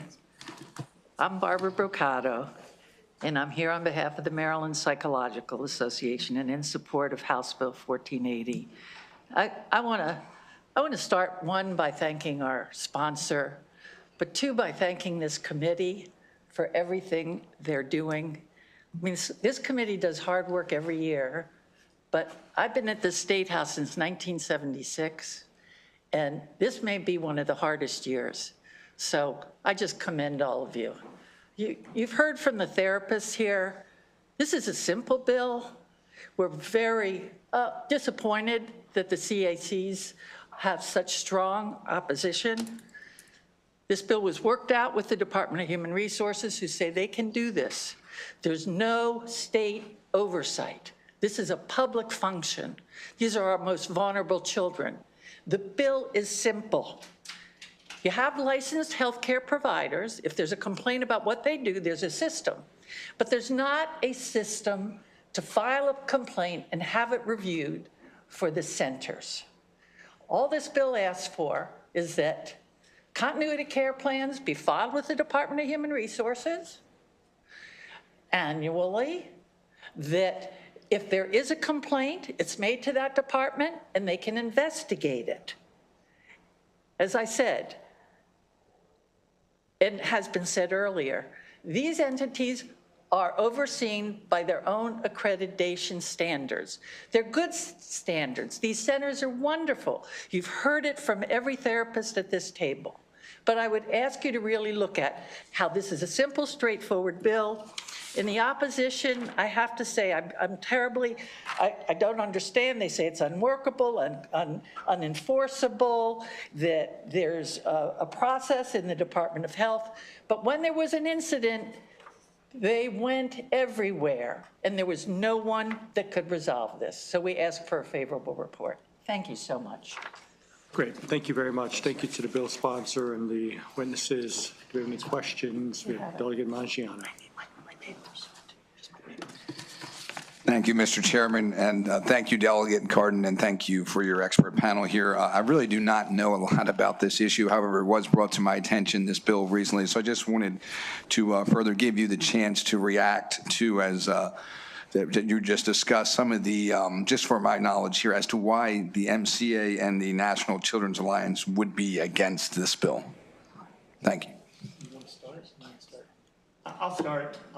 Do I push the button? I'm sorry. Okay. So we had meetings with some of the CACs, the representatives, a number of years ago. Tried to meet with them again this year. It didn't work out. Nobody's fault. So if you read one of the pieces of legislation, and I guess this is from the Maryland Children's Alliance, they talk about confidentiality. That's something that we can work out. If there's an issue with the parents not being able to be apprised of this, of a complaint that's being made, fine, we'll figure out a way. I think, in fact, it specifically puts in the legislation that confidentiality has to be considered when these kinds of issues are raised. So that's already taken care of. The other issue is that they say that that there's only been 2 complaints and it was determined that there was no fault ever given. Well, I mean, to me, that is a question of if you don't hear, if the police don't pull over anybody, that means nobody was speeding? Or does that mean they just didn't catch anybody? Or nobody, I have constituents who are yelling at me that people are speeding by them all the time, and there's nothing that anybody can do about it. Why? Because we don't have a system set up where it's easy for police to pull them over. Maybe that's just a metaphor, but the issue is if there's a problem that arises, and these are problems where the result can be, as maybe Delegate McComas remembers from some of the stories we heard in judiciary, where children can actually get hurt. They can hurt themselves, they can hurt others. People can actually, there are consequences to these actions. We just want to make sure that the simple continuity of care issue is thought through, and the opposition just, I believe the opposition doesn't want the state to deal with this. They want to deal with it through the National Alliance, the National Children's Alliance. But that organization doesn't have the ability to compile this information, to accept the information, or to police it if it comes to them. They don't have the authority to fine, or all they can do is unaccredit these members, which, you know, I can't imagine they're actually going to do. And if they did, then they can still act. There's nothing in the state that stops that from happening.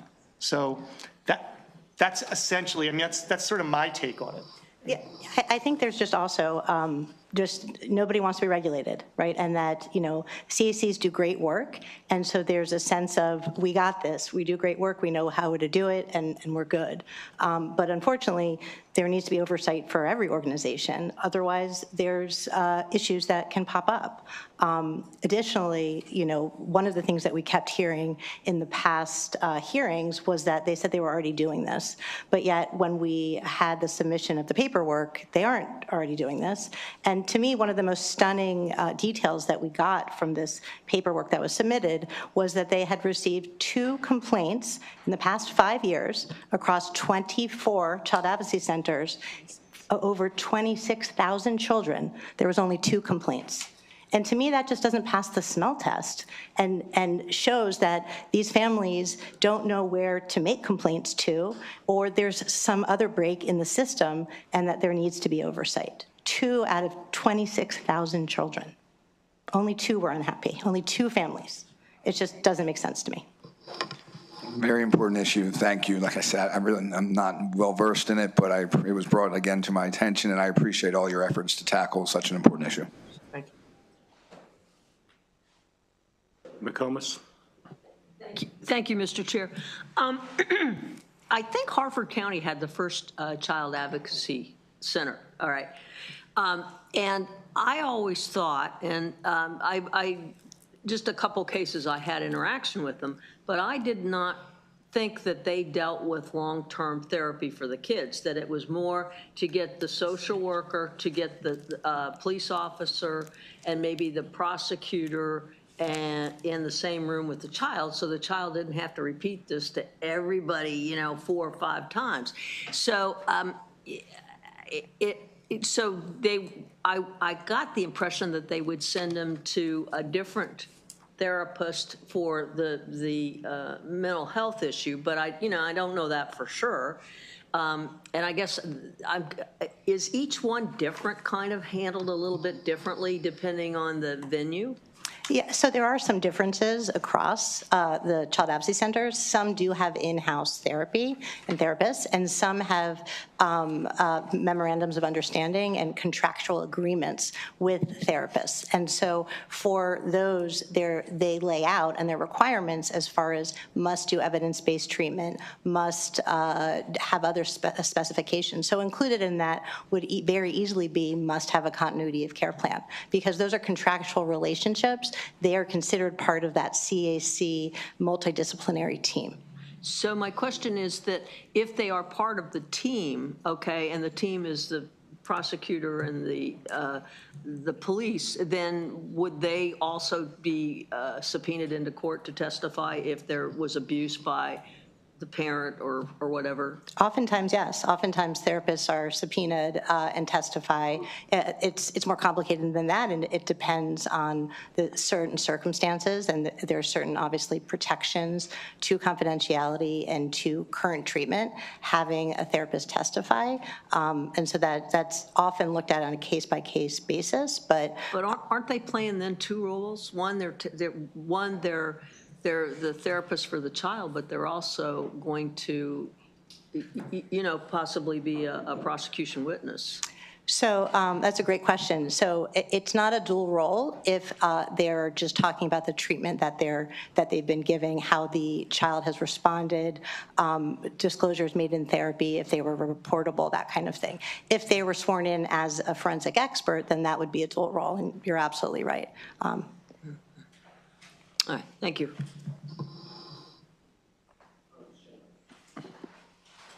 Thank you, Mr. Chair, and thank you, Delegate, for bringing this. If there's anything I feel very passionate about, it's child advocacy centers.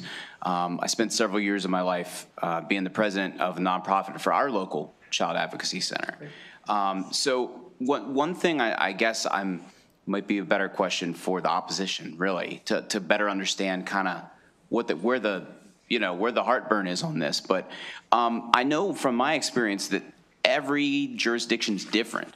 Some are run by nonprofits, some are run by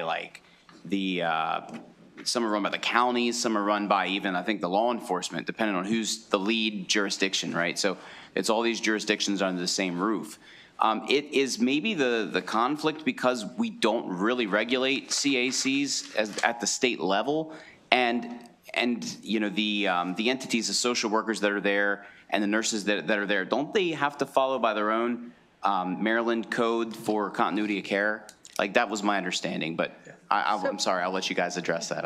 I'm going to just take a quick stab because, again, that the first issue is that, as I said earlier in my testimony, the therapists are regulated by virtue of their licensure. When there is an inappropriate disruption like this, they are actually not conforming to their licensure requirements and to their ethical requirements. These centers are not licensed. They're not licensed. There's no state authority. And so to your point about them each being different, the Department of Human Resources, who we met with and worked this bill out with, said, we can manage this. So with that, I'd say when you look at the level of oversight that we have throughout in the Department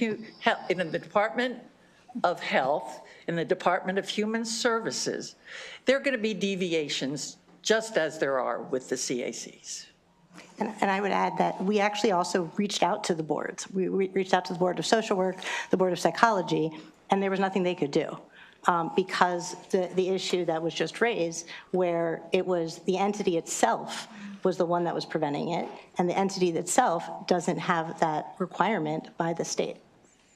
So just so, because maybe not everybody understands it as well as you do, so each of these practitioners, the psychologist, we're just dealing with the mental health, not with physical health. But whether it be a social worker, other practitioners, all have standards of care, and they all have their own licensure that they have to make sure they maintain their standards of care so they don't get censured by their organization that polices them. The problem is what happens when they're, as I tried to describe, maybe not very artfully, they tried to uphold their standard of care so that they wouldn't get in trouble. They didn't want to lose their licensure. But by doing that, they put in harm's way their clients because they had this problem.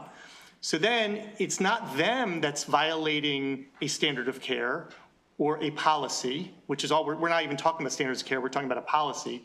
It is the actual center that put them in that situation.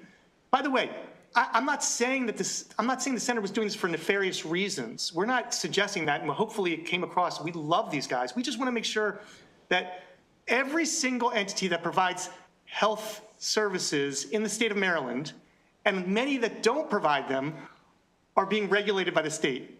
This is a weird situation where these guys, as you indicate, some of them are nonprofits, some of them are state entities. The one near me that I love is part of Sinai LifeBridge Health, Center of Hope. Some of them are out of the state's attorney's offices and out of the sheriff's offices. They're all different, but they all have the same issue, which is their umbrella organization is somehow regulated, but this is carved out. And And so there's nothing you can do there's nowhere to go if they are doing something that could potentially harm these children. And you have people who want to go somewhere, but they don't know where to go. And that's what we're trying to solve. Thank you guys very much for helping to clarify kind of the core issue here. So thank you.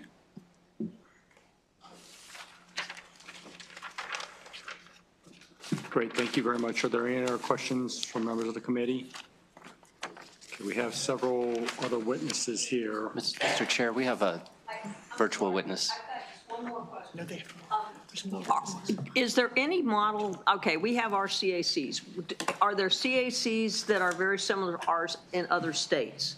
So that there is at least, other states have come up with this or had this problem? Or is Maryland CACs just kind of unique? I mean, I assume they've been around for a while, right? Yeah, CACs have been around for a while, and they are in almost every state. And no, there's none of these requirements. So there needs to be, right? I mean, I think that we have identified a tremendous vulnerability, and I think that we will continue to hear of issues arising, and not just the CAC space, but in other spaces as well. I did ask NCSL this question, and the answer I got is that there was not a lot of research on this done across the country. So there may very well be regulation and oversight in other states, but it was very difficult to get that information. I got another question. I'm sorry. But, okay, if you had an umbrella that all you folks were employed by Sigmund Freud, okay, and so Sigmund Freud was the one that contracted with the CAC you worked with.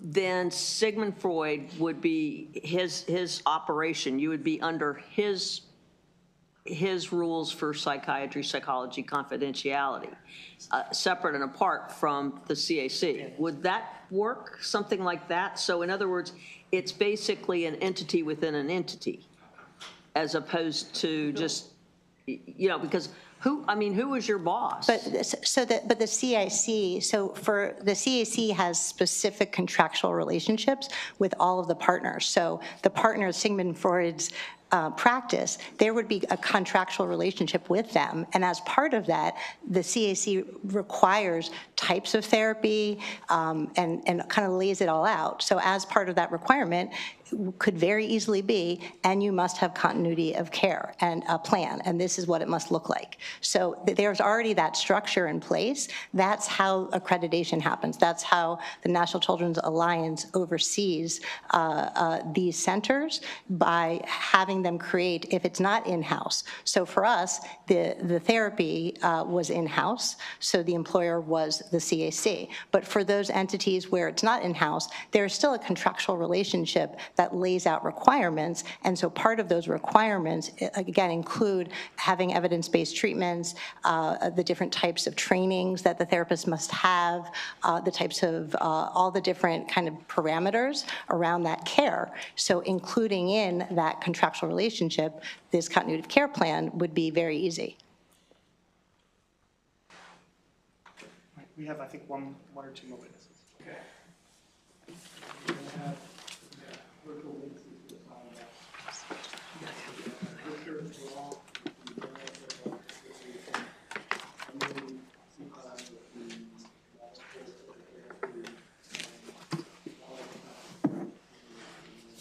Association. Thank you, everyone, for being here virtually. You have 2 minutes each person. Whoever wants to start.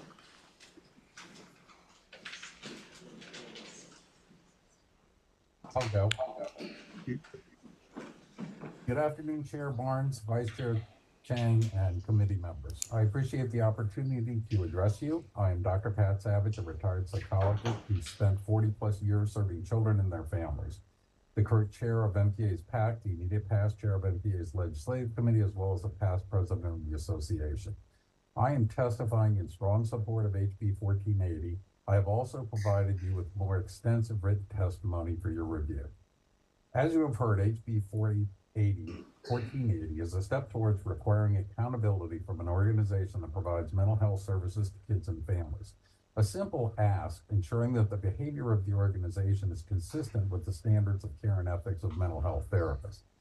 Our goal is not to impugn the good work that organizations like the CACs do, but to take another small step towards, quote, building a world-class mental health system in Maryland, unquote, a goal that I hope is shared by many on this committee.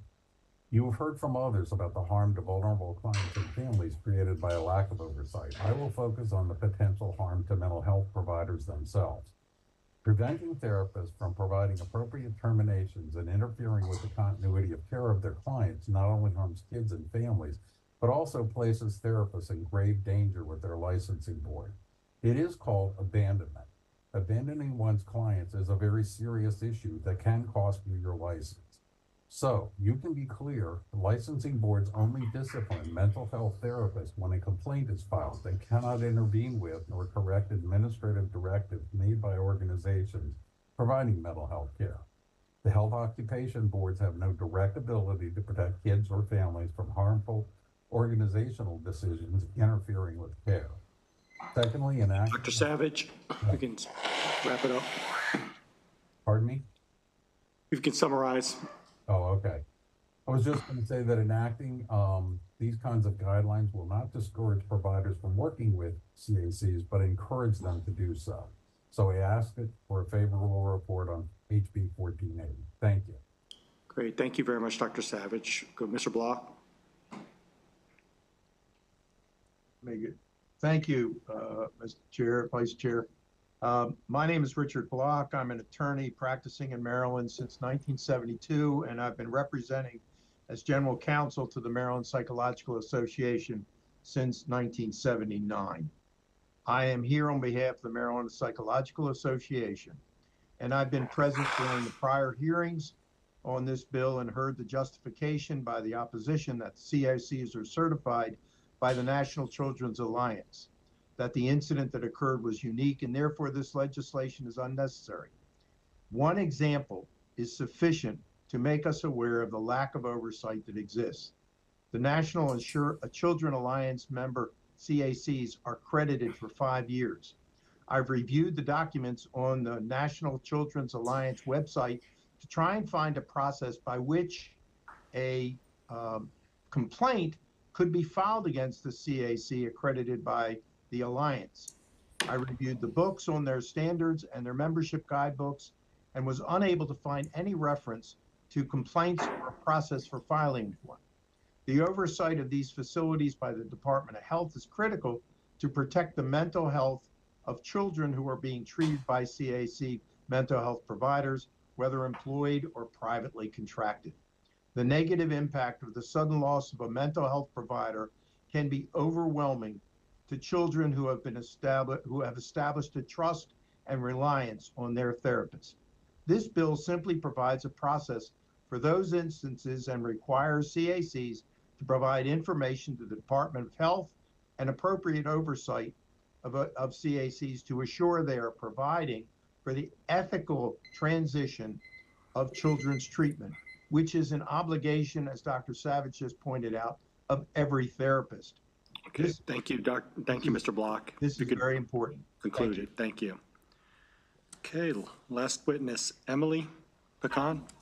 Hi, my name is Emily Pecan, and I'm a licensed clinical social worker working primarily with children who have experienced trauma in Maryland. I sincerely appreciate the opportunity to speak in support of HB 1480. I worked at a Maryland CAC for almost 2 years. I am bilingual, and so a large percentage of my client load were under-resourced Spanish-speaking families. When I was terminated abruptly, I would have been happy to find a way to continue therapy with these families, or even just have one closing session. However, my clients did not know why I was suddenly gone or how to reach me. In the following weeks, I did have 2 clients find me on LinkedIn who chose to resume treatment. They were both English-speaking families. I never reconnected with any of the Spanish-speaking families. At the time, there was only one other trained Spanish-speaking therapist at my CAC who already had a full caseload. As you can probably imagine, there are long waiting lists to see Spanish-speaking therapists typically. Years later, I still worry about what happened to these clients. I worry about the 2 children who have been recently hospitalized for suicidal ideation and the young client who was experiencing trauma-based psychosis that threatened his ability to continue attending school. In the middle of all this, their therapist essentially disappeared with no proper transition or termination. It has been scary and sad to consider the additional and completely avoidable trauma these feelings have experienced. I understand that the requirements being proposed in this bill may appear onerous for some CACs. Much of what we already are required to do to care for our most vulnerable child clients could be considered onerous, but we do them because they matter. We should not deny these children the care they deserve because it is too much work. Many systems are set up to allow marginalized individuals to fall through the cracks. It is our responsibility to do the work required to protect these individuals. Lastly, the opposition has stated that at many CACs, protections such as these are already in place. And to that I say they were not at place at the CAC where I worked. This did happen and can happen if we don't act again to make sure it cannot. Thank you. Great, thank you very much. Are there any questions from members of the committee for our virtual witnesses? Okay, thank you very much. We have unfavorable testimony from Jennifer Whitten with Center of Hope, and also Wendy Myers with the Maryland Children's Alliance.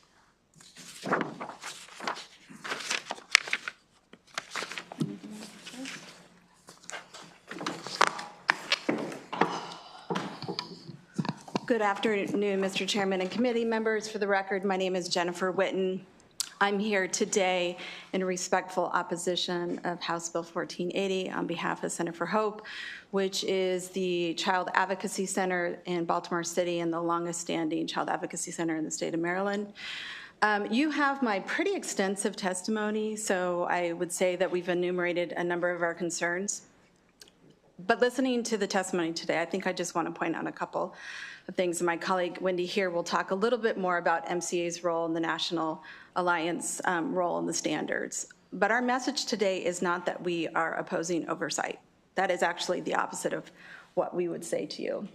What we are saying is that there are a number of agencies already that have oversight on the multitude of operations and services that we offer.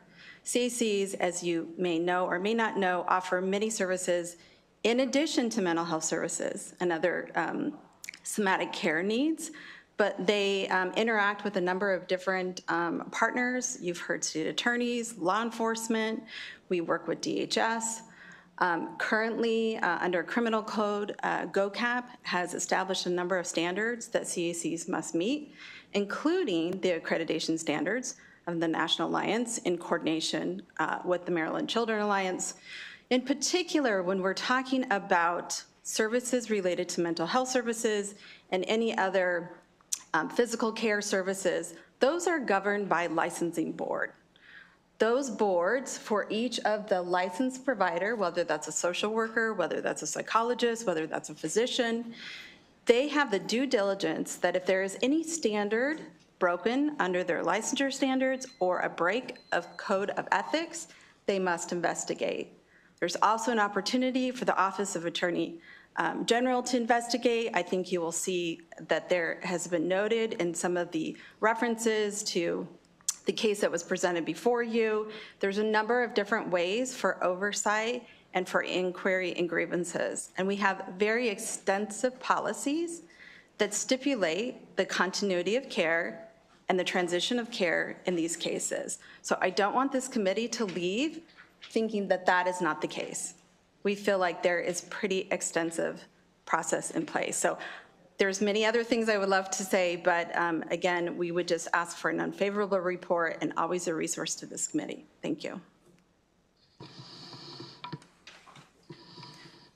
Good afternoon, members of the committee. I'm Wendy Myers, and I'm the Executive Director of Maryland Children's Alliance.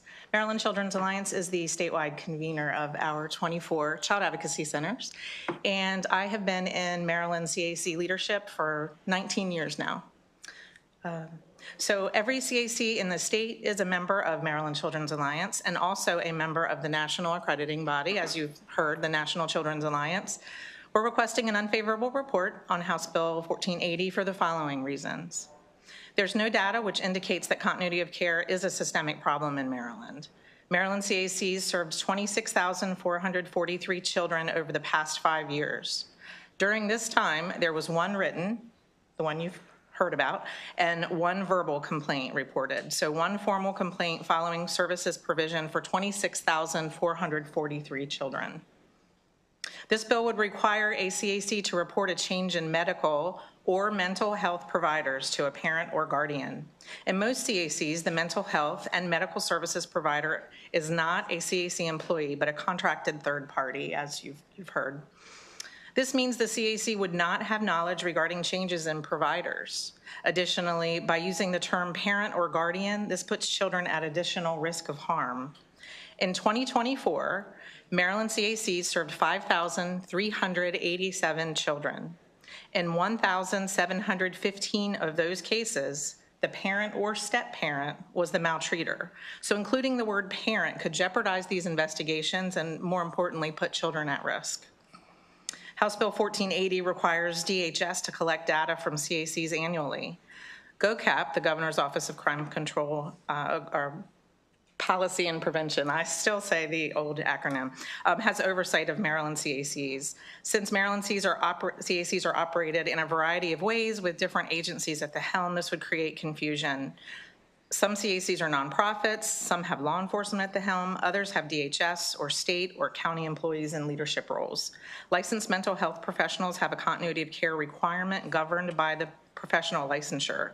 Maryland Code outlines this continuity of care for psychologists and social workers. The boards are tasked with investigating complaints against professionals licensed under their authority. And all 24 Maryland CACs employ or contract with licensed providers and are therefore required to comply with the existing state licensure for care. For these reasons, we're asking for an unfavorable report for HB 1480. Thank you so much. Thank you, Ms. Myers and Ms. Whitten, for testimony. Are there any questions from the committee for these two witnesses? Okay, thank you very much. That concludes the bill hearing for House Bill 1480, and that also concludes the bill hearing for today. Have a great evening. Thanks.